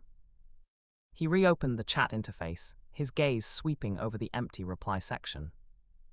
Kushida Kikuo and Hirata of Class D, Ryun Kakeru of Class C, Yijais of Class B, and Arisu Sakuyanagi of Class A. All were quiet, with no new message notifications. This was understandable, as he had given everyone until 7 p.m. tomorrow evening. He had to give these leaders time to inform their classmates. Collecting class fees is indeed something that can't be rushed, he muttered to himself. Kiyomizu Akira now truly understood the difficulty of collecting class fees. Taking Class D as an example, the 25,000 points in class fees, which began to be collected on Tuesday, had still not been fully collected by Thursday evening. This fact suddenly made him realize a serious problem. Wait, does this mean Class D might not even be able to afford the surveillance equipment? This conjecture was not unfounded. Class D had just had 1 million points confiscated, and now they had to pay 3 million for surveillance. This was equivalent to the total sum of all private points they received on the first day of school. Some people in the class were already struggling with the basic 25,000 class fee, so how could they afford an additional 75,000 per person? Am I being too harsh on Class D? Kiyomizu Akira couldn't help but ask himself. He had to clarify that he was by no means deliberately targeting a specific class. All of this was purely a coincidence of timing. Since he had already collected 3 million points from Class C, the other classes naturally had to follow the same standard. Otherwise, once the news leaked, anyone with a discerning eye could immediately deduce that he might be hiding in Class D. To some extent, this reverse operation was the best cover. He could even deliberately appear to target Class D to divert others' attention. However, in all fairness, 3 million points for surveillance access was definitely a worthwhile deal. Just the ability to avoid class penalty deductions for 3 weeks made it more than worth the price. Although the surveillance date started this Monday, But today is Thursday, so 4 days have actually passed. Class D has been deducted a lot of points during this period. In the first week, those few people in the class were still somewhat restrained, but by the second week, they gradually became more relaxed. Kiyomizu Akira conservatively estimated that in these 4 days alone, the number of times Class D violated daily behavioral norms was already similar to the first week. The situation in Class C was probably similar. Just now, they even dared to hit someone under surveillance. As long as these two classes weren't foolish, they would most likely only choose to pay the points to rent the surveillance to settle this matter. Why not take an extra 2 or 3 million class points if it's guaranteed? Class points are not only a key indicator for determining class promotion, but in a sense, they are also the salary that students can receive every month. As for Class B and Class A, Kiyomizu Akira was not worried that they would reject his proposal. After all, this was a win-win situation for all classes. He pondered for a moment and logged into his main account. He was surprised to find an unread message from Chabashiro SAE. Chabashiro SAE, Hirata reported that Class D's surveillance footage was rented by a certain student. What are your thoughts on this? Kiyomizu Akira was stunned for a moment, his first reaction being that the other party was testing him. But then he thought there was a certain possibility that the other party had guessed it was him. After all, his alt account was purchased from her. In this kind of situation, if Hirata just told her, the person who sold me points last time contacted me again, she would most likely guess correctly. Did those two not explain clearly, or did the other party truly not know? Of course, there was also a possibility. That is, the other party was pretending to be ignorant, deliberately testing his attitude. However, Kiyomizu Akira had nothing to say. He naturally couldn't proactively reveal his identity to the other party. But then again, although Chabashiro SAE outwardly appointed 2 vice-class presidents, every time the class made a major decision, she would privately ask him for his opinion. Once or twice was fine, but with increasing frequency, it really became troublesome. Kiyomizu Akira pondered for a moment and decided to make things clear. Chabashiro SAE, I remember saying that I'm not very interested in participating in class affairs. If you ask me again next time, I'll just pretend I didn't see it. He paused, then typed out another line. You should go discuss it with those 2 vice-class presidents. Don't forget, you haven't even finished collecting that 25,000 class fee yet. This time, the other party completely read the message, but did not reply. Chabashiro SAE put down her phone with a gloomy expression. Kiyomizu Akira had actually refused her so directly. She had clearly regarded him as a core figure to be nurtured for Class D's future. This thought made her chest even more suffocated. Chabashiro SAE, Hirata Yosuke sensitively noticed the abnormality and called out softly. Kushida Kikyo also cast a concerned gaze. You don't look well. If you need to rest, we can talk another day. It's fine, Chabashiro SAE clenched and then released her phone, finally turning to the main topic. Regarding the surveillance equipment, tell me your opinions. Hirata Yosuke responded without hesitation. I believe it must be purchased. The first month is a critical period for accumulating class points, and private points are directly linked to class points. Even if the entire class tightens its belt this month, this investment is worthwhile. I completely agree. Kushida Kikyo gently tucked a strand of hair behind her ear. The feeling of being watched is truly uncomfortable. Chabashiro SAE nodded slightly. Their reasons were indeed sufficient. But for some reason, she always felt that Kiyomizu Akira could offer better insights, better than these two. That's right, Kiyomizu Akira also mentioned something about the 25,000 class fee not being fully collected yet. How is the collection of the 25,000 class fee progressing? Chabashiro SAE suddenly asked. Hirata Yosuke immediately responded, I have collected the portion for 18 people. Kushida Kikyo hesitated slightly, then softly added, I have 17 people here. Chabashiro SAE frowned slightly. Who are the 5 people who haven't paid yet? Hirata and Kushida quickly checked their lists and simultaneously reported 5 names. Karuzawa K. Matsushita Chayaki, Sato Maya Morinene, and Konji Rokyusuke. Chabashiro SAE thought for a moment and replied, Don't rush to announce the surveillance matter today. The most urgent task is to collect the class fees. Things must be done one by one, otherwise it will only make us a laughingstock, and I will be the one embarrassed. She paused, her gaze sweeping between the two, and continued. As for the surveillance, the class president you decide on will announce it tomorrow. Understood? Hirata Yosuke and Kushida Kikyo exchanged glances, then nodded in agreement. However, Chabashira Asai did not end there. She added another cold remark. By the way, you two, don't come to me for such matters again in the future. Isn't it embarrassing? Students in other classes don't need the teacher to intervene in everything like you do. You already know the school authorities' hidden rules, so you should understand that this school places more emphasis on student self-reliance. Next time, I'll just pretend I didn't hear it. As her words fell, she suddenly realized she had just thrown Kiyomizu Akira's exact words back at them. Catching a glimpse of the two vice-class presidents' slightly furrowed brows, her mood inexplicably brightened a little. Chapter 75-74 is this, sexual tension. Kiyomizu Akira looked at his account balance. He still had 160,000 points. After all, he had just paid the school authorities 2 million points. After dinner, he returned to his dorm as usual to begin his daily basic boxing training. For the past 2 weeks, he had consistently adhered to basic training, footwork, punching speed, breathing rhythm, each item practiced repeatedly. To be honest, Kiyomizu Akira didn't feel any significant improvement. After all, this was the real world. There were no levels and no experience +1 prompts constantly popping up. But just like consistently exercising every morning, he intended to continue doing this. After all, persistence is the most fundamental prerequisite for doing anything well. He practiced until almost 7:30 when there was a sudden knock on the door. "Who is it?" Kiyomizu Akira immediately stopped and grabbed a towel to wipe the sweat from his body. "It's me, Shimizu-kun," a girl's voice came from outside the door. "Excuse me, could you please state your name? I really can't tell who you are." Kiyomizu Akira was stunned for a moment, a hint of helplessness in his tone. If it were an old friend of many years, he might recognize their voice, but a female classmate, he truly couldn't distinguish them. That's why he sometimes found people who just stood at the door and said, "It's me," particularly annoying. If he recognized them, great, everyone's happy. Chapter 43.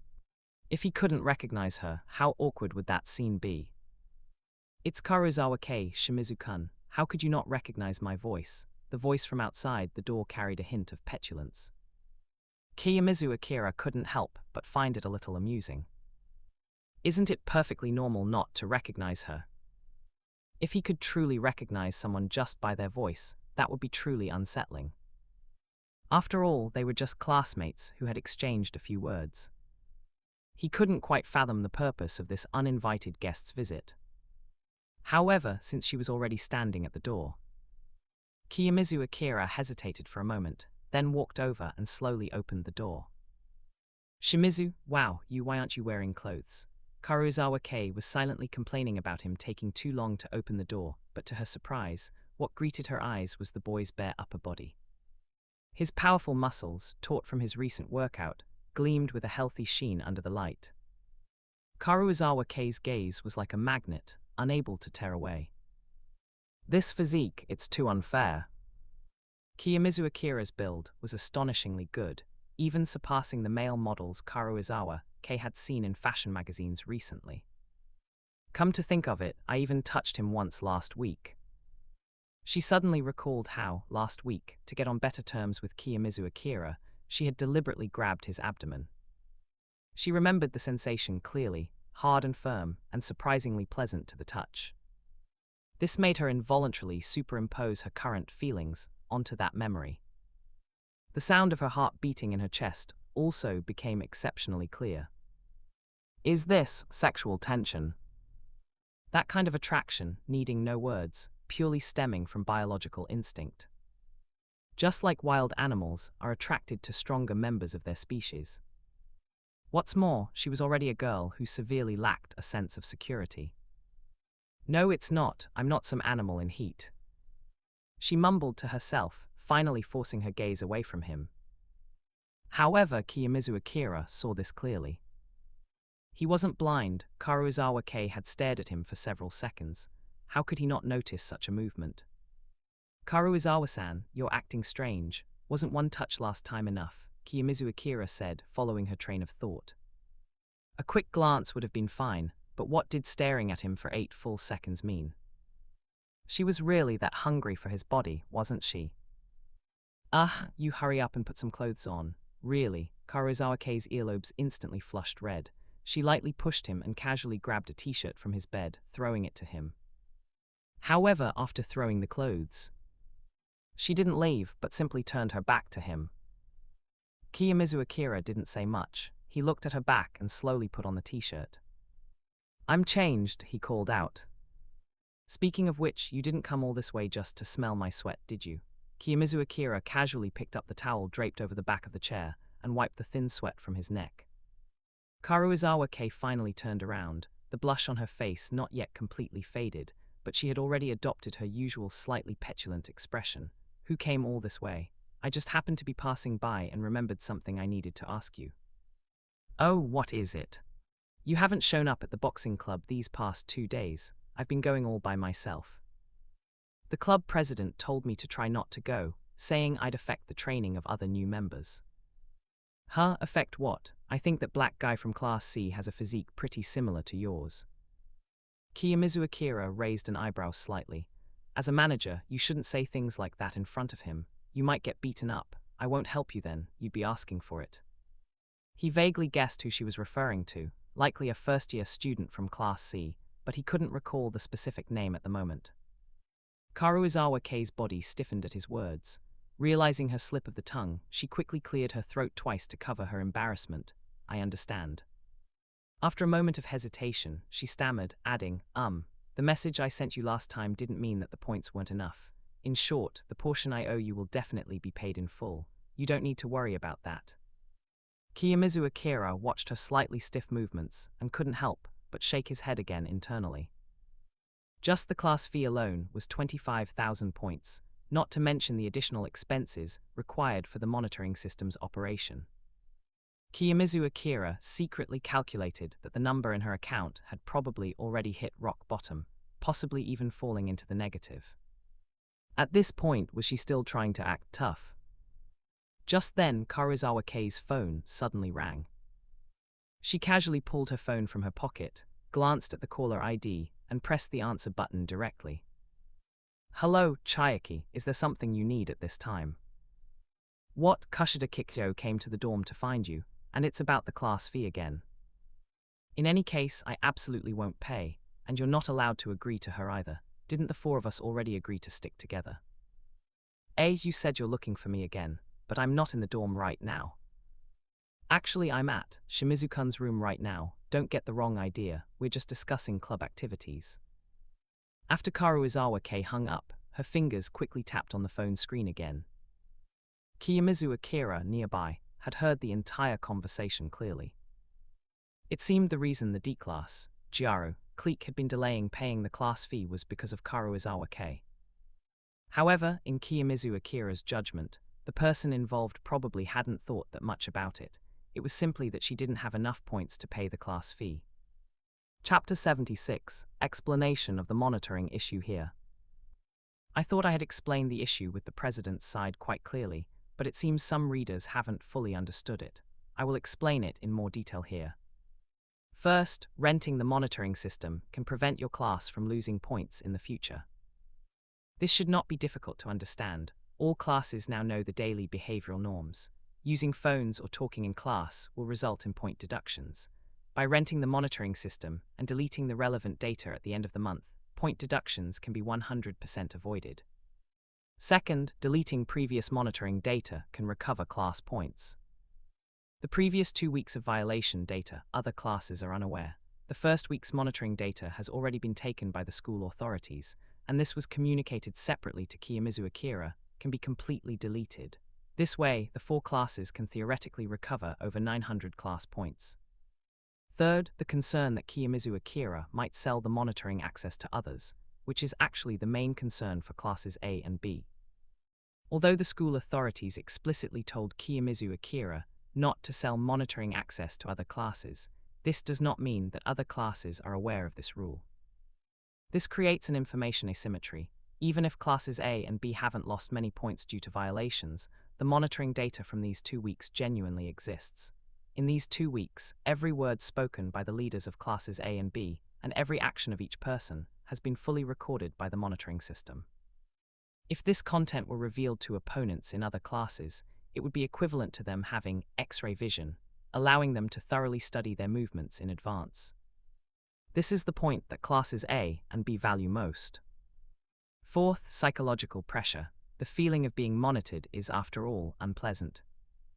Chapter 77, 075 Matsushita Chayaki's sudden visit.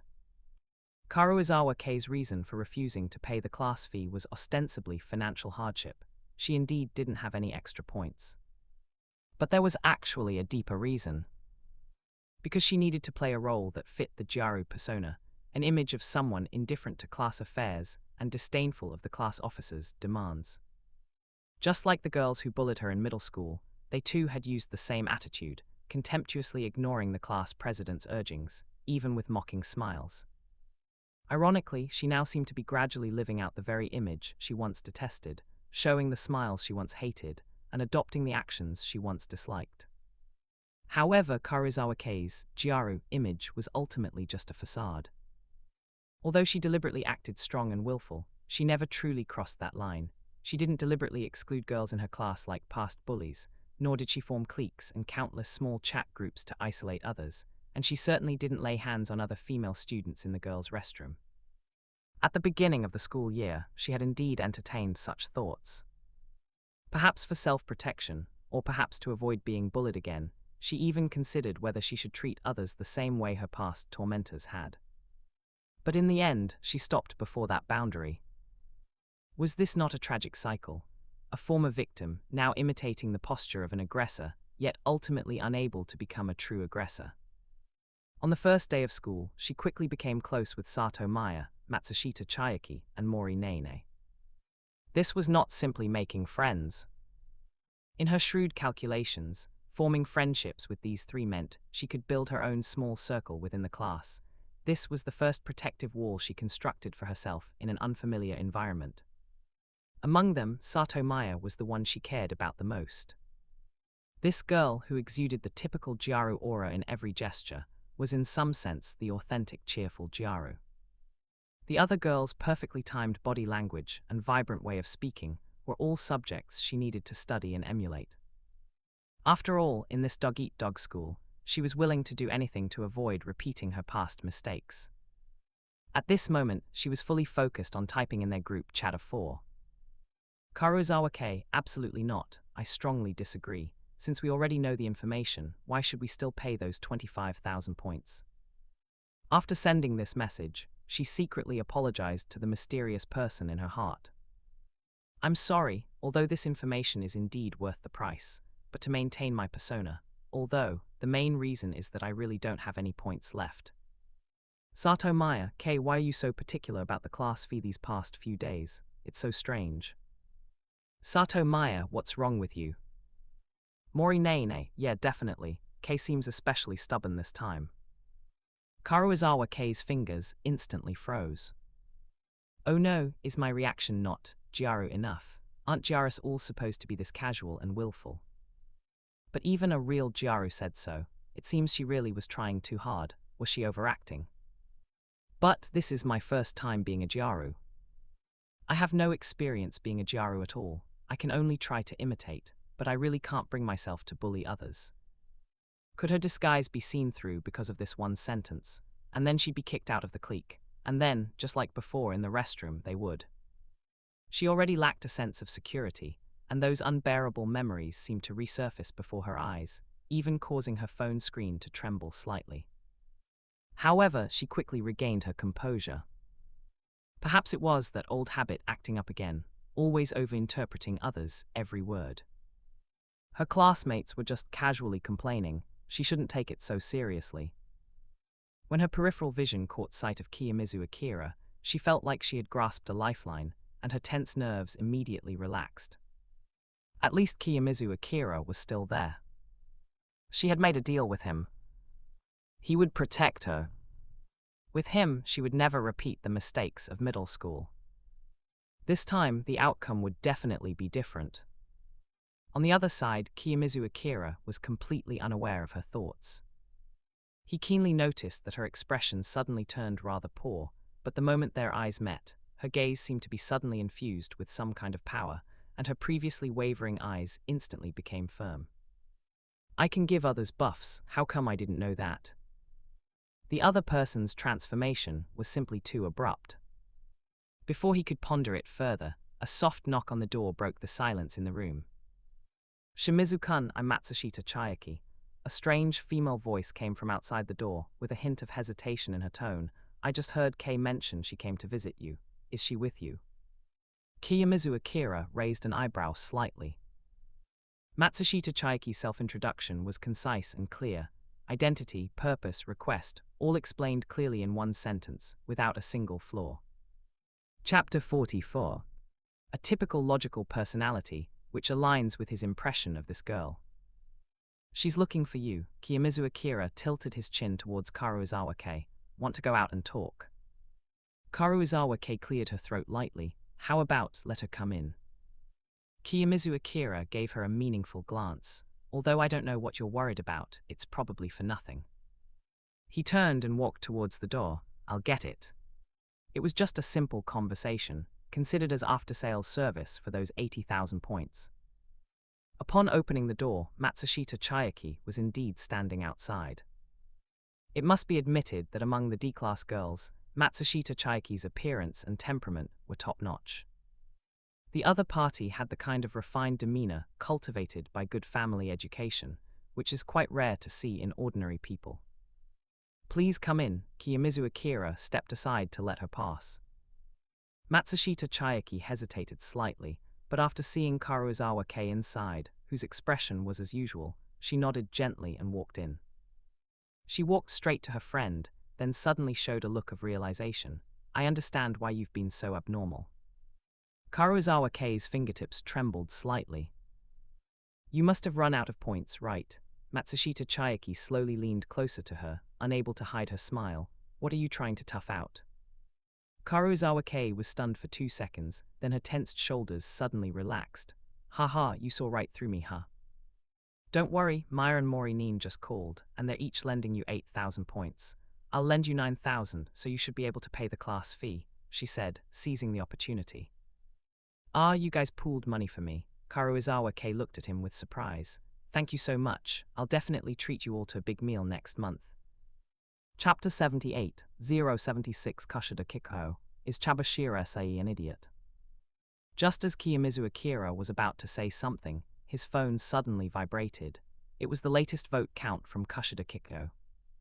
Kushida Kikyo, I have 17 votes now, and Hirata-san has 18. As long as he can secure 3 more votes, the class president position will be decided. Kushida Kikyo, Shimizu-kun, although I told you to do nothing before, after all, my reason for keeping you at the coffee shop was because of Kuenji Rokusuke. Kushida Kikyo, so could I trouble you to get a vote from Kuenji Rokusuke? Just 1 vote will do. As for Karuizawa Kei and those 4, I'll figure something out. These lines of text made him pause, and a crucial detail suddenly surfaced in his mind. In that case, Kushida Kikyo only needed 4 votes to completely surpass Hirata Yosuke. Wait, 4 votes? His gaze involuntarily fell on the calm-faced Matsushita Chiaki and the smiling Karuizawa Kei. Their small group has 4 people, exactly 4 votes. Kiyomizu Akira pondered to himself, glancing thoughtfully at Matsushita Chiaki. Interestingly, the one who completely solved Karuizawa Kei's voting problem was this Matsushita Chiaki, who seemed to be staying out of it. Is this a coincidence, or was it intentional? Indeed, this person is not simple. Kei, who do you think we should vote for? We'll all listen to you, Kushida Kikyo or Hirata Yosuke. Shimizu-kun, you should also share your opinion. Matsushita Chiaki suddenly spoke. Well, Karuizawa Kei's eyes flickered, and her gaze fell on Kiyomizu Akira. I'm not too sure either. Shimizu-kun, why don't you go first? Both are suitable. Kiyomizu Akira stated his position directly. In his eyes, their abilities were indeed on par. Matsushita Chayaki was slightly startled by his words and gave him a meaningful look. In that case, Karuizawa bit her lower lip lightly. Let's vote for Kushida-kun. It's more beneficial for us girls to have a female class president. And her voice trailed off, and she suddenly looked thoughtfully at Kiyomizu Akira, recalling how she used to always be around Hirata Yosuke at the beginning of the school year. Now that she had chosen Kiyomizu Akira as her reliance, she really shouldn't get too close to another boy. Is that so? Matsushita Chayaki's eyes widened slightly. After a brief contemplation, she nodded gently. All right, since Kei said so, we'll listen to you. Let's go then. Karuizawa affectionately linked arms with Matsushita Chayaki, and the two of them left Kiyomizu Akira's room. Kiyomizu Akira thought for a moment, and simply sent a message to Kushida Kikyo. Kiyomizu Akira, Karuizawa and those 4 people all voted for you. Kiyomizu Akira, so your current vote count should be 21 votes, making you officially the class president of D class. The voting game is over. Kiyomizu Akira, our previous transaction is also completely over. In Kushida Kikyo's dorm room, the cold light of her phone's screen illuminated her delicate face, which was slightly frozen in astonishment. A voted for me, 4 votes. She stared at the message from Kiyomizu Akira, for a moment even doubting if she had read it wrong. What happened? Karuizawa and those 4 people all voted for me. This result was too absurd, so absurd that she even wondered if it was someone's prank. After all, just a few days ago, Karuizawa was still putting on that disgusting, arrogant facade. It must be something Shimizu-kun did, she murmured to herself. Indeed, during the first week, images of Karuizawa frequently approaching Kiyomizu Akira flashed back in her mind, and she even joined the boxing club. At this moment, her phone suddenly vibrated continuously. Karuizawa Matsushita Chayaki, Sato Maya, Mori Nene. Transfer notifications from 4 people arrived one after another, each for 25,000 points. The class fees received these days totaled 525,000 points, a total of 21 votes. This number made her heart rate suddenly accelerate. She surpassed Hirata Yosuke, she really did it. He class president, how it really is me. Uncontrollable laughter escaped Kushida Kikyo's lips, and she rolled around on the bed, hugging her pillow. At this moment, all pretense was unnecessary. Because this was her own dorm room, she could do whatever she wanted. What did the power of a class president mean? The dominant voice in class decisions, the students' natural obedience, more importantly, those 2 who secretly looked down on her would now have to look up to her. Especially Horikita Suzune. Kushida Kikyo suddenly thought that before taking the next step, she must first tally the votes her classmates had gathered for her these past few days to determine the final winner. After all, she had promised her classmates, if a male student won, she would go on a date with him. If a female student won, she would pay her 80,000 personal points. She carefully checked the chat logs, but found only a few private message notifications. Getting votes was indeed much harder than imagined. Only 5 or 6 people successfully got her 1 vote, including the names of Yamauchi Haruki and Ike Kanji. Incidentally, both of them, by coincidence, submitted Pseudo-Ken's name. It seems that even with fair competition, Shimizu-kun was destined to win. Kushida Kikyo suddenly realized an obvious fact. She couldn't help but wonder if she had gone to unnecessary trouble.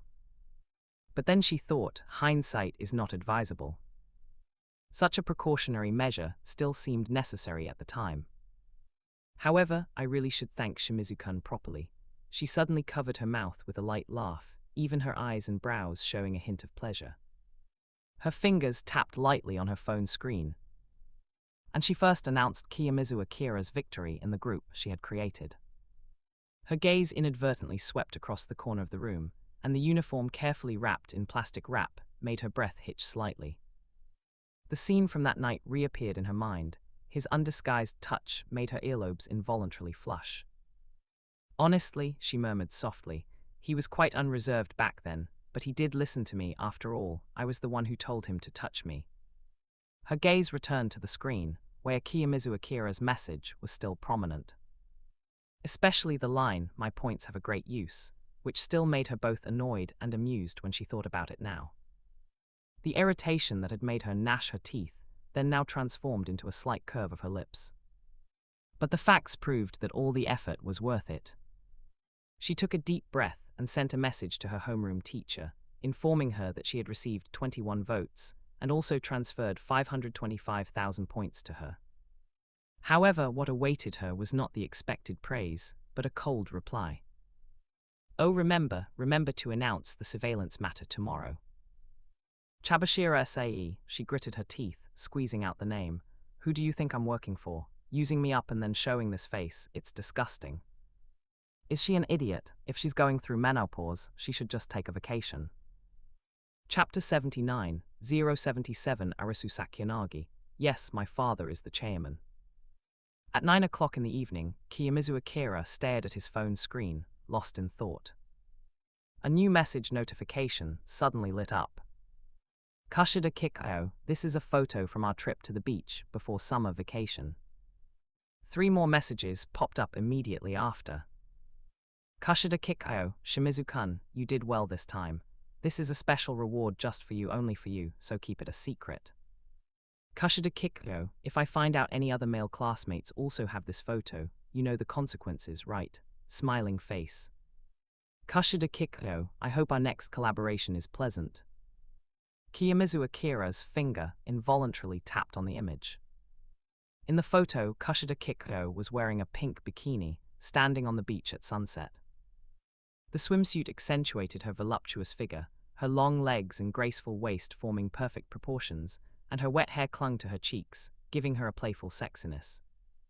It must be said, as a man, this photo was indeed well taken. Kiyomizu Akira didn't think much of it and simply replied, "Received." There didn't seem to be much else to say at a time like this. A girl had proactively sent a swimsuit photo, so simply accepting it was the way to go. Being coy would be out of character for him. She wouldn't think I instructed Karuizawa Kei to do this, would she? Thinking about it, that possibility is quite high. After all, Karuizawa Kei had given the suggestion, while secretly observing his expression. However, did the other party truly believe that being class president was a good job? In Kiyomizu Akira's opinion, the position of D-class president was simply a chore. Now that the 25,000 points in class fees have been collected, the surveillance matter should also be addressed. Notifications about surveillance had already been sent out by other classes, but D-class had remained silent. Now that the class president election was settled, the other party should finally focus on this matter. Another new message popped up on his phone. Kiyomizu Akira glanced at the sender, Arisu Sakyanagi. "Message from the main account, you're selling it for quite a price." Kiyomizu Akira naturally understood what the other party was referring to. But considering his current identity, he simply replied with a question mark. Kiyomizu Akira. Arisu Sakyanagi, still playing dumb, I've already asked my father. Kiyomizu Akira was slightly startled. Chapter 45. The other party's father is the chairman of this school, isn't he? If Arisu Sakyanagi had truly investigated, his identity would have probably been exposed long ago. However, Kiyomizu Akira still believed this was merely a test from the other party. Someone as proud as Arisu Sakyanagi detested being accused of relying on her father's power.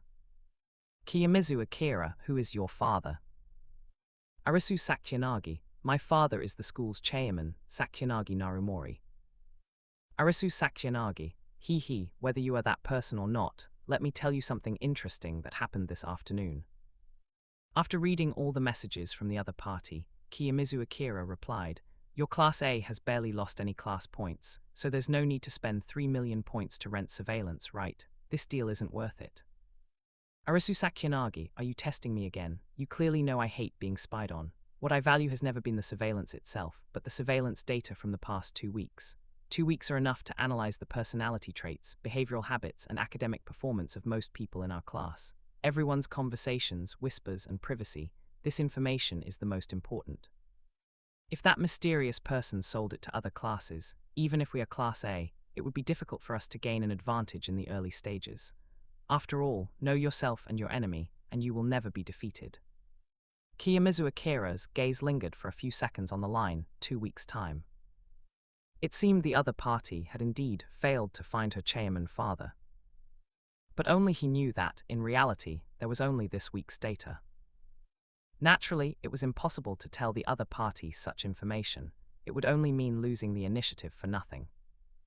Arisu Sakuyanagi, well then, I should go and talk to that mysterious person about this in detail. Goodbye. After Arisu Sakuyanagi said this, she went completely offline. Immediately after, a message came from his alternate account. Arisu Sakuyanagi, can I just rent it for 1 day? Kiyomizu Akira was slightly stunned. The other party was quite clever. Class A indeed didn't care about others monitoring it, nor was it worried about point deductions. The only thing it cared about was past surveillance data. A 24-hour access would be enough for the other party to delete the data. Tsukiao, you wish, I refuse. I don't offer 1-day services here. Arisu Sakuyanagi, can I use 500,000 personal points to have you delete all surveillance data for Class A since the start of the school year? Tsukiao, little princess, don't keep testing me. I'm telling you clearly, it's only available for full package rental. Arisu Sakuyanagi, is that so?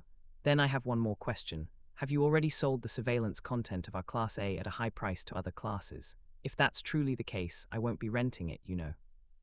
Kiyomizu Akira fell into thought upon hearing this. So that's what the other party was worried about.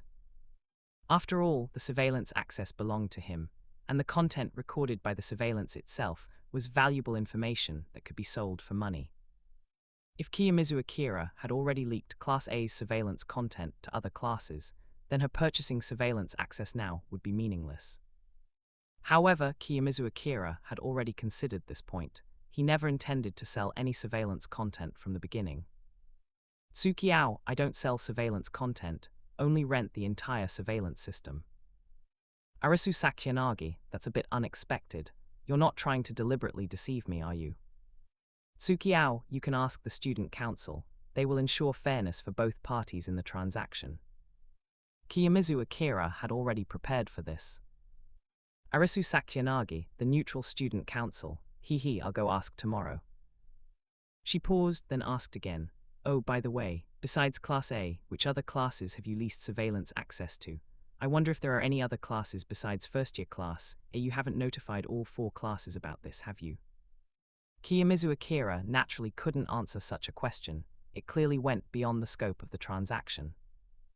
Arisu Sakuyanagi, but speaking of which, even if you have surveillance access for first-year Class C, Class D and Class B, I can't afford it this month. But by next month your so-called surveillance access might be completely invalid. After all, the school authorities recently announced a ban on using points to purchase or rent school equipment. Even if you were the first to try it, it's at most a sublease. I'm very curious, until which month can your rented access be used? Kiyomizu Akira raised an eyebrow. It had to be said, Arisu Sakuyanaga's intelligence was indeed very high. She had easily analyzed that the surveillance access he held was also rented. But he thought for a moment, and slowly typed out 8 characters. Kiyomizu Akira, don't rent it then, I'm going to sleep. Regarding the surveillance access, he had maintained the initiative from beginning to end. Even if it couldn't be sold, there was still the official 400,000 per unit as a fallback, so this deal was guaranteed to be profitable from the start. Chapter 80, 78 Today's information. Shirna Hiyori will figure out Kiyomizu Akira's identity. The time came to Friday. When Kiyomizu Akira finished his morning exercise, fine beads of sweat still hung on his forehead. He picked up his phone and first sent a message to Student Council President Horikita Manabu. Before 7 p.m. tonight, the leaders of several classes should be coming to the Student Council to sign the formal agreement. I'll trouble the president with this. After sending the message, Kiyomizu Akira then realized that he had indeed troubled the president quite a bit these past few days. Although the other party had said he owed him a favor, today was Friday, after all. Asking someone to work overtime felt a bit bad. The phone quickly vibrated. Horikita Manabu's reply was short and powerful, understood. Kiyomizu Akira stared at the screen and mumbled. I made him work overtime again. How about taking care of his sister? He narrowed his eyes, as if he saw the president's stern face, possibly revealing a relieved smile.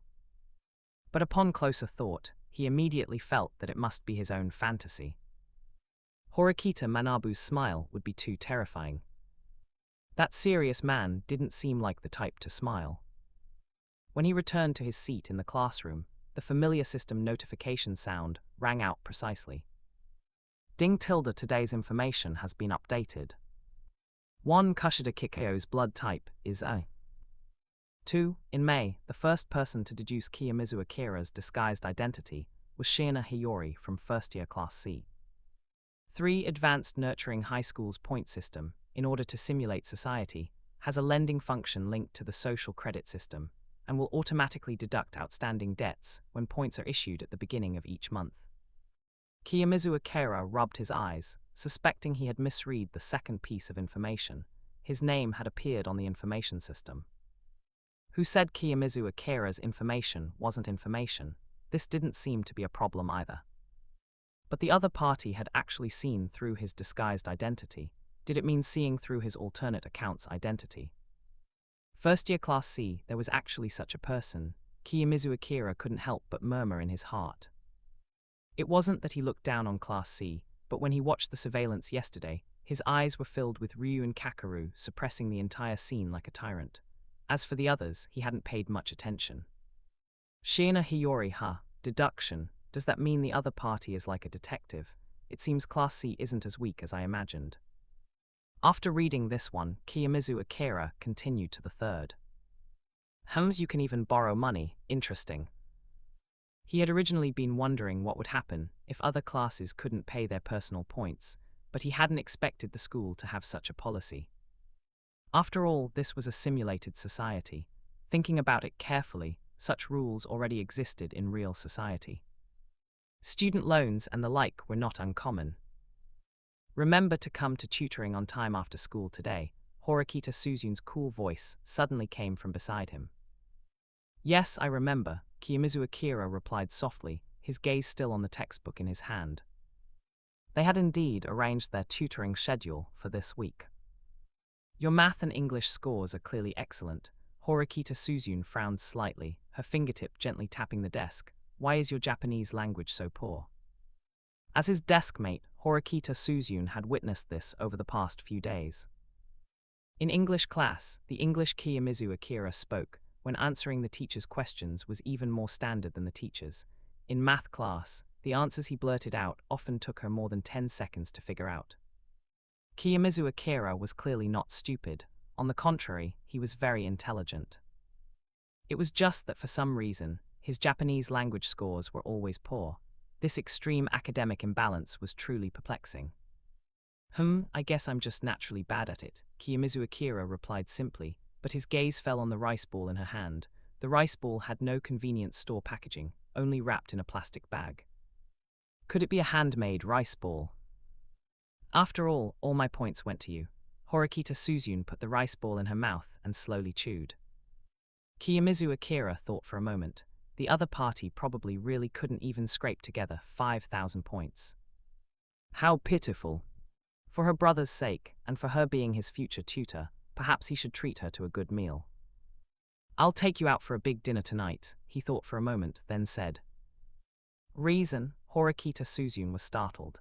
She had intended to refuse, but then remembered that she should indeed learn to change her personality, so she asked. To flatter you, my teacher. After all, I don't want to fail the exam, and this way I'll feel more at ease. Ultimately, it's for my own sake, Kiyomizu Akira replied casually. Flatter me, then let's see how much you're willing to spend. Hearing this, Horikita Suzun thought for a moment and still agreed. Some people indeed feel uncomfortable asking for a favor without treating the person to a meal. Kiyomizu Akira was most likely lying, but she quickly thought that Kiyomizu Akira had already taken 105,000 of her points, so one meal was really nothing. Making sure you're full shouldn't be a problem, Kiyomizu Akira calculated in his mind. He was about to receive a large sum of points, so he wouldn't have to be so stingy about spending them. During their conversation, Kushida Kikyo suddenly cleared her throat and slowly walked onto the podium. Everyone, starting today, I am the class representative for first-year Class D.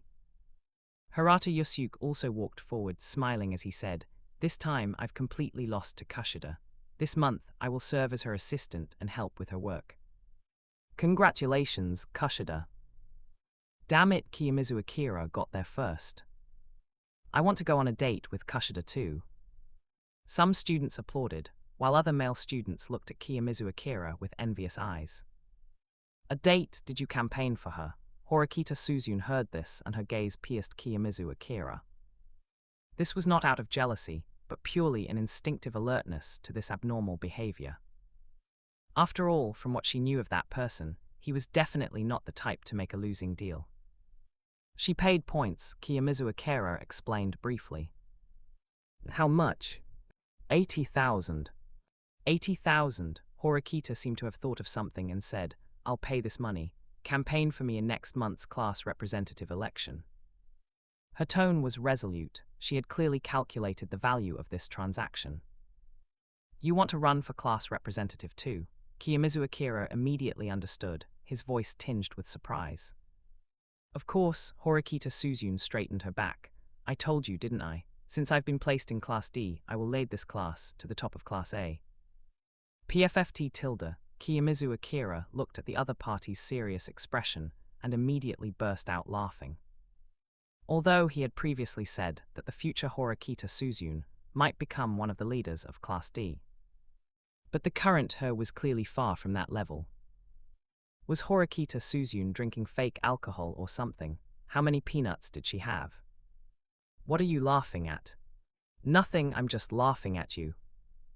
Chapter 81, 79. You are simply not as good as Kushida Kiko. Horikita Suzune slightly narrowed her foxy eyes, coldly sweeping her gaze over the other party. Are you questioning my abilities? Kiyomizu Akira's expression remained unchanged. Your academic performance is indeed excellent, but you're still far from good in other aspects. The simplest example, you don't even know basic rhetoric. How can you expect people to be convinced? Chapter 46. After a brief silence, Horikita said, "That's precisely why I need your help. I'll formulate the plans and you'll execute them. We'll each play to our strengths. How about that?" She mused to herself that this was exactly how her brother led the student council.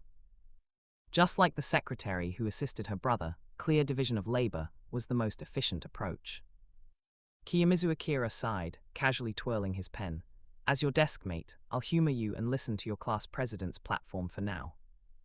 I'll organize study sessions every day after school. We'll gradually raise the academic level of the others, fundamentally improving the overall quality of the class.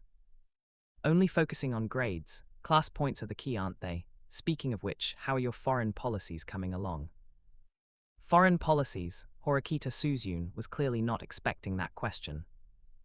I'm talking about the strategic deployment against the other three classes. Kiyomizu Akira leaned forward, enunciating each word clearly. Are you just burying your head in the sand, developing Class D? Are you forming alliances or confronting the other classes? How are you gathering information? How are you going to reduce the opponent's class points? I've told you before, this school isn't just about academic performance. Mid-sentence, Kiyomizu Akira suddenly stopped. Because Horikita had once again shown a hint of confusion. Am I thinking too deeply, or is she seeing things too shallowly? Let's be direct, Kiyomizu Akira straightened up, tapping his fingertips on the desk. I can help, but 80,000 points are far from enough. His gaze shifted to Kushida Kiko at the podium. Besides, why wouldn't I choose to cooperate with the current class president? Her popularity and influence are far greater than yours. Kiyomizu Akira watched Horikita's tensed body and slowly delivered the fatal blow. Given your current ability and bargaining chips, I'm afraid I refuse. Horikita Suzune abruptly turned and glared at Kiyomizu Akira, squeezing out a sentence through gritted teeth. How dare you compare me to her? At the same time, Kushida Kiko at the podium began her class president's address with her signature sweet smile. She rested her hands lightly on the edge of the podium. Classmates, her voice was clear and pleasant, yet carried a hint of regret. I regret to inform everyone that due to nearly half of our classmates violating daily conduct rules last week and this week, our class points have been significantly deducted. A flurry of whispers immediately erupted in the classroom. Kushida paused at the opportune moment, waiting for the murmurs to subside before continuing. although I really want to encourage everyone to start taking classes seriously and trying hard from now on. It seems it might already be a bit too late, and I actually really dislike forcing everyone to do anything. However, I've carefully studied the deduction rules and discovered an interesting fact. She held up her index finger, winking playfully. The vast majority of reasons for our class's deductions come from those 2 surveillance cameras in the classroom. Kushida lowered her voice, as if sharing a secret. So, if we could get ahead of it and delete all the surveillance footage from these 2 cameras in the class, we could save at least 900 class points this month. The last sentence was like a stone thrown into a calm lake, instantly sparking discussion among the other classmates in the classroom. Really or fake? Our class actually has a chance to get 900 points. Doesn't that mean we could become Class A next month all at once? Hahaha, interesting, but it shouldn't be that simple. Tell us your but. Kuenji Rokusuke suddenly burst into a loud laugh, a hint of playfulness in his voice, which instantly cooled the previously enthusiastic atmosphere. Of course, there are conditions. Kushida Kikyo gently blinked her eyes, which had noticeable dark circles, a gentle smile on her lips. She paused, allowing everyone to focus. We need to pay 3 million personal points to rent the 2 surveillance cameras for the class. However, her gaze swept over everyone present. Considering that our class points have already been deducted a lot over the past 2 weeks, exchanging 3 million personal points for 400 to 500 class points should be a fairly good deal. To prepare for this, her first speech as class president, Kushida had stayed up until almost 3 in the morning. She meticulously refined every detail, especially the sensitive topic of surveillance, which had to be handled carefully. She decided to adopt a gradual strategy. First, she would present the most attractive benefits, then gradually delve deeper. The wording of every sentence, the timing of every pause, had all been meticulously designed.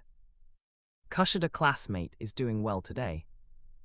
Kiyomizu Akira secretly admired her. He had originally thought Kushida was only good at interpersonal communication, but the eloquence she displayed at this moment was truly surprising to him.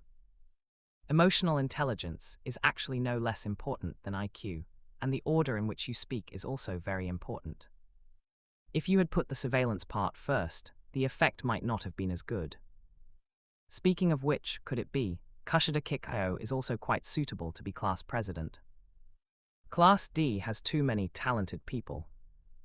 If she continues to reform the other members of Class D and change their mindsets, it might actually be possible for things to improve. It feels like, except for Yamochi and a few other classmates, everyone seems to have something they're clearly good at. Don't look at Ike Kanji always hanging out with the other person, but he once said he had camping experience. The other person doesn't boast like Yamochi, so it's highly likely to be true. How does Class D give me a feeling no less than Class A? Although there are many troublemakers, each and every one of them is indeed capable. Kiyomizu Akira had to admit that, as things stood, Class D indeed had the strength to contend for Class A. Because yesterday he had probably looked at all 4 classes. Class C was undoubtedly the weakest, while the other 3 classes gave him a feeling of being evenly matched. So, do you think I'm wrong? You're simply not as good as Kushida Kikyo right now. Her role as class president is more significant than yours. If it were you, could you speak with such high emotional intelligence as her? Kiyomizu Akira thought for a moment, then looked at Horikita Suzune, stating the objective truth. Horikita Suzune looked at the female classmate on the stage, whose smile she perceived as fake, and for the first time a feeling arose within her. Perhaps the other person wasn't so annoying after all. Chapter 82, 080 Yamochi Haruki and Ike Kanji, both of you come out and reflect on your mistakes. Even a fake smile is acceptable. It doesn't matter if she's acting. At least when she's being praised by everyone, she's genuinely planning for the class. If she can act like this for 3 years, then she's the most suitable person to be class president. I see, is that your intention?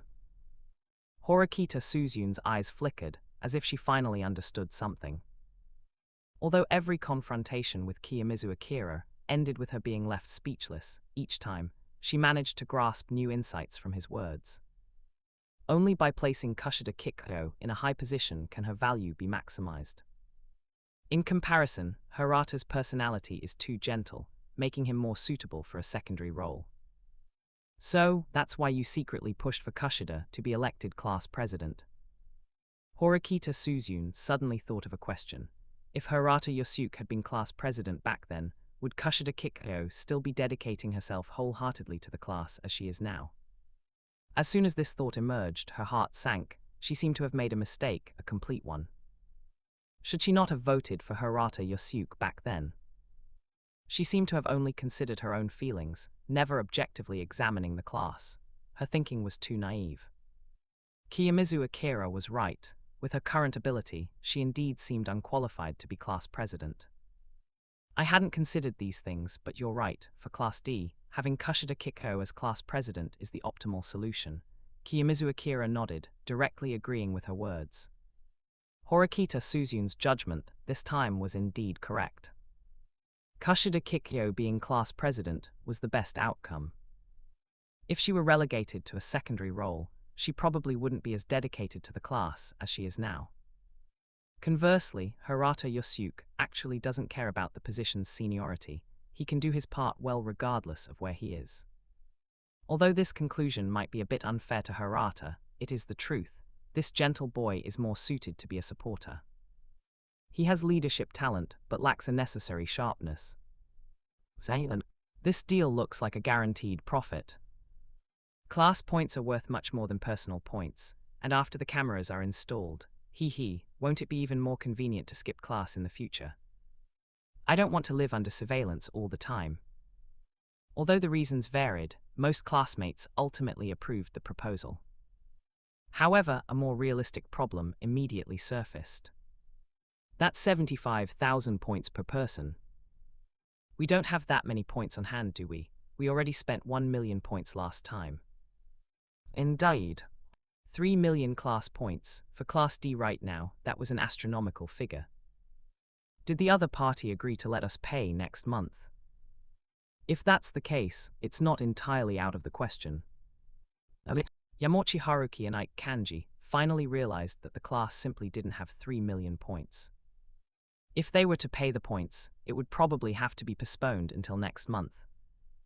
As the most frequent violators in the class, they had also been met with cold stares from their classmates these past few days. For them, renting surveillance equipment at this point had actually become a good thing. Exchanging 75,000 points per person for 500 class points, this transaction couldn't be more cost-effective. Even these two, who were usually not very good at calculations, now clearly understood. It was like spending 75,000 yen once, but increasing monthly income by 40,000 yen. As long as they endured for 2 months, they could fully break even. Why wouldn't they want such a good deal? I regret to inform you, the deadline given by the other party is 7 o'clock tonight, and an additional 100,000 points will be charged for every hour overdue. Hirata Yosuke explained the situation to everyone with a heavy tone. So I plan to continue negotiating with the other party, and if that doesn't work, perhaps we can ask the student council if they have a loan service.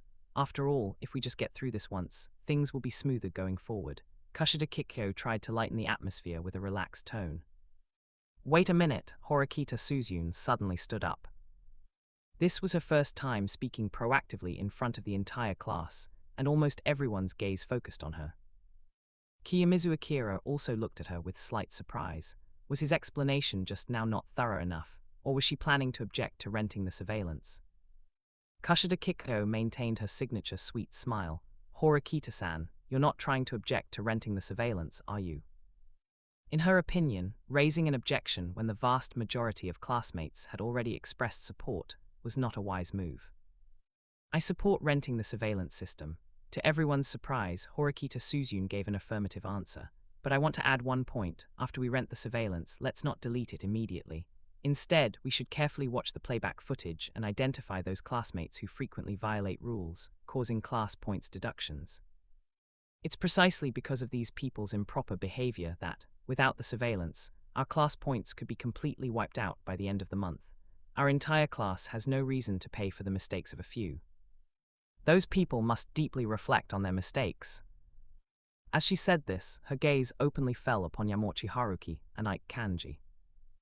It could be said that among the class, these two were probably the ones with the most violations. Why should they be able to hide behind the scenes as if it were their right? This time, the surveillance saved them, but to prevent it from happening again, they at least needed to be given a very serious punishment. This was fairness and a very reasonable action. Kiyomizu Akira paused, then realized why he had also thought highly of Horikita Suzune back then. Just like the student council president, her sense of justice, her inability to tolerate any injustice, seemed to be what strictly differentiated her from other leaders. It was still the same point, whether it was Hirata or Kushida, their personalities were too soft. Sometimes making an example of someone is necessary. If they kept playing house and making mud pies, it would only allow the small number of rotten apples in the class to keep getting brazen. Sometimes punishment is necessary. Well said. I thought you were an annoying person, but what you said is absolutely right. Shinohara Satsuki nodded involuntarily. We can rent the surveillance, we can clean up the mess for some people for the overall benefit of the class, but there's no way we'll suffer in silence. We must find those people. At the very least, they have to apologize to the whole class, and make them behave themselves for a while. That's the absolute bare minimum. Horikita-san's words are good. I've changed my opinion of her a bit. I thought she was a sharp-tongued person, but this time she's absolutely right. Chapter 83, 081, Ikono's Hanami is too easy to deal with. Yamochi Haruki and Ike Kanji were not slow-witted.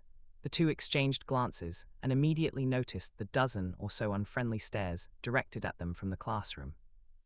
Especially Horikita Suzune's sharp gaze, which almost materialized. Her eyes clearly said, "It's you two who are dragging down the entire Class D." Chapter 47. Without surveillance records as proof, you two are the black sheep of the class. Ike Kanji secretly glanced at Shinohara Satsuki, feeling inexplicably guilty.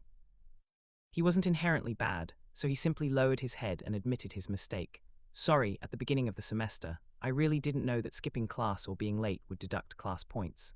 Now that I understand, I promise not to do anything that harms the collective interest again, as this also affects my personal points each month. However, Yamochi Haruki's reaction was completely different. He retorted without thinking, "The surveillance hasn't been rented yet, has it? How can you accuse us? Besides, saying the class points will go to 0 is too exaggerated. We'll at least have 300 or 400 points left at the end of the month." "Good," Horikita Suzune sneered. "Then when the surveillance is in place, let the whole class see who's dragging us down." With that, she sat back down. Actually, Horikita wasn't deliberately targeting these two. She always believed that genuine remorse was enough. As Ike Kanji said, the rule about point deduction was deliberately hidden by the school authorities. She didn't expect them to bear all the responsibility, but at least their attitude should be more proper. Ike Kanji's performance was acceptable. He could apologize openly in front of the whole class. Regardless of his ability, this sincerity was commendable. As for Yamochi Haruki, his grades were a mess, and his attitude was extremely bad. He truly wouldn't shed a tear until he saw the coffin. When the surveillance footage is placed in front of him, let's see what excuses he still has. Horikita recalled the last time that guy publicly commented on her flat figure in front of Kiyomizu Akira, and she almost let him taste her fist then. All in all, Horikita Suzune's impression of Yamochi Haruki had hit rock bottom. In her opinion, if this good-for-nothing had no strengths and no ambition in the future, he should get out of Class D as soon as possible. She wasn't a peacemaker like Kushida Kikyo, nor was she a good-natured person like Hirata Yosuke. She never considered herself a kind person. A sense of mission like, we must bring every Class D student to Class A. Ridiculous. She just needed to bring Kiyomizu Akira and gain her brother's approval. How could she, who disdained even giving up her seat on the bus, care about the feelings of everyone in the class? But to her surprise, this sharp statement not only didn't cause resentment, but also won the approval of many classmates. So this is what it feels like to be looked at with admiration. Horikita had to admit, her mood at this moment was somewhat pleasant. This was the first time she had experienced the feeling of being admired by others, surprisingly good. Not bad, you're finally getting it. Kiyomizu Akira glanced at her, a slight smile playing on his lips. What do you mean? You certainly can't compare to Kushida in terms of affinity, and your leadership charisma is far inferior to Hirata's. But precisely because you don't care about pleasing anyone, you can pinpoint problems incisively. Kiyomizu Akira paused. Maintain this straightforward style, and people will naturally follow you. Then you can still contend for the position of class representative. Horikita, uncharacteristically, didn't retort and fell into deep thought.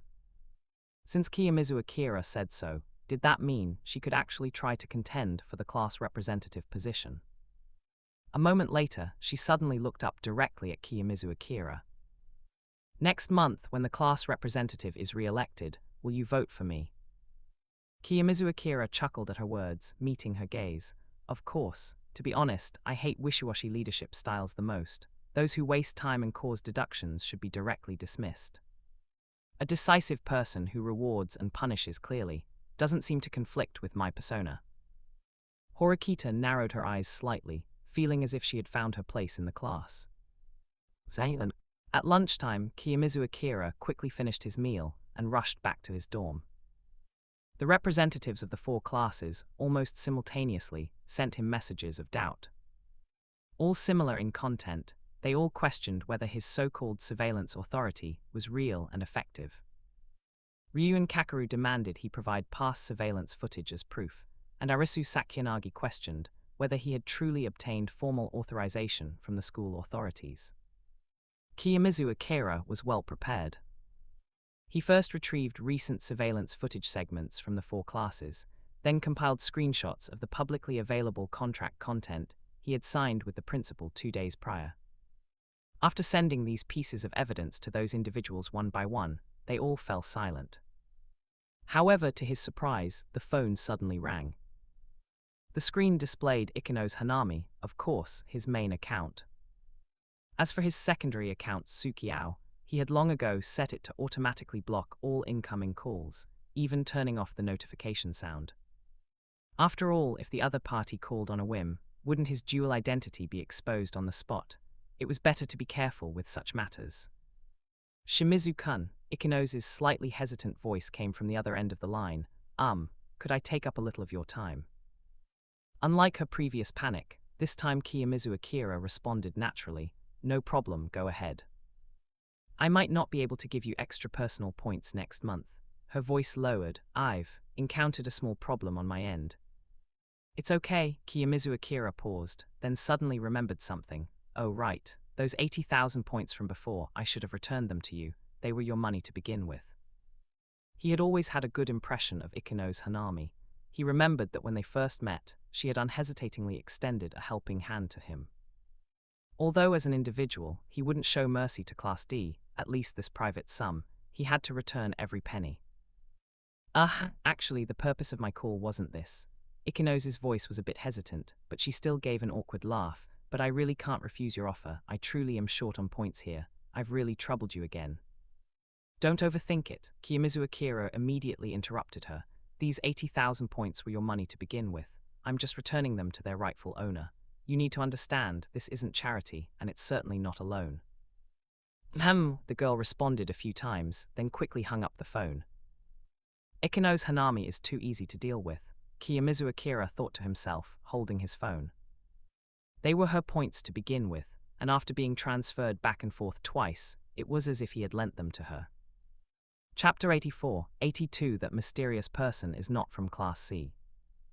Ikeno's Hanami gently put down her phone. She took a deep breath and looked up to meet Kanzaki Ryuji's scrutinizing gaze. He was standing up from his seat, the creases between his brows showing his inner doubts. Kanzaki-kun, I've confirmed it. Ikeno's nodded at him. The other party wants us to go directly to the student council to sign a formal contract, and then we'll be able to get surveillance access for first-year Class B. She turned her phone screen towards Kanzaki. I've forwarded our class's surveillance footage and parts of the contract the other party signed with the school authorities to you. Please confirm them.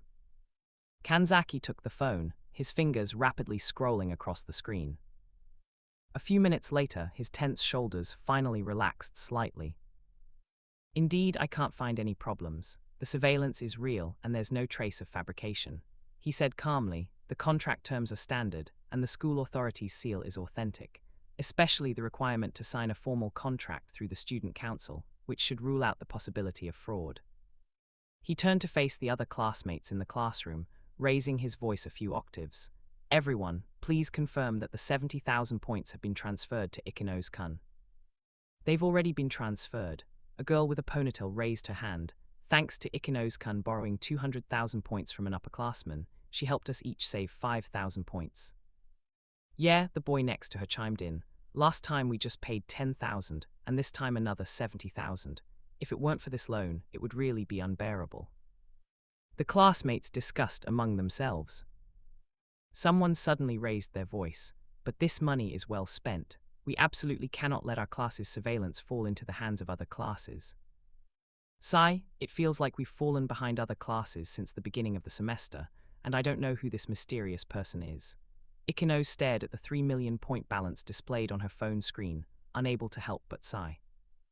This number was indeed astonishing at the beginning of the semester, but at this moment, it only made her feel a sense of powerlessness. What bothered her even more was the mysterious person's exorbitant demands. The other party seemed completely unconcerned that this was the first month of the new semester. It was truly too bullying. Wait, she suddenly straightened up, a flash of inspiration in her eyes. That mysterious person who rented the surveillance initially asked me for Ryuun Kakeru's contact information from first year Class C, then he tried to sell me those hidden school rules. Kanzaki Ryuji turned his head at her words. Who is Ryuun Kakeru? As a classmate, he knew better than anyone Ikino's strengths. This seemingly amiable girl possessed social skills that ordinary people couldn't. Her network of interpersonal information was sometimes even more powerful than the entire class. Regarding his information, Ikino's fingertip lightly tapped her chin. Although the girls in Class C didn't explicitly say so, I noticed when chatting with them. Her voice unconsciously lowered. They would unconsciously tremble, and some even had bruises on their wrists. Kanzaki mused. So, Ryuun is very likely a thug leader who rules Class C with violence. And Kanzaki's eyes flashed with brilliance. Since you are the Class B representative, and the other party specifically asked you about Ryuun, it means. He's very likely not. Ikino's picked up the conversation, as if she had thought of something, her gaze unconsciously darting towards the camera. Not a Class C person. She still wasn't quite used to the feeling of being watched. Although the other party probably wouldn't constantly stare at the camera. Oh right, I also suddenly remembered something. Kanzaki Ryuji glanced at the surveillance camera on the wall. Class C should also have been notified by the other party about renting surveillance. At noon, I specifically observed that the school authorities sent people to install new equipment for Class C. A sarcastic smile appeared on his lips. Those people probably thought that destroying the surveillance would solve the problem. Kanzaki paused, then added, actually, renting surveillance isn't necessarily a bad thing. Our class also has a few classmates who are often late or skip class with quite a few violations. Last time you spared their feelings and didn't pursue it, but now that we've rented surveillance, we can at least recover about 100 class evaluation points. Exchanging 3 million personal points for 100 class points, this transaction is quite cost-effective in the long run. Forget to like, comment, subscribers, and share to AI Otaku Studio. Then I'll go first, I'll go pay the points, it's less hassle to get the surveillance sooner. Ikino's suddenly stood up. Kanzaki nodded. All right, you have a wide network. When you go to the student council, pay attention to who else is there. But, he pondered for a moment, today is Friday, and the student council is usually very busy, so there might be many people. In any case, act according to the situation. Ikino's nodded slightly, and turned to walk directly towards the student council. Just as Kanzaki Ryuji said, a long queue had already formed in front of the student council entrance. Just as she was about to join the queue, an unceremonious question suddenly came from behind her. You're Ikino's from first year Class B, aren't you? This sudden voice made Ikino's turn around abruptly, only to see a long-haired boy leaning against the wall, a playful smile on his lips. His identity, it was Ryuun Kakeru, from the same year. As Ikino's Hanami, who knew all her classmates in the entire year, she naturally recognized this infamous individual. At the beginning of the semester, he, like her, stood at the very front of the queue. Ryuun-kun, hello. Although a sense of discomfort welled up inside her, she maintained a polite smile and nodded gracefully in greeting. I heard you specifically asked for my contact information. Ryuun toyed with his knuckles, which made a slight cracking sound. may I ask what an honest student wants with someone like me? Ikinose couldn't help but frown. She hadn't expected this private, minor inquiry to reach his ears. It seemed this boy, who seemed to only understand violence, was far more perceptive than she had imagined. After a brief silence, she spoke calmly. I just wanted to remind you that this school is not a place where everything can be solved with violence. Heh, Ryuun sneered, a hint of mockery in his eyes. A hothouse flower from Class B, what do you know? If you were thrown into our class, at most you'd be a pretty ornament, a mascot. You'd be lucky not to be bullied. In this dog-eat-dog class, he firmly believed that his iron-fisted rule was the most effective way to govern Class C. No one could do it better than him. But speaking of which, did you really ask for my contact information to do something so boring? You don't seem like that kind of person. Ryuun just stared at him, and after a long while suddenly sneered. I get it, you're the one who leaked my contact information to that person, right? Chapter 85, 083 Ryuun Kakeru, Shina Hiyori, go investigate this mysterious person's information. Although Ryuun Kakeru was forced to consider renting surveillance, a question always bothered him. How did the person who sold him the surveillance get his contact information? Because he demanded tributes from his classmates, he had indeed exchanged contact information with everyone in his class during the first week. But from beginning to end, he had never added anyone from other classes as a friend. Thinking about it this way, the answer was obvious. His contact information had been leaked by a classmate. So he questioned everyone in the class one by one, and under threat of force, a girl finally couldn't bear the pressure and told the truth. A few days ago, Ikinose Hanami from first-year Class B had suddenly asked her for Ryuun Kakeru's contact information. Traitor, Ryuun's face instantly darkened. He hated this kind of backstabbing behavior the most. His raised hand was about to fall, but Ibuki Mio stopped him in time.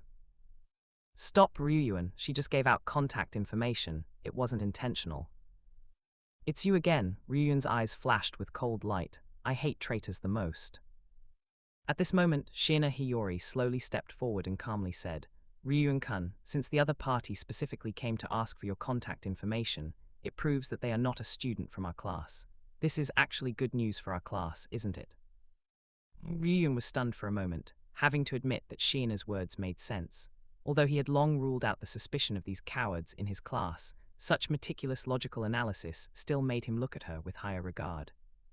Speaking of which, the person with the best grades in their class was Shina Hiyori, right in front of him. She was also one of only 2 people in Class C who used their brains. Chapter 48. Ryuun, Ibuki Mio irritably ran a hand through her hair. Shina has already explained everything to me. Even though I hate you, Class C really needs you right now. She gritted her teeth. I'll transfer 80,000 private points to you, but you have to let her go. HMPH tilde, have you finally learned your lesson? Ryuun sneered, withdrawing his hand as his phone chimed with a transfer notification. He stared at the screen, pondering for a moment, then a playful smile spread across his face. All right, I can let her go. Buki Mio was about to breathe a sigh of relief. But Ryuun's tone shifted, his sharp gaze locking onto Shina Hiyori. Shina, since you're so smart, why don't you help me find out the identity of this mysterious person? Who exactly are they? As long as you agree to my condition, I'll let bygones be bygones. Shina Hiyori barely hesitated. I agree. After all, this can be considered a contribution to the class. She tilted her head slightly, thinking for a moment, then added, deduction requires information. I need more details. Tell me all the clues you know, and also, she paused, the people you find most suspicious. Oh, Ikinose from Class 1B is currently a breakthrough. I'll investigate her later. A glint flashed in Ryuun's eyes, and a dangerous curve appeared on his lips. Good, first go investigate that woman named Arisu Sakiyanagi. He lowered his voice, each word seemingly squeezed through his teeth. Her father is the current chairman. Such a position makes it very convenient to pull some strings. Ryuun Kakeru just watched Ikinose in front of him. Speaking of which, there's another possibility. The mysterious person could be her. But she doesn't really look like it. Besides, coming to the student council at this time, could she also be?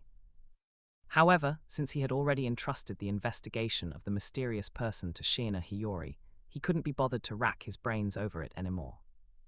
He personally still leaned towards the answer being Arisu Sakiyanagi. After all, it's my chairman father. When Arisu Sakyanagi came to her senses, Katsuragi Kohei was already standing in front of her. "Sakyanagi, please give me the class funds. According to the distribution, I'm holding 1.5 million points, and you should have the same amount." At the class meeting a week ago, all Class A students unanimously decided to contribute 3/4 of their private points as class funds. This fund was equally distributed to Katsuragi and Sakyanagi for safekeeping, for unforeseen needs. At this moment, facing the need to rent surveillance access, the two of them and their classmates discussed for 2 full days before reaching a consensus. They had to come up with 3 million to rent the surveillance. Katsuragi Kohei volunteered to go to the student council to pay these points. "I understand." Arisu Sakyanagi remained silent for a moment, then transferred all the points from her account. Katsuragi stared at the number displayed on the terminal, his brows suddenly furrowing. "Wait, why is it only 1.45 million? Where did the other 50,000 go?" His voice suddenly rose, drawing the attention of several classmates nearby. "Sakyanagi, you didn't misappropriate class funds, did you? Do you think the hidden information I obtained earlier was free?" Arisu Sakyanagi paused, slightly raising her chin, her tone carrying an undeniable chill. "That cost me a full 50,000 points, bought from an upperclassman. Doesn't that count as an expense for the class? Is there a problem with me using this portion of the class funds?" Katsuragi Kohei was stunned. He then realized that his earlier questioning was indeed a bit rash. At the beginning of the school year, Sakyanagi had indeed shared important information about loopholes in the school rules, and that certainly couldn't have come out of nowhere. "I see," his tone softened, even carrying a hint of apology. "My apologies, I didn't think it through." He had originally thought that, given Sakyanagi's self-willed personality, she might have privately misappropriated class funds. But now it seemed she was indeed acting for the class. After a brief silence, Katsuragi cleared his throat, trying to ease the awkwardness. "Then, let's have each student privately send me 1,250 points. I'll cover your share, Sakyanagi." Without waiting for Sakyanaga's response, he turned and strode away, his back slightly hurried, as if eager to escape the scene where he had made a misjudgment. Arisu Sakyanagi stood quietly in place, watching Katsuragi Kohei's back disappear at the end of the corridor. The composed, faint smile still lingered on her lips, but it quickly stiffened. That was a close call. Miss Sakyanagi was somewhat sweating at this moment. What buying information with class funds, it was simply a made-up excuse. In reality, she simply ran out of points, as her points were lost to Kiyomizu Akira on the first day of school. During this time, she had indeed subconsciously treated the class funds as a private account. Buying limited edition black tea, acquiring new chess sets, and even replacing the grip on her cane with the latest model. It must be said, it felt quite comfortable to hold. Every expense was naturally deducted from the class funds. So, who exactly is that mysterious person? Could it be Kiyomizu Akira? Still too little information. Katsuragi should be handling the procedures right now. Perhaps he could bring back some clues. After all, purchasing services through the student council would inevitably leave a trace. A more direct option suddenly flashed in her mind. If she just sent a message to her father, the chairman, the truth might be within reach. Since it was purchasing access from the school authorities, her father would surely know something. "Let's not," she suddenly chuckled softly. This game had only just begun. She enjoyed the pleasure of uncovering the mystery herself even more. Chapter 86, 084 Horikita Suzune. What Big Brother didn't use, he got it cheap. After school, Kiyomizu Akira and Horikita Suzune walked side by side towards the second floor of the restaurant. He was preparing to keep his promise and treat her to a meal. The first floor was an affordable public cafeteria, offering daily set meals like rice bowls and ramen. The second floor, however, was completely different, gathering all kinds of exquisite cuisine. Western restaurants, yakiniku restaurants, and high-end sushi restaurants were all available. Of course, the points consumed were proportionally higher. Kiyomizu Akira then realized that he had never set foot on the second floor since enrolling. These days, he had always eaten his 3 meals in the spacious first-floor cafeteria. "Is there anything in particular you want to eat?" Kiyomizu Akira asked, turning his head. Horikita Suzune thought for a moment, then replied concisely, Anything is fine, you decide.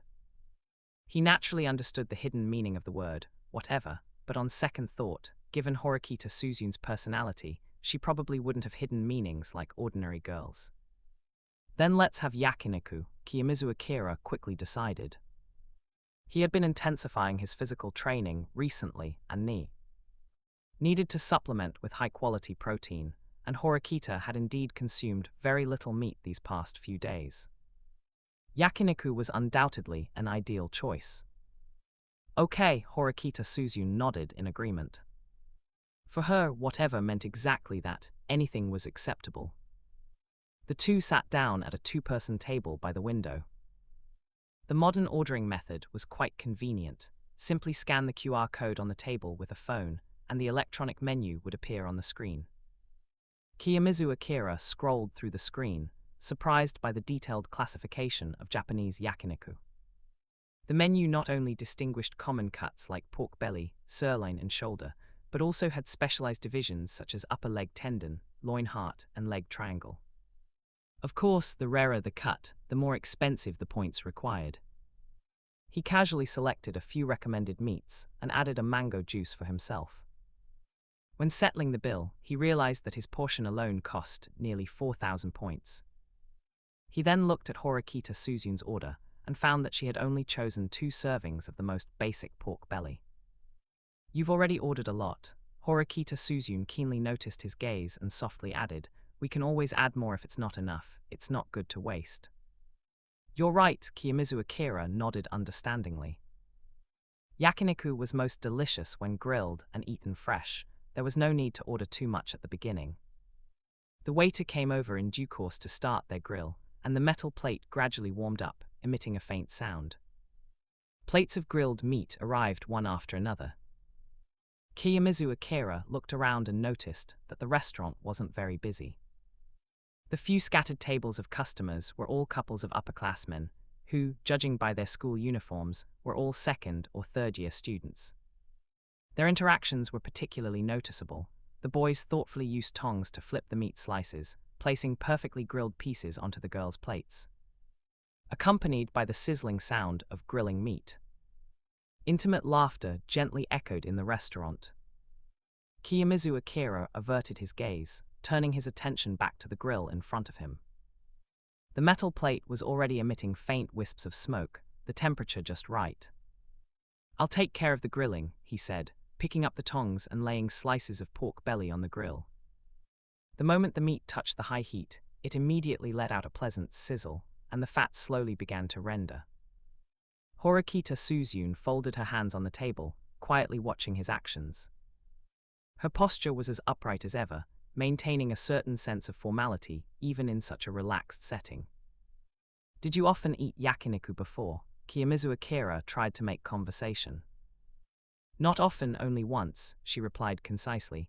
Big brother thought this type of food wasn't healthy enough. The edges of the meat began to curl, emitting an enticing aroma. Just then, a burst of laughter suddenly came from the next table. A second-year girl was playfully pushing away the grilled meat her boyfriend offered. This piece is burnt. Kiyomizu Akira unconsciously looked in the direction of the sound, then quickly averted his gaze. He secretly observed Horikita Suzun opposite him, noticing that her body was stiff, and her fingertips were unconsciously gripping her chopsticks. Is this your first time eating out with someone of the opposite sex your age? You seem quite nervous, Kiyomizu Akira asked softly. Second time. The first time was with you in the cafeteria, and I wasn't nervous. Horikita Suzun paused for a moment before answering, her voice a few shades lower than usual. Relax, Kiyomizu Akira couldn't help but laugh. I'm not some dangerous carnivore, even though we're eating yakiniku this time. I know, her gaze drifted elsewhere, but her tense shoulders seemed to relax slightly. Try it, Kiyomizu Akira placed the first grilled piece of meat onto her plate. Horikita Suzun elegantly picked up the meat slice and dipped it in a little sauce. Barely passable, she commented concisely. Well, at least it's edible. Kiyomizu Akira breathed a sigh of relief, taking a piece for himself. Are you using me as a test subject? Horikita Suzun suddenly looked up. What else? Kiyomizu Akira retorted with a smile. The moment the meat entered his mouth, he realized it was indeed a bit overcooked. Kiyomizu Akira immediately reached out to lower the grill temperature, his movements slightly flustered. This detail made the corners of Horikita Suzun's lips curve slightly upward, though she quickly returned to her usual indifferent expression. "Next time remember," she suddenly said, 30 seconds is enough for beef short ribs. When Kiyomizu Akira looked up, he saw that Horikita Suzun had already picked up the tongs from the center of the table and was intently flipping the newly placed meat slices, her technique surprisingly skillful. Kiyomizu Akira raised an eyebrow. "Did you say you only went once?" "Once doesn't mean I can't do it." Horikita Suzun's movements remained fluid, the meat slices flipping with a perfect arc on the grill. "Could it be that you practiced to grill meat for your big brother?" Kiyomizu Akira almost blurted it out. Horikita Suzun's tongues suddenly paused, then she glared at him irritably. "Eat your meat and talk less." This reaction told Kiyomizu Akira that he had guessed correctly. He watched Horikita Suzun's slightly reddened ear tips with interest, wisely choosing not to press further. Horikita Suzun shook her head, her memory involuntarily drifting back to her middle school days. That time, she had pestered her big brother until he agreed to take her for yakiniku, and for that, she had even stayed up late watching countless yakiniku tutorial videos. Yet her big brother never let her touch the tongs the entire time, simply placing the grilled meat, slice by slice, into her bowl. Chapter 49. My brother didn't use it, so it's his gain. She quietly looked up, watching Kiyomizu Akira devour his food without restraint. His eating habits certainly weren't elegant, sauce on the corner of his mouth, cheeks puffed out while chewing, yet it was inexplicably comforting to watch. "Wipe your mouth." Horikita Suzun finally couldn't bear it anymore and handed him a tissue. "Thanks." Kiyomizu Akira took the tissue and wiped his mouth, then picked up another freshly grilled piece of meat. "But seriously, the meat you grill is much tastier than mine." Horikita Suzun snorted lightly, but her tongs unconsciously placed a few more fresh pieces of meat on the grill. Chapter 87, 85. Now everyone in Class D owes me points. Kiyomizu Akira rubbed his bulging belly, feeling a bit too full from this meal. Horikita Suzun's grilling skills were indeed impeccable. The meat retained its elasticity perfectly, yet wasn't overly tough to chew.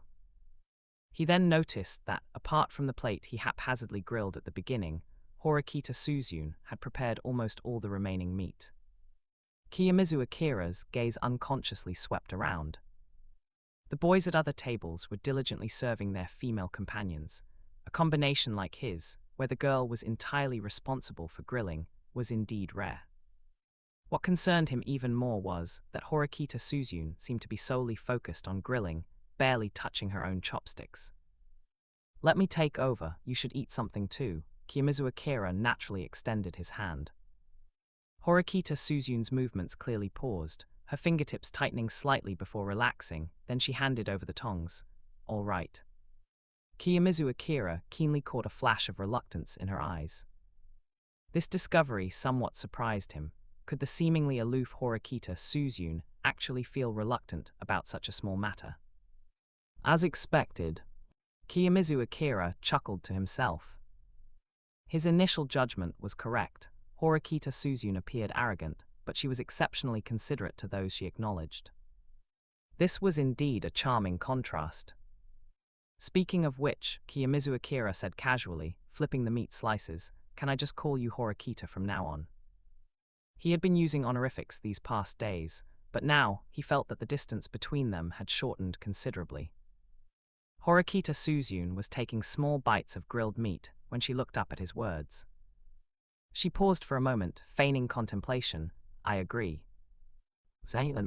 This dinner ultimately cost Kiyomizu Akira nearly 8,000 of his personal points. At the checkout counter, Horikita Suzun scanned him with a slightly inquisitive gaze, seemingly shocked by his generosity. However, Kiyomizu Akira simply completed the payment, as if nothing had happened, oblivious to her subtle reaction. Because during the meal, his phone screen kept lighting up, receiving several important messages. Student Council President Horikita Manabu sent a notification. Classes A, B. and C had officially signed monitoring system rental agreements with the student council. The attached class point transfer details showed that, after deducting a 5% handling fee, this transaction brought him 8.55 million points, which of course included Kiyomizu Akira's 1.2 million point principal. Adding his original 160,000 yen, his current balance was 8.71 million points. He naturally wasn't short on points. However, this seemingly effortless windfall was actually built upon the clever utilization of the school authorities' monitoring equipment. He knew better than anyone that such an opportunity was rare. If it weren't for the first month of new student enrollment, when class points were crucial for each class, this transaction would never have gone so smoothly. His phone vibrated again, and 3 messages from different class leaders arrived consecutively. Ryu and Kakeru, why are all the monitoring records for the first week blank? Ikano's Hanami, permission confirmation received. Arisu Sakyanagi, the first week's data was completely cleared. What exactly did you do? Kiyomizu Akira's fingertip hovered over the screen for a moment, ultimately choosing to log out of this temporarily registered alt account. Let the 3 of them wonder. Anyway, the transaction was complete. He wasn't a Taobao customer service representative. He never said he'd provide after-sales service. Zaylan. Kiyomizu Akira glanced at the message on his phone screen again. The message from Student Council President Horikita Manabu was concise and clear. Horikita Manabu, first-year Class D's Kushida Kikyo, has applied to pay the 3 million points through a school loan. What are your thoughts? Kiyomizu Akira frowned slightly, quickly typing on the screen. Kiyomizu Akira, President, could you explain the specific loan policy? Horikita Manabu's reply popped up quickly. Horikita Manabu, the Student Council evaluates class points based on previous class performance and formulates corresponding loan policies.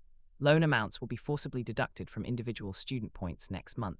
This policy was initially established to promote goods like mobile phones and cameras, and the school authorities deemed it to have social practice educational significance, so it was incorporated into the official system. Kiyomizu Akira pondered for a moment, then continued to ask. Kiyomizu Akira, does Class D really meet the conditions? Horikita Manabu's reply was detailed and professional. Horikita Manabu, all classes have basic qualifications, referring to the average class points of previous Class D's first month performance, which was 350 points. Each class can borrow 1.4 million individual points. Given the special circumstance of the other party renting monitoring equipment, the Student Council has raised this assessment benchmark to 500 class points. Based on this calculation, Class D's total eligible loan amount this time is 2 million points. Each person needs to repay 50,000 points next month. Kiyomizu Akira keenly caught the key issue. Kiyomizu Akira, but I need 3 million here. Horikita Manabu, there's still next month.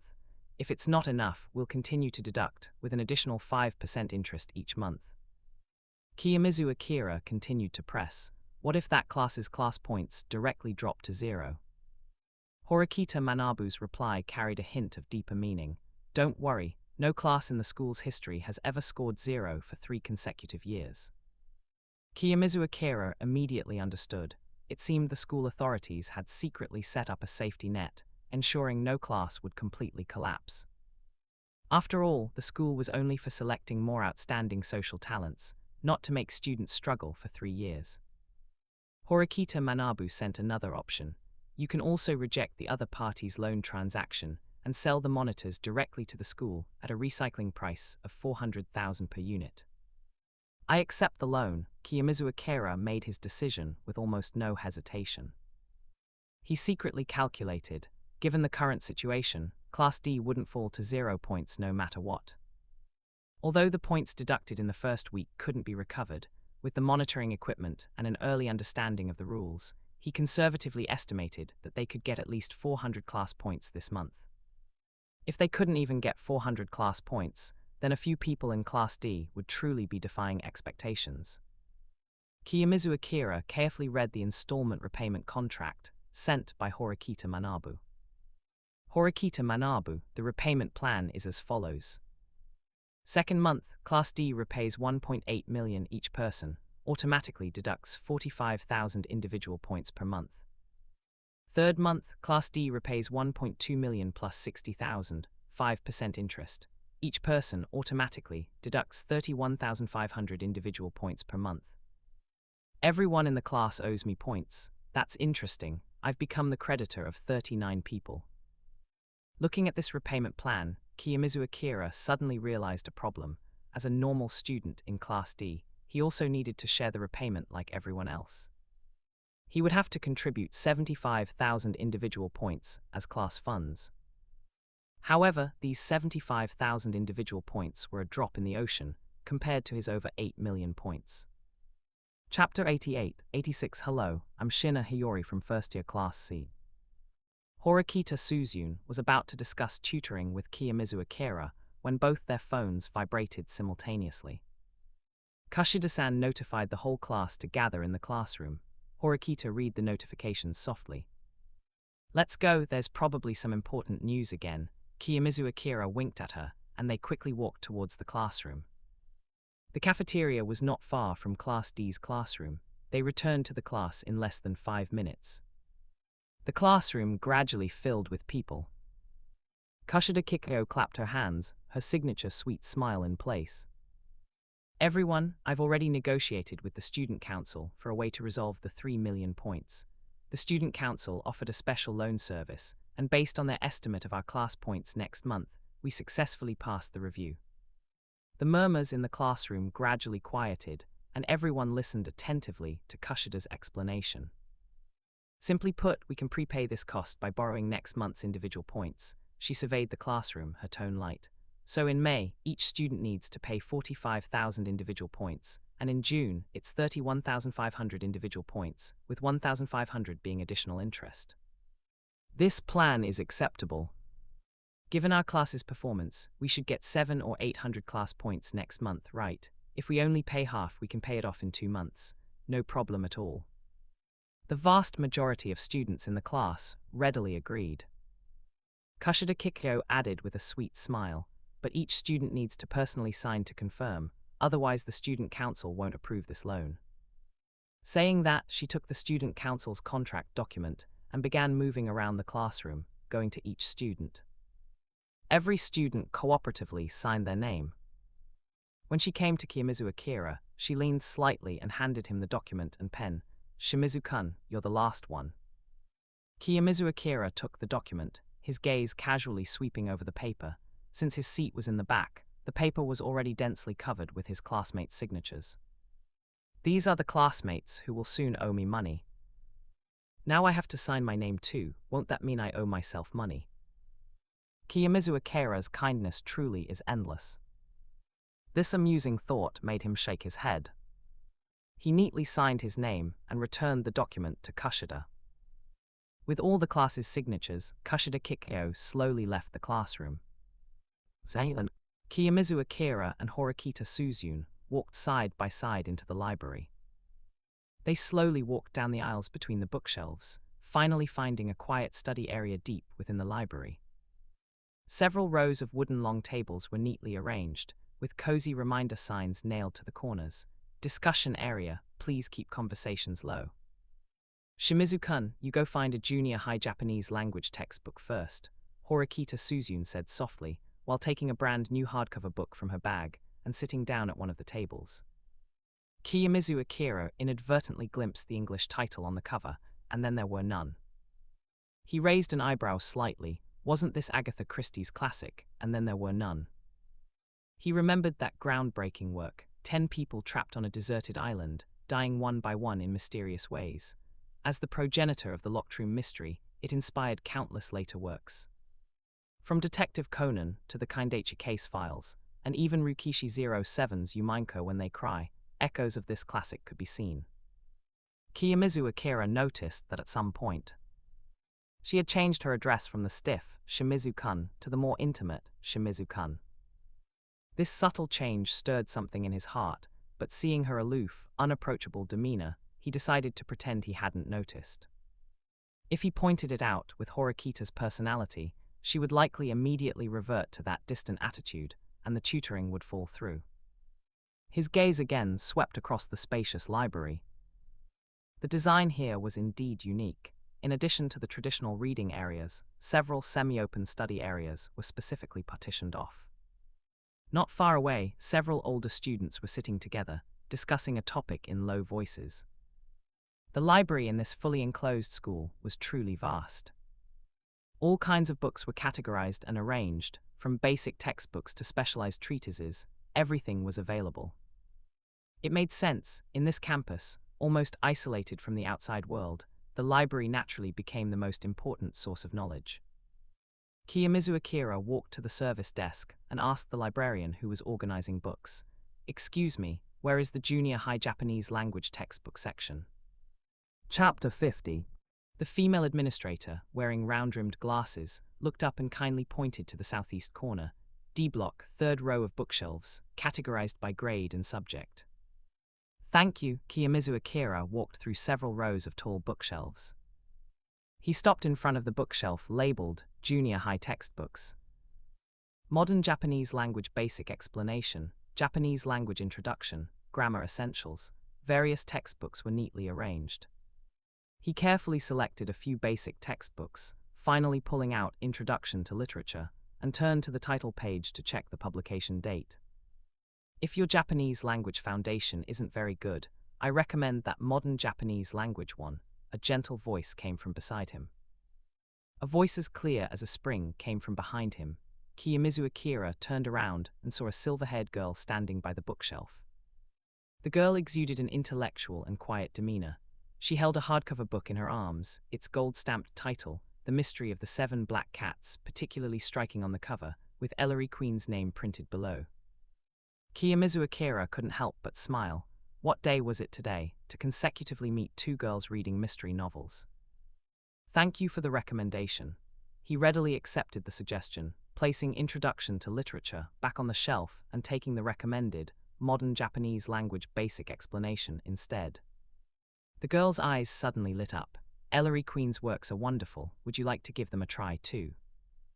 Actually, I've already read them, Kiyomizu Akira replied politely, noticing her eyes widen slightly at his answer, as if she had found a kindred spirit. Really? Her voice unconsciously rose a few octaves, then she immediately realized she was in a library and quickly lowered her voice. Do you also like mystery novels? Kiyomizu Akira showed a nostalgic expression. I used to be fascinated, but now I prefer more light-hearted light novel mysteries. Light novel mysteries, like Hyoka. The silver-haired girl paused slightly, then her eyes lit up but quickly clouded with a hint of regret. I'm so sorry, I seem to have gotten too excited. She shook her head slightly. Due to class affairs, I probably won't be able to come to the library often lately. The girl suddenly looked up as if remembering something, a polite and gentle smile appearing on her face. Oh, by the way, I'm Shiina Hiyori from Class 1C. May I ask who you are? Hello, I'm Kiyomizu Akira from Class 1D. Kiyomizu Akira paused slightly, hesitating for half a second before slowly beginning his self-introduction. Wait, she's Shiina Hiyori, the girl who will later uncover my true identity. Chapter 89, 87 May 1st, D-Class's class points are XXX. Time flew by and in a blink, it was the first day of May. Kiyomizu Akira then realized that he had been in this world for a full month. Counting from the day Horikita Suzune met Shiina Hiyori during weekend tutoring, exactly half a month had passed. During these days, nothing particularly noteworthy happened in the class. After all, this was only the first month of school. School was pretty much like this, no different from work. A few classes, a meal, and suddenly it was Friday, a casual 2 days on the weekend, and a week passed in a blur. Although in ordinary schools, students are not like working adults and don't get paid for attending school. But in this advanced nurturing high school, students really do get paid. As long as they perform well, they receive points. Thinking of this, Kiyomizu Akira subconsciously pulled out his phone to check his account balance. The screen clearly displayed 8.69 million. Spending over 20,000 points in just 2 weeks was already quite luxurious for D-Class. One must know that most of the classmates were currently being very frugal. Some received free ingredients to cook for themselves, while others only ate the free set meals in the cafeteria. The reason was simple. The vast majority of points from the 4 classes had all transformed into cold, hard numbers in Kiyomizu Akira's account. His gaze swept to the upper right corner of the phone screen, 6:59. According to Chabashira SAE, points would be credited punctually on the first of each month. Could it be, because the class points are 0, there are no points at all? As soon as this thought emerged, Kiyomizu Akira couldn't help but shake his head. Unlikely. Since renting out the surveillance equipment 2 weeks ago, under the leadership of Kushida Kikayo and Hirata Yosuke, class discipline had noticeably improved. Even if there were occasional violations, they could simply delete the surveillance records before the end of the month. The only truly unchangeable records were the surveillance content from the first week, and some violations that occurred outside the classroom's line of sight. The moment the clock hand pointed to 7 o'clock, the numbers on the phone screen suddenly flickered. 8,690,000 right arrow, 10,498,000. A total increase of 1,803,000 points. I see, Kiyomizu Akira narrowed his eyes thoughtfully. This month, D-Class's class points are 530. The calculation process quickly unfolded in his mind. Class points times 100 equals students' personal points. According to the lease agreement, D-Class, having borrowed 3 million points, needed to pay him 1.8 million personal points for the first month. However, as a member of D-Class, Kiyomizu Akira also had a basic fee of 45,000 points deducted. The final remainder of 8,000 points, plus the basic deduction of 45,000 points, divided by 100, exactly corresponded to 530 class points. This result is much better than expected. In fact, D-Class can still get 530 class points. One must know that just 3 weeks ago, the daily intelligence he received still showed D-Class at 0 points. Now, they had actually achieved 530 points in one fell swoop, which was equivalent to 53 points out of the total class score. Converted, each student would receive 53,000 points this month. Although 45,000 points were forcibly deducted, at least 8,000 points for living expenses remained. However, if one were to analyze it carefully, merely the surveillance data from the first week and the violations outside the classroom resulted in D-Class being deducted a full 470 points. In some sense, D-Class was quite capable. Last month, who in the class said they would get a guaranteed 800 to 900 points? Kiyomizu Akira couldn't remember clearly. This time, the other party was probably going to be greatly disappointed. Actually, even if the school authorities hadn't intentionally taken away the first week's surveillance content, there was still surveillance outside the classroom. One could only say that their own class surveillance avoided over 80% of the deduction situations. Kiyomizu Akira felt that for D-Class, 530 class points were truly completely acceptable. Student Council President Horikita Manabu once said that the average level of D-Classes in previous years was around 350 class points. That's nearly 200 points higher than the average. What's the situation in the other classes now? They should be higher than their original trajectory, right? He murmured softly, recalling a piece of intelligence he received last month. Class points released after the first month of school. A-Class 940 points, B-Class 650 points, C-Class 490 points, D-Class 0 points. And now, D-Class had already reached 530 points, so there was no reason for the other classes to maintain the exact same class points. Of course, A-Class was unlikely to have any significant changes. As for C-Class and B-Class, they should at least increase by about 100 points. Speaking of which, is there an upper limit to this scoring system? Is the full score really only 1,000 points, or is there no upper limit? This question suddenly surfaced in his mind. If there was a higher scoring standard, then 940 points didn't seem like much. Incidentally, the surveillance permissions for the 4 classes should have just expired today, and were officially recovered by the school authorities. At this moment, Kiyomizu Akira suddenly remembered his alt account, which he hadn't logged into for almost 2 weeks. He'd take a quick look. Ryu and Kakeru, you bastard, why did today's surveillance permission suddenly disappear? Ikeno's Hanami, so you only rented it to us for 3 weeks. Arisu Sakyanagi, he. Just as I expected, it expired at the end of the month. You're really short. Kushida Kiko, classmate. All right, I knew this would happen. Kiyomizu Akira immediately found himself between laughter and tears. What a flood of negative reviews. However, he couldn't really be blamed, because the permission the school authorities gave him initially was for 3 weeks. He actually wanted to make the surveillance time longer. Especially Ryu and Kakeru, who kept sending various threats, saying he would definitely find out his identity and would resort to violence to force him to hand over the 3 million that rightfully belonged to C-Class. Kiyomizu Akira didn't take the other party seriously at all. His hidden alias shouldn't be that easy to expose. However, he then remembered something he learned last month. Shiina Hiyori from Class 1C would later uncover his identity. This is a bit troublesome now.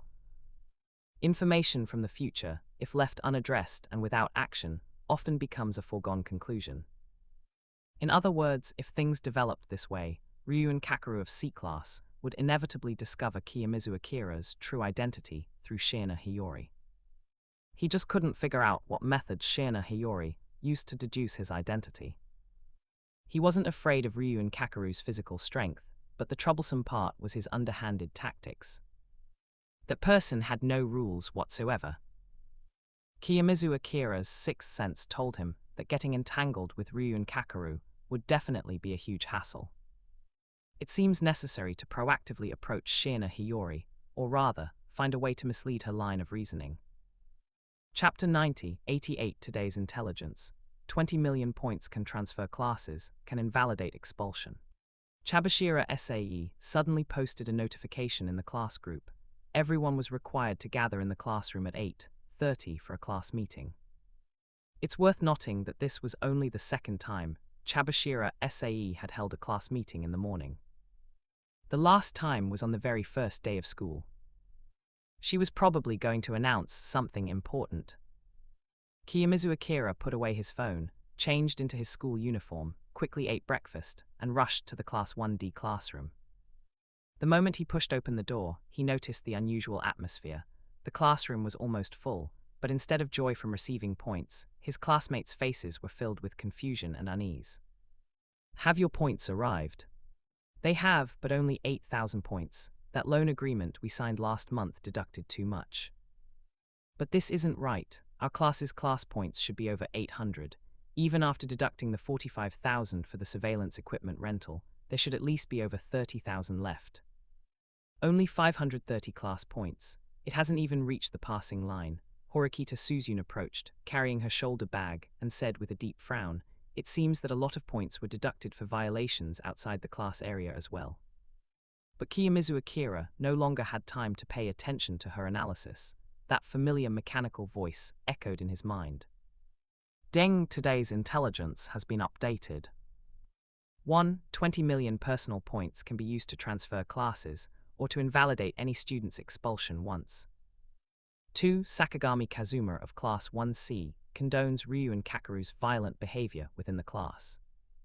3. Haruka Haspe is the most outstanding figured girl in Class 1D. Wait, spend 20 million points to transfer classes. Kiyomizu Akira blinked. This intelligence was like a heavy hammer, confirming most of his speculations over the past few days. After all, the school authorities' initial slogan was, "With points, anything can be bought."